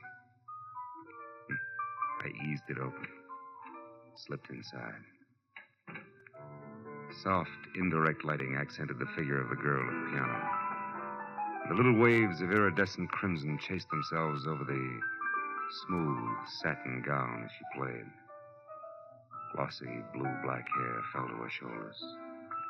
Beside her, a burning cigarette sent a single plume of smoke into the still air. Just for a moment, I found it difficult to remember that she was my client. Oh? You're looking better, Beth. You're Philip Marlowe, I suppose. Yeah. I dropped by to return your glove, among other things. Just put it there on the table with the other one. Where did you get it, Marlowe? In your dressing room at the club. Your sister tangled with an unidentified man who was hiding there after you left. While we were on that, why'd you shove off so fast? I was scared. How'd you know I'd find you? You're a detective. Remember? Mm-hmm. Look, if you want to burn up your retainer playing hide and seek, it's your business. Now, who's the guy you want me to check on? The flabby one who made you blow up tonight? Yeah, that's right. Why? Because I think my sweet twin sister is mixed up in something a little more serious than her usual scatterbrain escapades. And the flabby guy is in on it because he has a green purse, right? How did you know that? He left it with me. Name is Sippy. He lives at the Arrow Motel, number 9. Knows something worthwhile about this business, and he's anxious to sell it. All of which puts him a hop, skip, and a jump ahead of your detective. Now tell me, why is everybody, including Neil Redmond, all wound up over one stolen purse? What's it all about, baby? I don't know, baby. Suppose you find out and tell me. Wouldn't have anything to do with the fact that Neil loves your sister and you love Neil, would it? Marlowe, I hired you to investigate a man, not to pry into my personal affairs. You'll get more for your money if you stop holding out on me. It's my money. Besides, I'm not holding out. Believe me. I'll try. Real hard. Well, as soon as I've got something, I'll call you. Where are you going now? My retainer entitles me to know, doesn't it? Yeah, it does. First to the club to find Redmond and get his side of it, and then I'll probably drop in on our chum, Sippy, at the Arrow Motel on Lancashire. Good. I'll keep a light in the window for you. Oh, sweet. Also keep your door locked. From the inside, baby. As I drove down the dark, winding street toward Ventura Boulevard, I caught a flash in the rearview mirror of a station wagon behind me. It looked like a tail, so I opened up. But it stayed with me. When it swung out into the left lane to pass, it suddenly cut in front of me.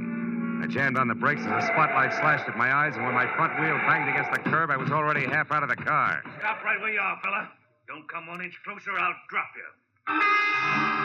He switched off the spotlight, and I saw a face the texture of a doormat over an embroidered purple shirt and orange tie. He had hand-tooled, high-heeled boots on and was topped off by a 10-quart cream-colored Stetson. But the doormat face was grim, and the silver-barreled Colt pistol in his hand looked right at home. I followed you up here from the Saddle Club. I don't know what your game is or why you're messing around in what don't concern you, but I aim to find out mighty quick, so start talking. Okay. First, I resent being crowded off the road. Second, I resent a spotlight in my face. And third, I don't like pistols pointed at my stomach. So cool off, Jesse James. You're wasting your time and mine. You got it wrong there, friend. Paul Cedar don't waste his time, and you're going to find that out. Paul Cedar, huh? Yeah.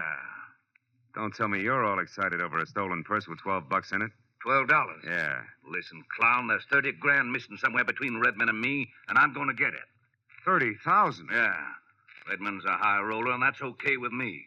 But he lost it fair and square in my joint over in Nevada, and I've been holding his markers much too long. So if I have to chalk that dough off to experience, it's going to be a pretty unpleasant experience for a certain party. Get me? Yeah, I get you. But you're shoving the wrong way, Longhorn. Somebody's trying to make a fool out of me, bright boy, and I don't stand for that. I'm liable to shove a lot of ways, and hard. So don't get underfoot. You're sure to get stepped on. So long, dude.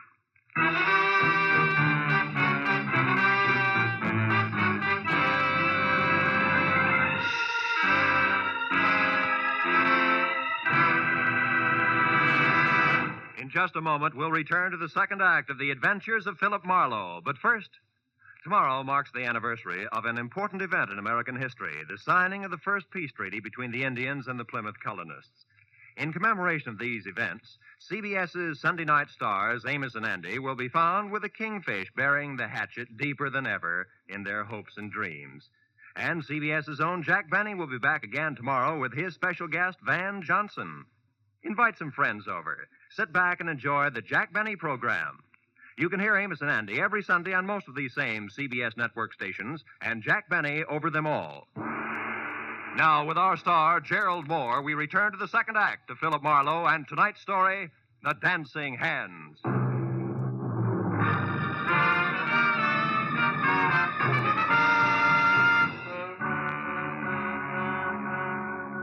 When the Texan from Nevada galloped off in his trusty station wagon, I forgot all about Neil Redmond and headed instead for Sippy and his further details at the Arrow Motel on Lancashire, where Bungalow 9 turned out to be an all-alone green and white collection of clapboard that showed light, a half-open door, and nobody home to my knock. When I tried knuckles on wood again and still got only a faint echo for reply, I stepped inside. There in the center of an ivory-white throw rug and clamoring for attention like an only child at a family reunion was a wide and wet circle of red. From there, the ugly splotches that narrowed as they got farther away trailed off until, finally, in the next room, the path ended where I expected it to. The quiet form of Skippy, sprawled over an upset chair and holding his hands tight against the red on his left side. When I got to him, he was going fast. 30 grand. A lot of dough. Didn't know I was shooting that high. And the twins. One what, Sippy? One of them. Did one of them do this? One. He's dead, isn't he, Marlowe? Yeah. Yeah, Redmond, he's very dead. Oh, no, Marlowe. I only found him a few seconds before you did. Yeah, and the rest of that run, you heard someone coming, you didn't want to be seen, so you ducked back out of sight, huh? I don't buy it, Redmond, because for one thing, it's too pat. For another, how do you explain being here in the first place? Come on, fast. Okay, I'm here because I'm in a nasty jam. Like what? Like $30,000 I've got to pay in the next hour to a guy named Paul Cedar who's running out of patience in a hurry, believe me. About that I do. I've already met the gentleman. But right now, Redmond, we're talking about Sippy. Okay.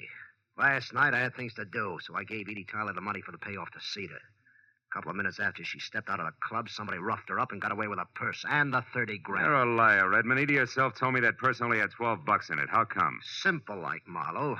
In my business, you never yell copper too soon or too loud. It doesn't pay. Mm-hmm. Now, look, for the third time, Redmond, you and Sippy, how do you figure? I don't know. He was at the club tonight, acting funny. When he left, I got a glimpse of Edie's green purse sticking out of his topcoat pocket. Later on, I saw him run away from a car near the club, so I followed. I ended up here a couple of minutes behind him, and that, Marlowe, is the truth, I swear. Which you do at the drop of a... Hey, wait a minute. Look, if you're telling the truth, I begin to get a different picture. And by that, I specifically mean a very talented but very sly dame named Beth Tyler. Oh, no, Marlowe. Why not? Because you love Beth's sister? Face it, Redmond, it doesn't add up any other way. Sippy here couldn't have stolen that purse from Edie. If he did, he'd have taken his dough and blown, not spent his time putting out feelers. But on the other hand, if Sippy happened to see Beth take it from Edie, empty it and toss it away, we've got another story, right? Ah. Because he wouldn't make a move until he knew how much she had gotten away with. Exactly. But there he ran into trouble because he was trying to get close to Beth, and in doing that, he got mixed up and went for Edie instead, like tonight at the club. Sure. And a dying man's words just now about one twin. To which you can add the unpleasant fact that I personally ran off at the mouth when I was up at Beth's an hour ago. So she knew where to come for Sippy. Look, Redmond, it's got to run that way. I'm sure of it. Well, maybe you're right, Phil, but right or wrong, I'm still in a jam. So if you don't have any objections, I'm going back to my club now for a last try at raising that money again before Cedar shows. You mean you're going to face him, Neil, with or without it? I've got him, Marlowe. You see, I own a fast club, all right, and I gamble a lot, too. But I don't welch on my markers, no more than I knock over flabby little guys. You know what I mean, Phil? I think so. But don't fold now, Neil, because I might still be lucky enough to catch up to Beth Tyler and your money both before your time runs out. And right now that means fast to a phone and a call to Edie, who might know which way a runaway twin would head. I'll see you, Neil.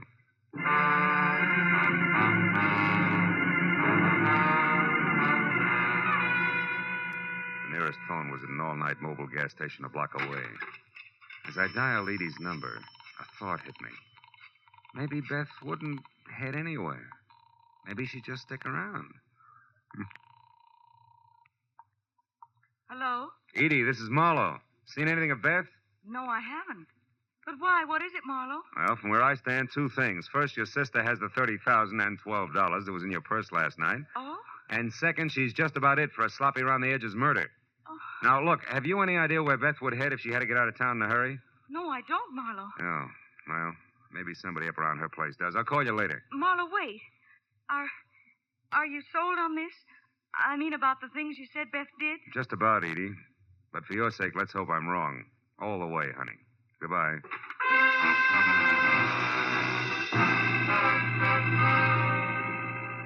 Driving fast back toward Beth's place on Hazeltine still left me enough time to think about a not too small detail that I'd completely overlooked. Thanks to me, the entire Los Angeles Police Department knew nothing about what was going on in and around the Saddle Club. 5 minutes later, when I'd parked away from the dock and obviously deserted number 4179, I'd walked back and around to a pair of uncurtained French doors at the side. I knew that oversight is what is generally called a blunder. But the next second, I knew it was nothing compared to the one I was making currently. If you so much as turn your head again, Marlowe, I'll kill you. Not like you did Sippy, please, Beth. I'd hate to go that way. Sippy was a mistake, Marlowe, believe me. I was rushed. So you shot and ran, huh? Yes. But I didn't run too far, because from where I stood, I could hear and see both you and Redmond and talking the whole thing over. And when you knew that we'd caught on to your act, you decided to follow me and see where I was going before you made your next move. Is that it? Exactly. Now get inside. Go on, the door's unlocked. All right. Now get over there, near that closet, and don't turn around. Why not? Afraid of the look on my face when you shoot? Shut up, Marlowe. And stop being brave, because unless I have to, I'm not going to kill you.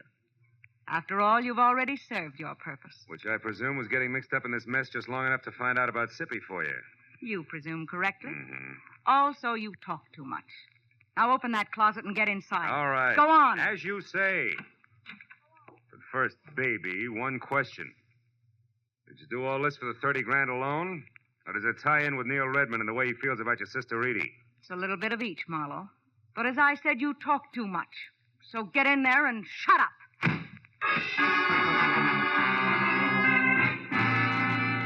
Getting out of Beth Taylor's half-inch thick oak closet was like arguing with an umpire.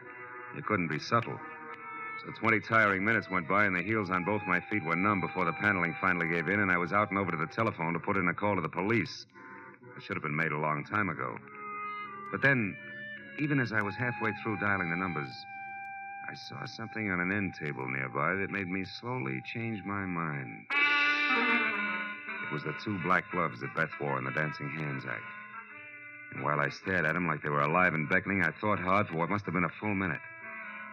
And then suddenly I knew that my next stop had to be the Saddle Club.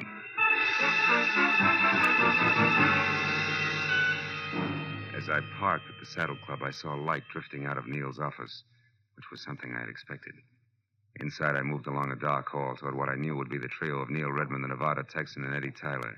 All right, Redmond. The raucous voice of Paul last Cedar time. was anything but happy. How stupid you think I am.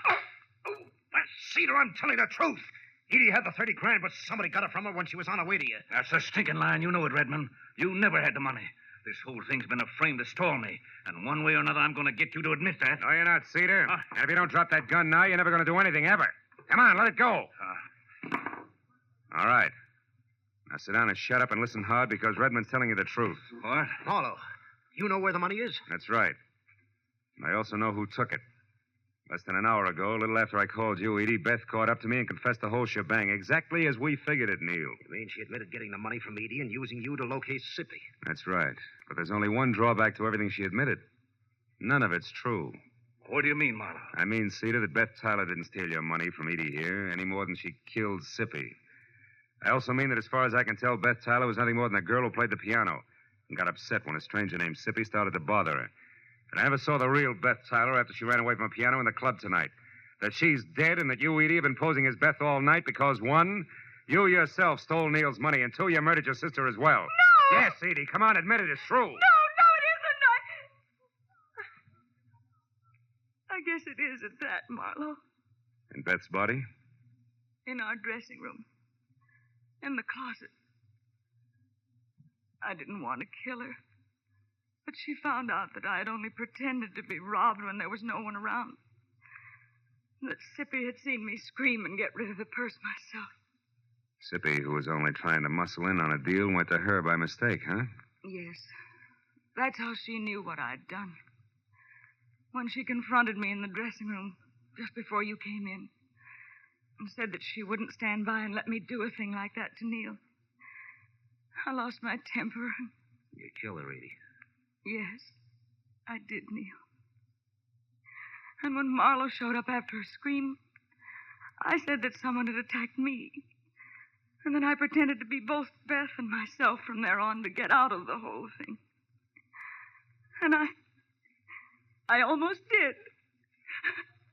But now I'm so sorry. Oh, no.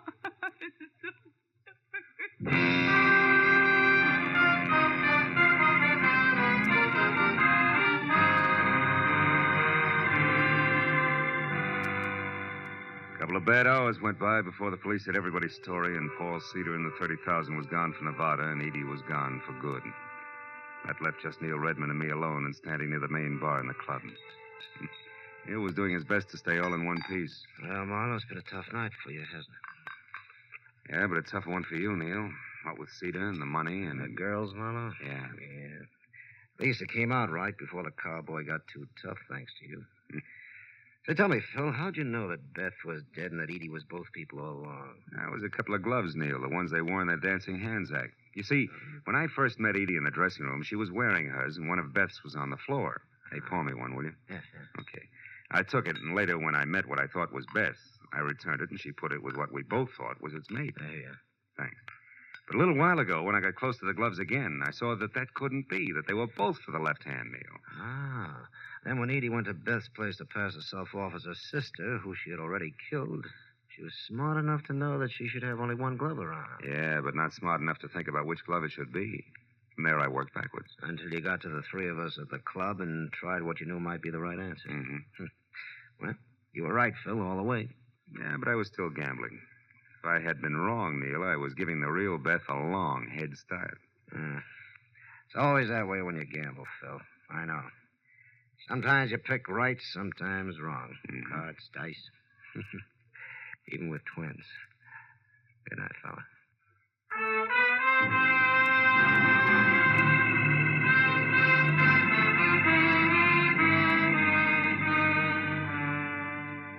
When I finally got to my car, started out of the valley and back toward Hollywood, it was better than 8 o'clock in the morning. And here and there as I drove, I saw people who I'd never heard of and who'd never heard of me, stumbling outside after their morning papers. And I got to wondering what they were going to think when they read about a girl who had killed both her twin sister in a nightclub and a flabby guy in a motel who wasn't much good. Oh, well, it was hard to say. And for myself, I was too tired to think. Or maybe I just didn't want to.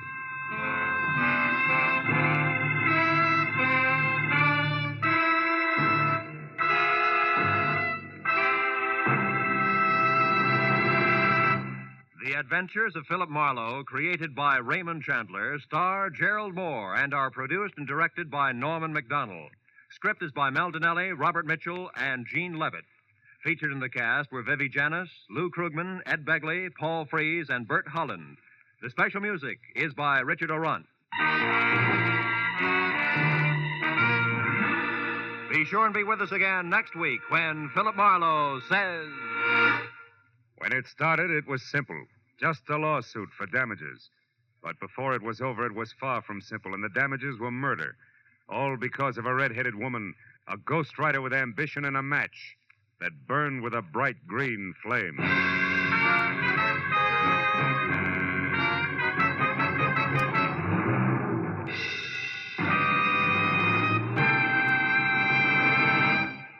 With part of its star-studded Sunday nights devoted to shows named after great personalities such as Jack Benny, Lum and Abner, and Amos and Andy, CBS also goes to famous fiction for one of the brightest, most dramatic of its Sunday galaxy, The Adventures of Sam Spade.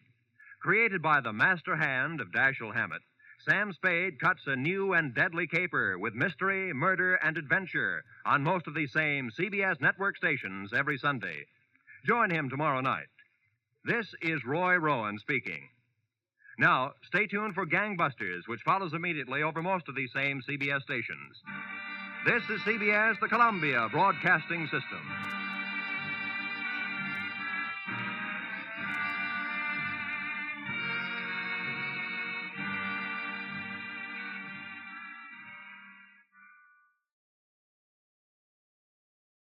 When it started, it was simple, just a lawsuit for damages. But before it was over, it was far from simple, and the damages were murder. All because of a red-headed woman, a ghostwriter with ambition, and a match that burned with a bright green flame. From the pen of Raymond Chandler, outstanding author of crime fiction, comes his most famous character as CBS presents The Adventures of Philip Marlowe.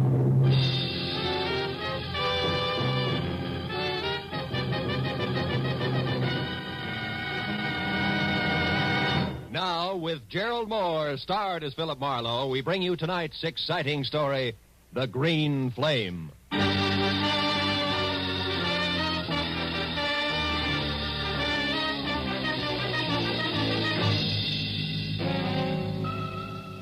It had been the kind of early start, late finish crowded in between day that had made breakfast coffee, lunch a ham sandwich on the run, and dinner nothing. So by the time it finally ended, it was pushing 9 o'clock.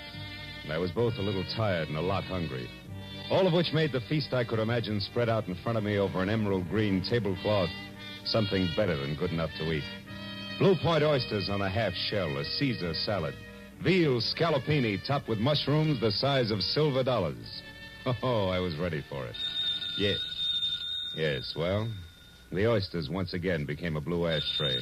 The scallopini a notebook, a green cloth underneath all. My desk blotter. Hello, Marlowe speaking. Dodie Whitmore, Marlowe. Ever hear of me? I have. I've also heard you own half a dozen screen magazines, a local radio station, and a daily published for the motion picture industry called the Hollywood Trades. Does that cover it? Not quite. Today I acquired something else. A libel suit for $100,000 that was just slapped against the trades by a has-been actor named Bradford Colby, which, Marlowe, is the reason I'm calling you. Oh? So drop whatever you're doing, boy, and get over here to the Whitmore building. Whitmore building? We're on El Centro near Gower, and closed tomorrow Sunday, no addition. Figures. When the night watchman lets you in, turn left, keep walking till you get to an office numbered 116. You got that? Yeah, 116. But if you don't mind, Miss Whitmore, I'd like to do something. I'd like to eat first. Make it coffee and a ham sandwich at the outside and get over here fast. Coffee. Look, Miss Whitmore, I'm starving. Marlowe, how much do you get a day? 25 in expenses. Why? I'm willing to pay 125, and you keep track of the expenses. Now what do you say, boy? Boy says coffee and a ham sandwich will leave him stuffed. Goodbye, Miss Whitmore.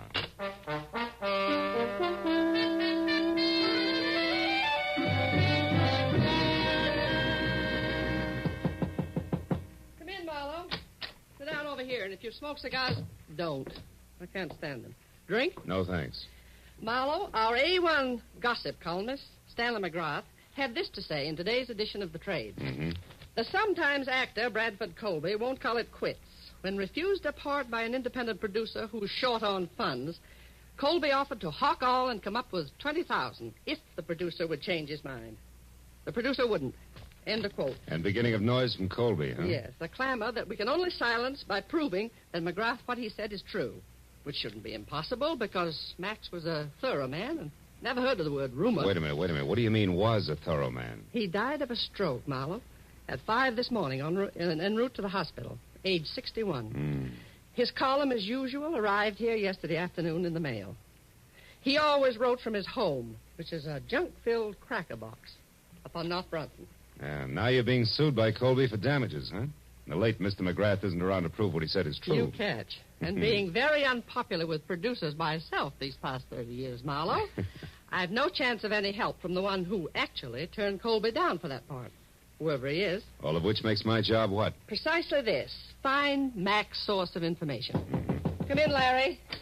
Larry North, Marlowe. My editor and anybody's Napoleon. Larry, meet Mr. Marlowe. How do you do? How do you... Dodie, I've just found out that old Mac's only legman, a queer duck named Leonard Phipps, left town sometime yesterday for San Diego. May or may not be back by now. Where's Marlowe going to start? Well, I figured... At old Mac's place. Larry and I have already checked there, Marlowe. 8312 North Bronson. Maybe you'll grab onto something that we overlooked. Here's the key. Thanks. Mac lived alone. Don't get wrapped up in his notes. They're gibberish. And remember, my lawyers are sure that we lose this case if we can't prove what Mac said was the truth. Well, yeah, Call as soon as you get a lead, and if I'm out, Larry will be in his office next door. And, Marlowe, don't waste any time. There's a lot at stake, boy.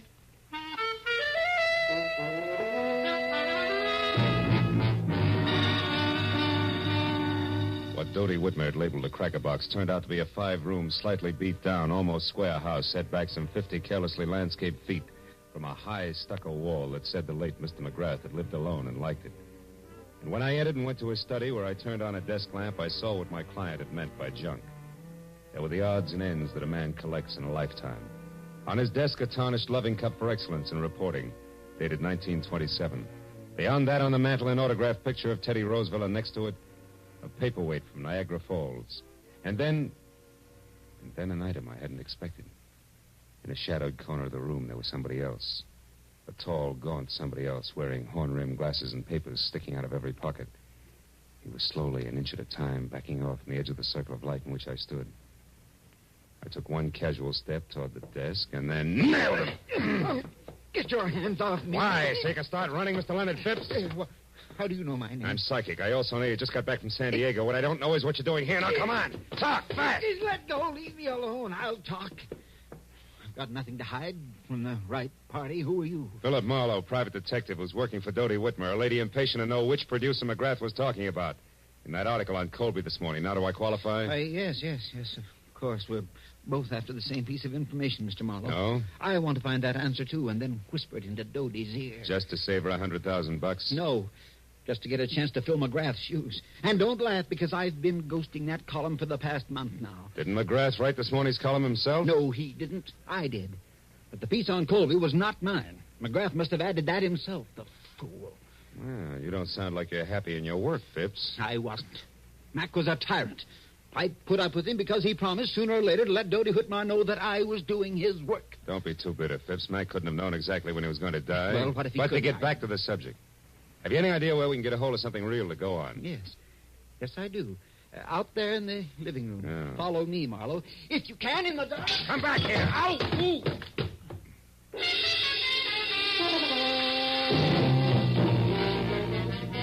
By the time I got to my feet, Phipps was gone.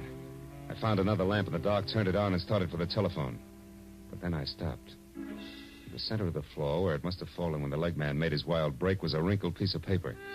When I picked it up and turned it over, I was suddenly glad that Mr. Phipps had gotten away because, in his hurry to leave, he had dropped his checkoff list for Operation Bradford Colby.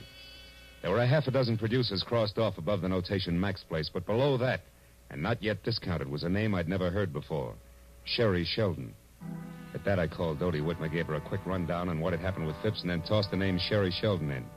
She talked it over with Larry North before she answered. But when she did, I knew that finally we were all getting someplace. Marlowe, this is good. Larry tells me that Sherry Sheldon is the ex-Mrs. Bradford Colby. Oh? And And better than that, a redhead with temperament to match.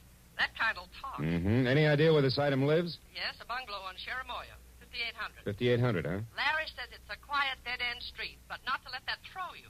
Because from what he's heard about the lady herself, she's very much alive. So play it smart, boy. You're probably in the big time now. Good luck.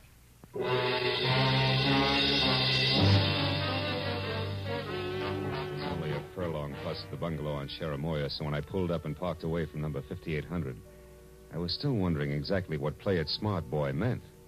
When the lady in question was known far and wide as a shock of red hair capping so much dynamite. But a minute later, as I walked toward the house, I labeled that thought introspection, dismissed it, and concentrated instead on an acre of tweed jacket that was unfolding out of a long, honey-colored sedan parked a little ahead of me. When it straightened up to something over 6.5 feet, slammed the car door shut and stomped inch-thick soled brogans off in a king-sized huff, I knew that this was an angry man.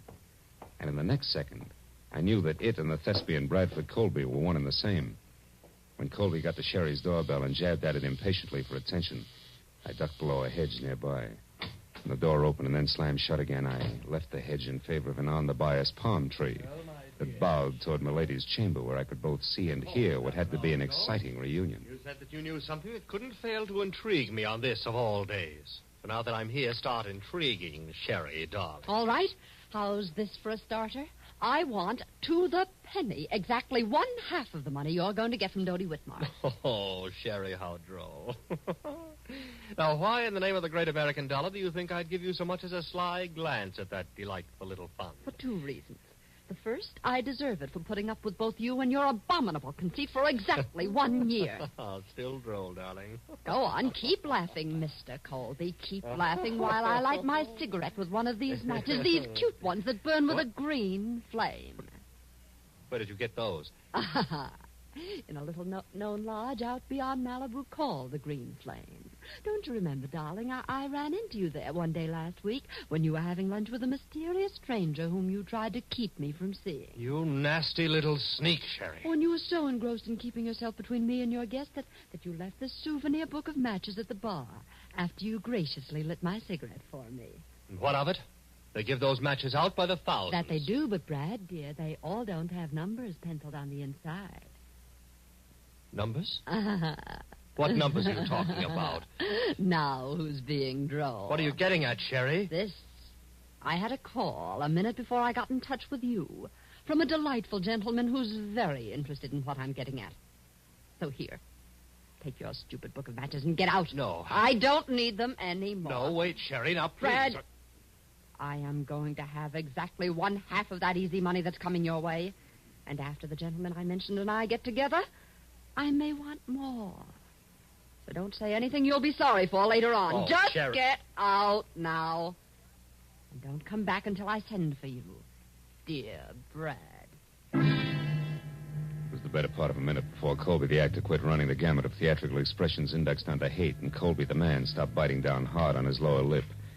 Then, without another word, he slammed out of his apartment, ran to his car, and started off. I waited long enough for the steam in the room to condense, and then I walked to the front door and rang the bell delicately, the way I imagined a delightful gentleman like Mr. Leonard Phipps might. Yes? Can I help you? I think so, Miss Sheldon. It's only a matter of a simple question. Did you give that Brad Colby story to McGrath yesterday? Wait a minute. Who are you?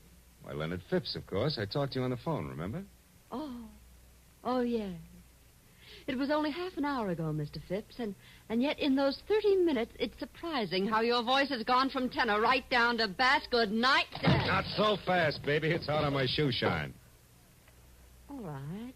Come in. I'll tell you what you want to know. I did give that story to McGrath. I did it for revenge. I hate Colby. Uh-huh. And when your revenge boomeranged and the X came out 100,000 ahead of you, you decided to cut back in. Is that it? Yeah, Wait a minute. You've been listening. How else would you know all this about Brad and me? Same way I know you're a liar about giving McGrath that story. Your in, honey, is strictly something different, like a book of matches that burn with a green flame, an accidental meeting at the lodge of the same name. Let's take it from there. Huh? Yes, why don't you? Right outside, where both you and it belong. Good night, mister. Marlowe, Philip Marlowe, Sherry. But tell me, why the hurry? Anxious to powder your nose before Mr. Phipps arrives? Frankly, Philip, I'm anxious to do just about anything that doesn't involve talking to... What is this? Somebody's hit. Come on. He's over there near the curb. The car didn't stop, Marlowe. No, and that scream sounded pretty bad. Oh, he's dead, isn't he, Marlowe? Yeah. That can mean only one thing to you, baby. To me. Why, who is it? Your late date, Sherry. One Mr. Leonard Phipps.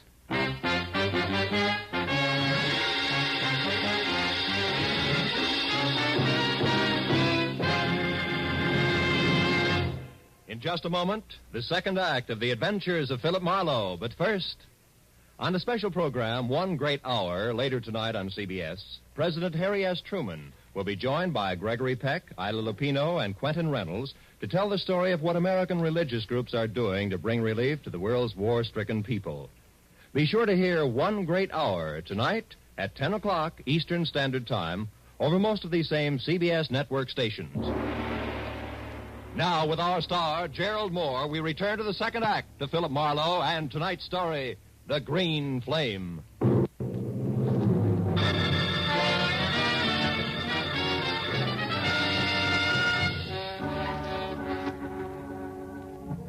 As the red-haired, sophisticated eyes stared down at what seconds ago had been Leonard Phipps, the sound of the powerful car that had slammed the life out of him whirred into silence far down the street. All that was left of Stanley McGrath's overambitious leg man was a twisted, broken scarecrow, sprawled over the curb and half up on the sidewalk. It wasn't pretty. And the sight of it cracked Sherry's self-assurance like a rock through a window pane. When she stopped pressing the knuckles of one hand against her mouth and looked at me, she was scared.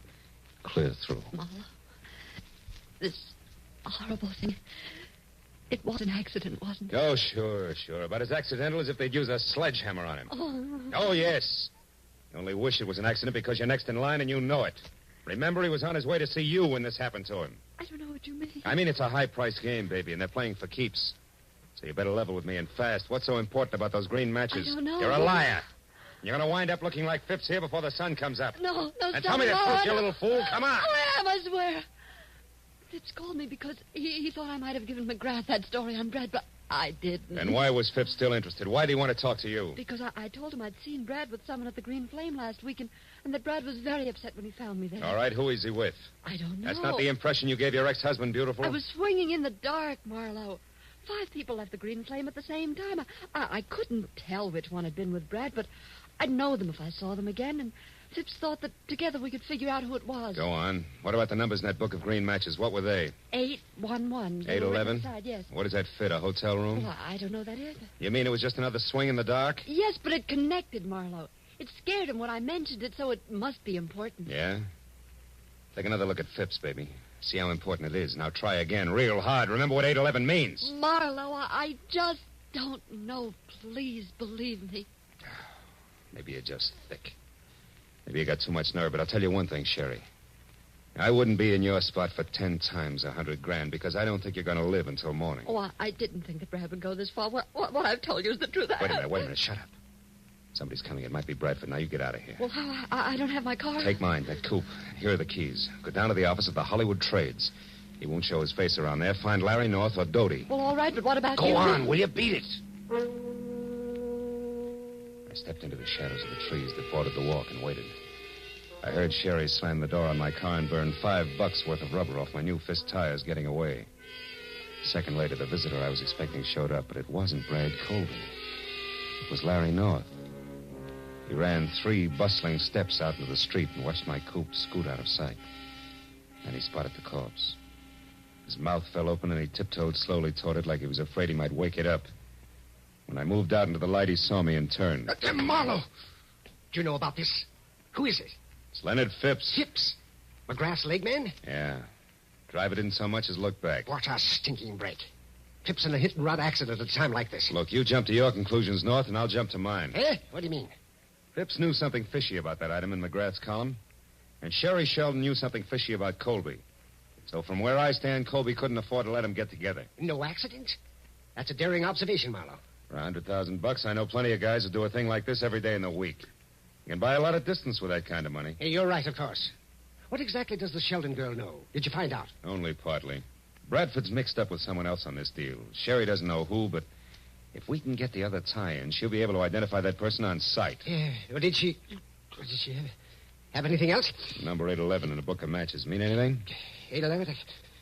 No. Hey, come on, North. Quit staring at him. You're making yourself sick. Let's get out of here. Yes, all right. Well, I guess I better. Bradford Colby must be out of his mind. Maybe. I'll let you know. I'm going to drop in on him now before the cops do and check my theory over with him. Where does he live? Yeah, on Wilcox, a villa in the Midcliff Gardens. Marlowe, I'm going in and talk to Sherry. Maybe I can find out who Colby's working with. She's not here. I sent her down to the paper in my car to stay with you or Doty until things cool off. Yes, but Doty isn't there. She went out for some reason right after you called. There's no one there now but the night watchman. Oh, great. Now, look. Drop me off at Colby's place, and you get down there and find Sherry. She's worth $100,000 to Doty Whitmer, but only if she lives. Now, let's go. While the natty little Napoleon in elevator scurried off to fetch his car, I ran inside. Put a fast call through to the police and submitted the shortest report on record of a hit-and-run death. By the time I got back, North was waiting at the curb with the door open. I piled in beside him, and 10 minutes later we glided to a stealthy stop on Wilcox at the ivy-covered archway over the Midcliff Garden gate. Neat slices of amber light poured through a big Venetian blind on the window of a villa at the rear of the court, which North identified as Colby's.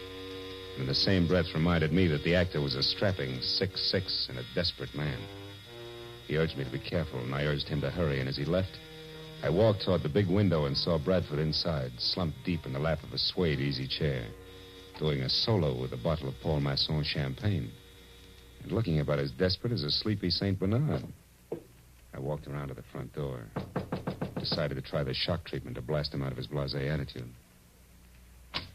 Yes, what do you want? Get inside. Go on, move. Take your hands off me. You might have gotten away with that puffed-up suit for damages, Colby, but you're not going to get away with murder. You killed Leonard Phipps, didn't you? What are you raving about? Who's Leonard Phipps and who are you? Name's Marlowe, and I'll tell you something, Colby. The only reason I'm not busy knocking your head off at this minute is because I want to hear the whole story right from the top. Now, first, who wrote that item in McGrath's column for you? Are you mad? McGrath wrote it himself, the venomous little creature. He and Doty Whitmer used that to damage my reputation, and now they're going to pay for it. Oh, stop it. You knocked your reputation into a cock's head every time you step in front of a camera. Well, your damage suit's a phony, and you know it. Now, where's that book of matches with the famous 811 inside? 811? Mm-hmm. Oh, yes. Those that burn with a green flame. You've been talking with my imaginative ex-wife, I see. She's burning with quite a green flame herself, isn't she? How that woman hates to see me get ahead. Never mind. Where is it? If you'll allow me, Marlowe, I'll just answer this. Bradford Colby speaking. I see. Yes, I heard. That's right. Well, I'll do my best, darling. At least 10. Now, goodbye, Helen. Just an old friend, Marlowe. You can let your eyebrow down again. Helen, huh? You know, you always were a lousy actor. I'm getting a little sick of you, Colby. And I've got a hunch I'm due for quite a stall, so start talking, huh? Where's that book of matches? Easy, Marlowe. Take it easy. Here it is. Come on, let's see it. Of course. Here, take a good look. Oh! What a character. Up to your chin in trouble and you make waves. Lousy snoop. Oh! That does it. Tough guy. You're not leaving, Marlowe. You're staying right here. And just to make sure... No, you don't, Colby. Oh! You sucker. Should have loosened your corset. I waded through the chunks of glazed ceramics that Colby had smashed on my head and worked hard to hold back the wave of darkness that kept rising up under me until I made it to the kitchen, where I splashed a few quarts of cold water on my face. Then I went back. Colby was still holding down the hooked rug he landed on, and the book of matches that had started the argument was on the floor beside him. I picked it up and opened it. The number was there inside, written in blue wax pencil. But I thought I'd made a mistake. Until I realized that maybe Sherry Sheldon had made the mistake. When that idea hit me, it brought another one along, and I remembered that Colby had received orders by phone to delay me. Oh, my...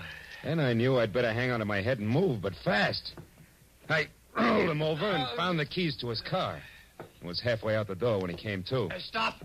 Come back. You can't leave here. It's my exit, not yours, ham-bone. Good night.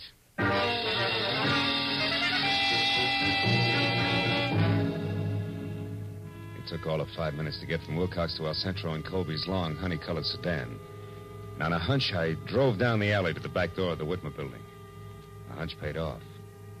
Because I had stopped and turned on the parking lights when the door opened and I saw exactly what I'd expected. The watchman was on the floor out cold, and the little Napoleon in elevated shoes was staging a big exodus with his arms full of a very limp redhead named Sherry Sheldon. As soon as he saw the honey-colored car, he started talking. Brad, you idiot. I told you to stay home. Did you do it? No, she's only unconscious. There wasn't time. We'll have to finish it someplace else. Put her in the back seat. All right. Here. Now let's get out. Marlowe. Don't move, little man. I'm too tired for any more trouble. I'll shoot first. So you're the boy on the inside with all the brains, huh? You cooked this whole thing up with Colby. He gets libeled and sues Dodie Widmer for damages, and then you two split the settlement between you. Correct me if I'm wrong, North. You got your chance when McGrath died after turning in his copy. All you had to do was write that one libelous item, include it in McGrath's column, and nobody could ever explain where the story had come from. That stupid fool, Bradford. I could never trust him to do anything right. Is that why you killed Phipps? Yes. And if Brad Colby had held on to you for another 5 minutes, I would have had time to get out of here. Yes, and so would I. Sherry, are you all right? No, not yet. Hey! No. Oh. Where he and Brad are going, Marlowe, I'd never get another chance to even the score. Oh, baby. You handle a spiked heel like Babe Ruth handled a bat. He's out. Yeah, but Phil, you should see what he hit me with. Oh, brother. Come on, beautiful. It's time to turn out the lights, get in touch with Dodie, and call the law. Let's go.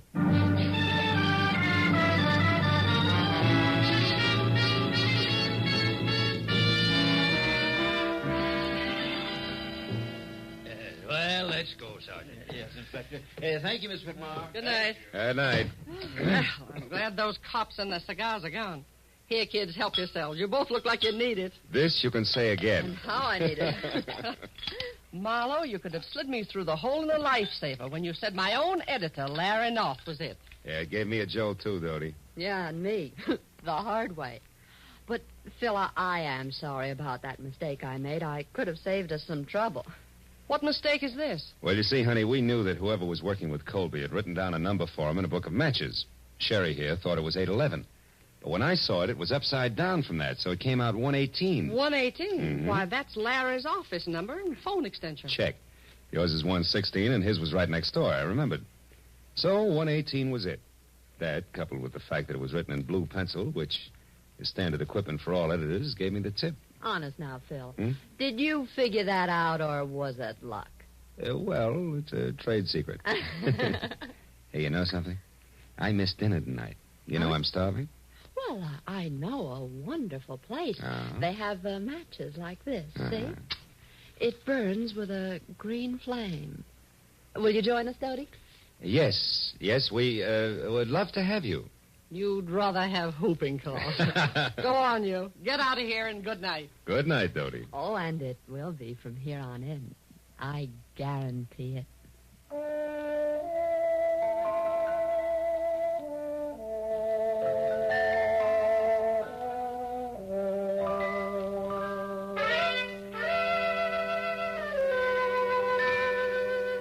A wonderful supper was waiting for us at the Green Flame restaurant. It was all arranged by a call from Dodie. And it waited until it got cold because we didn't show up to eat it. There was something about the moonlight glinting on the ocean and a certain stillness in the morning air that made food seem somehow unimportant. So when I finally dropped Sherry off at her place on Cheramoya, went home to my apartment on Franklin, it was either very late or very early, depending on the viewpoint. There was just one lonely sardine and a cold baked potato in the refrigerator. So I ate. Then I sat down on my bed to light my last cigarette. But I wasn't disappointed when the match flared into an ordinary yellow flame.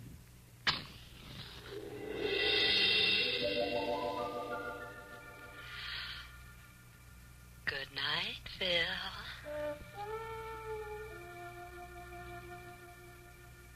Happy Marlowe.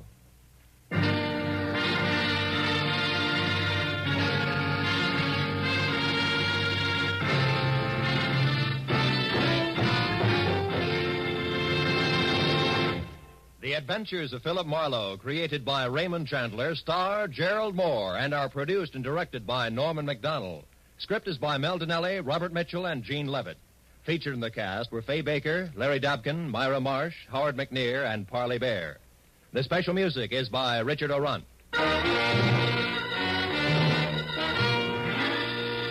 Be sure and be with us again next week when Philip Marlowe says... It was a grim joke that started when 6 heirs came to an ugly house on a rain-swept island to hear a madman's will. But the joke soon turned to murder. And in the end, it was hard to tell who had the last laugh.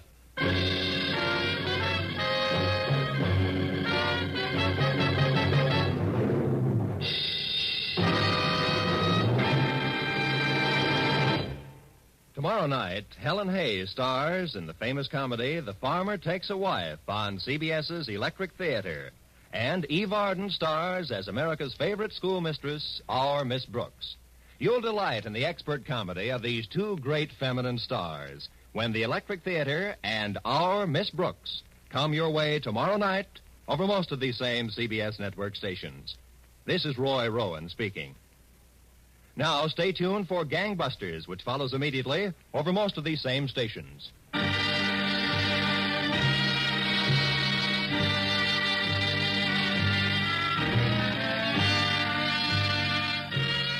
This is CBS, the Columbia Broadcasting System.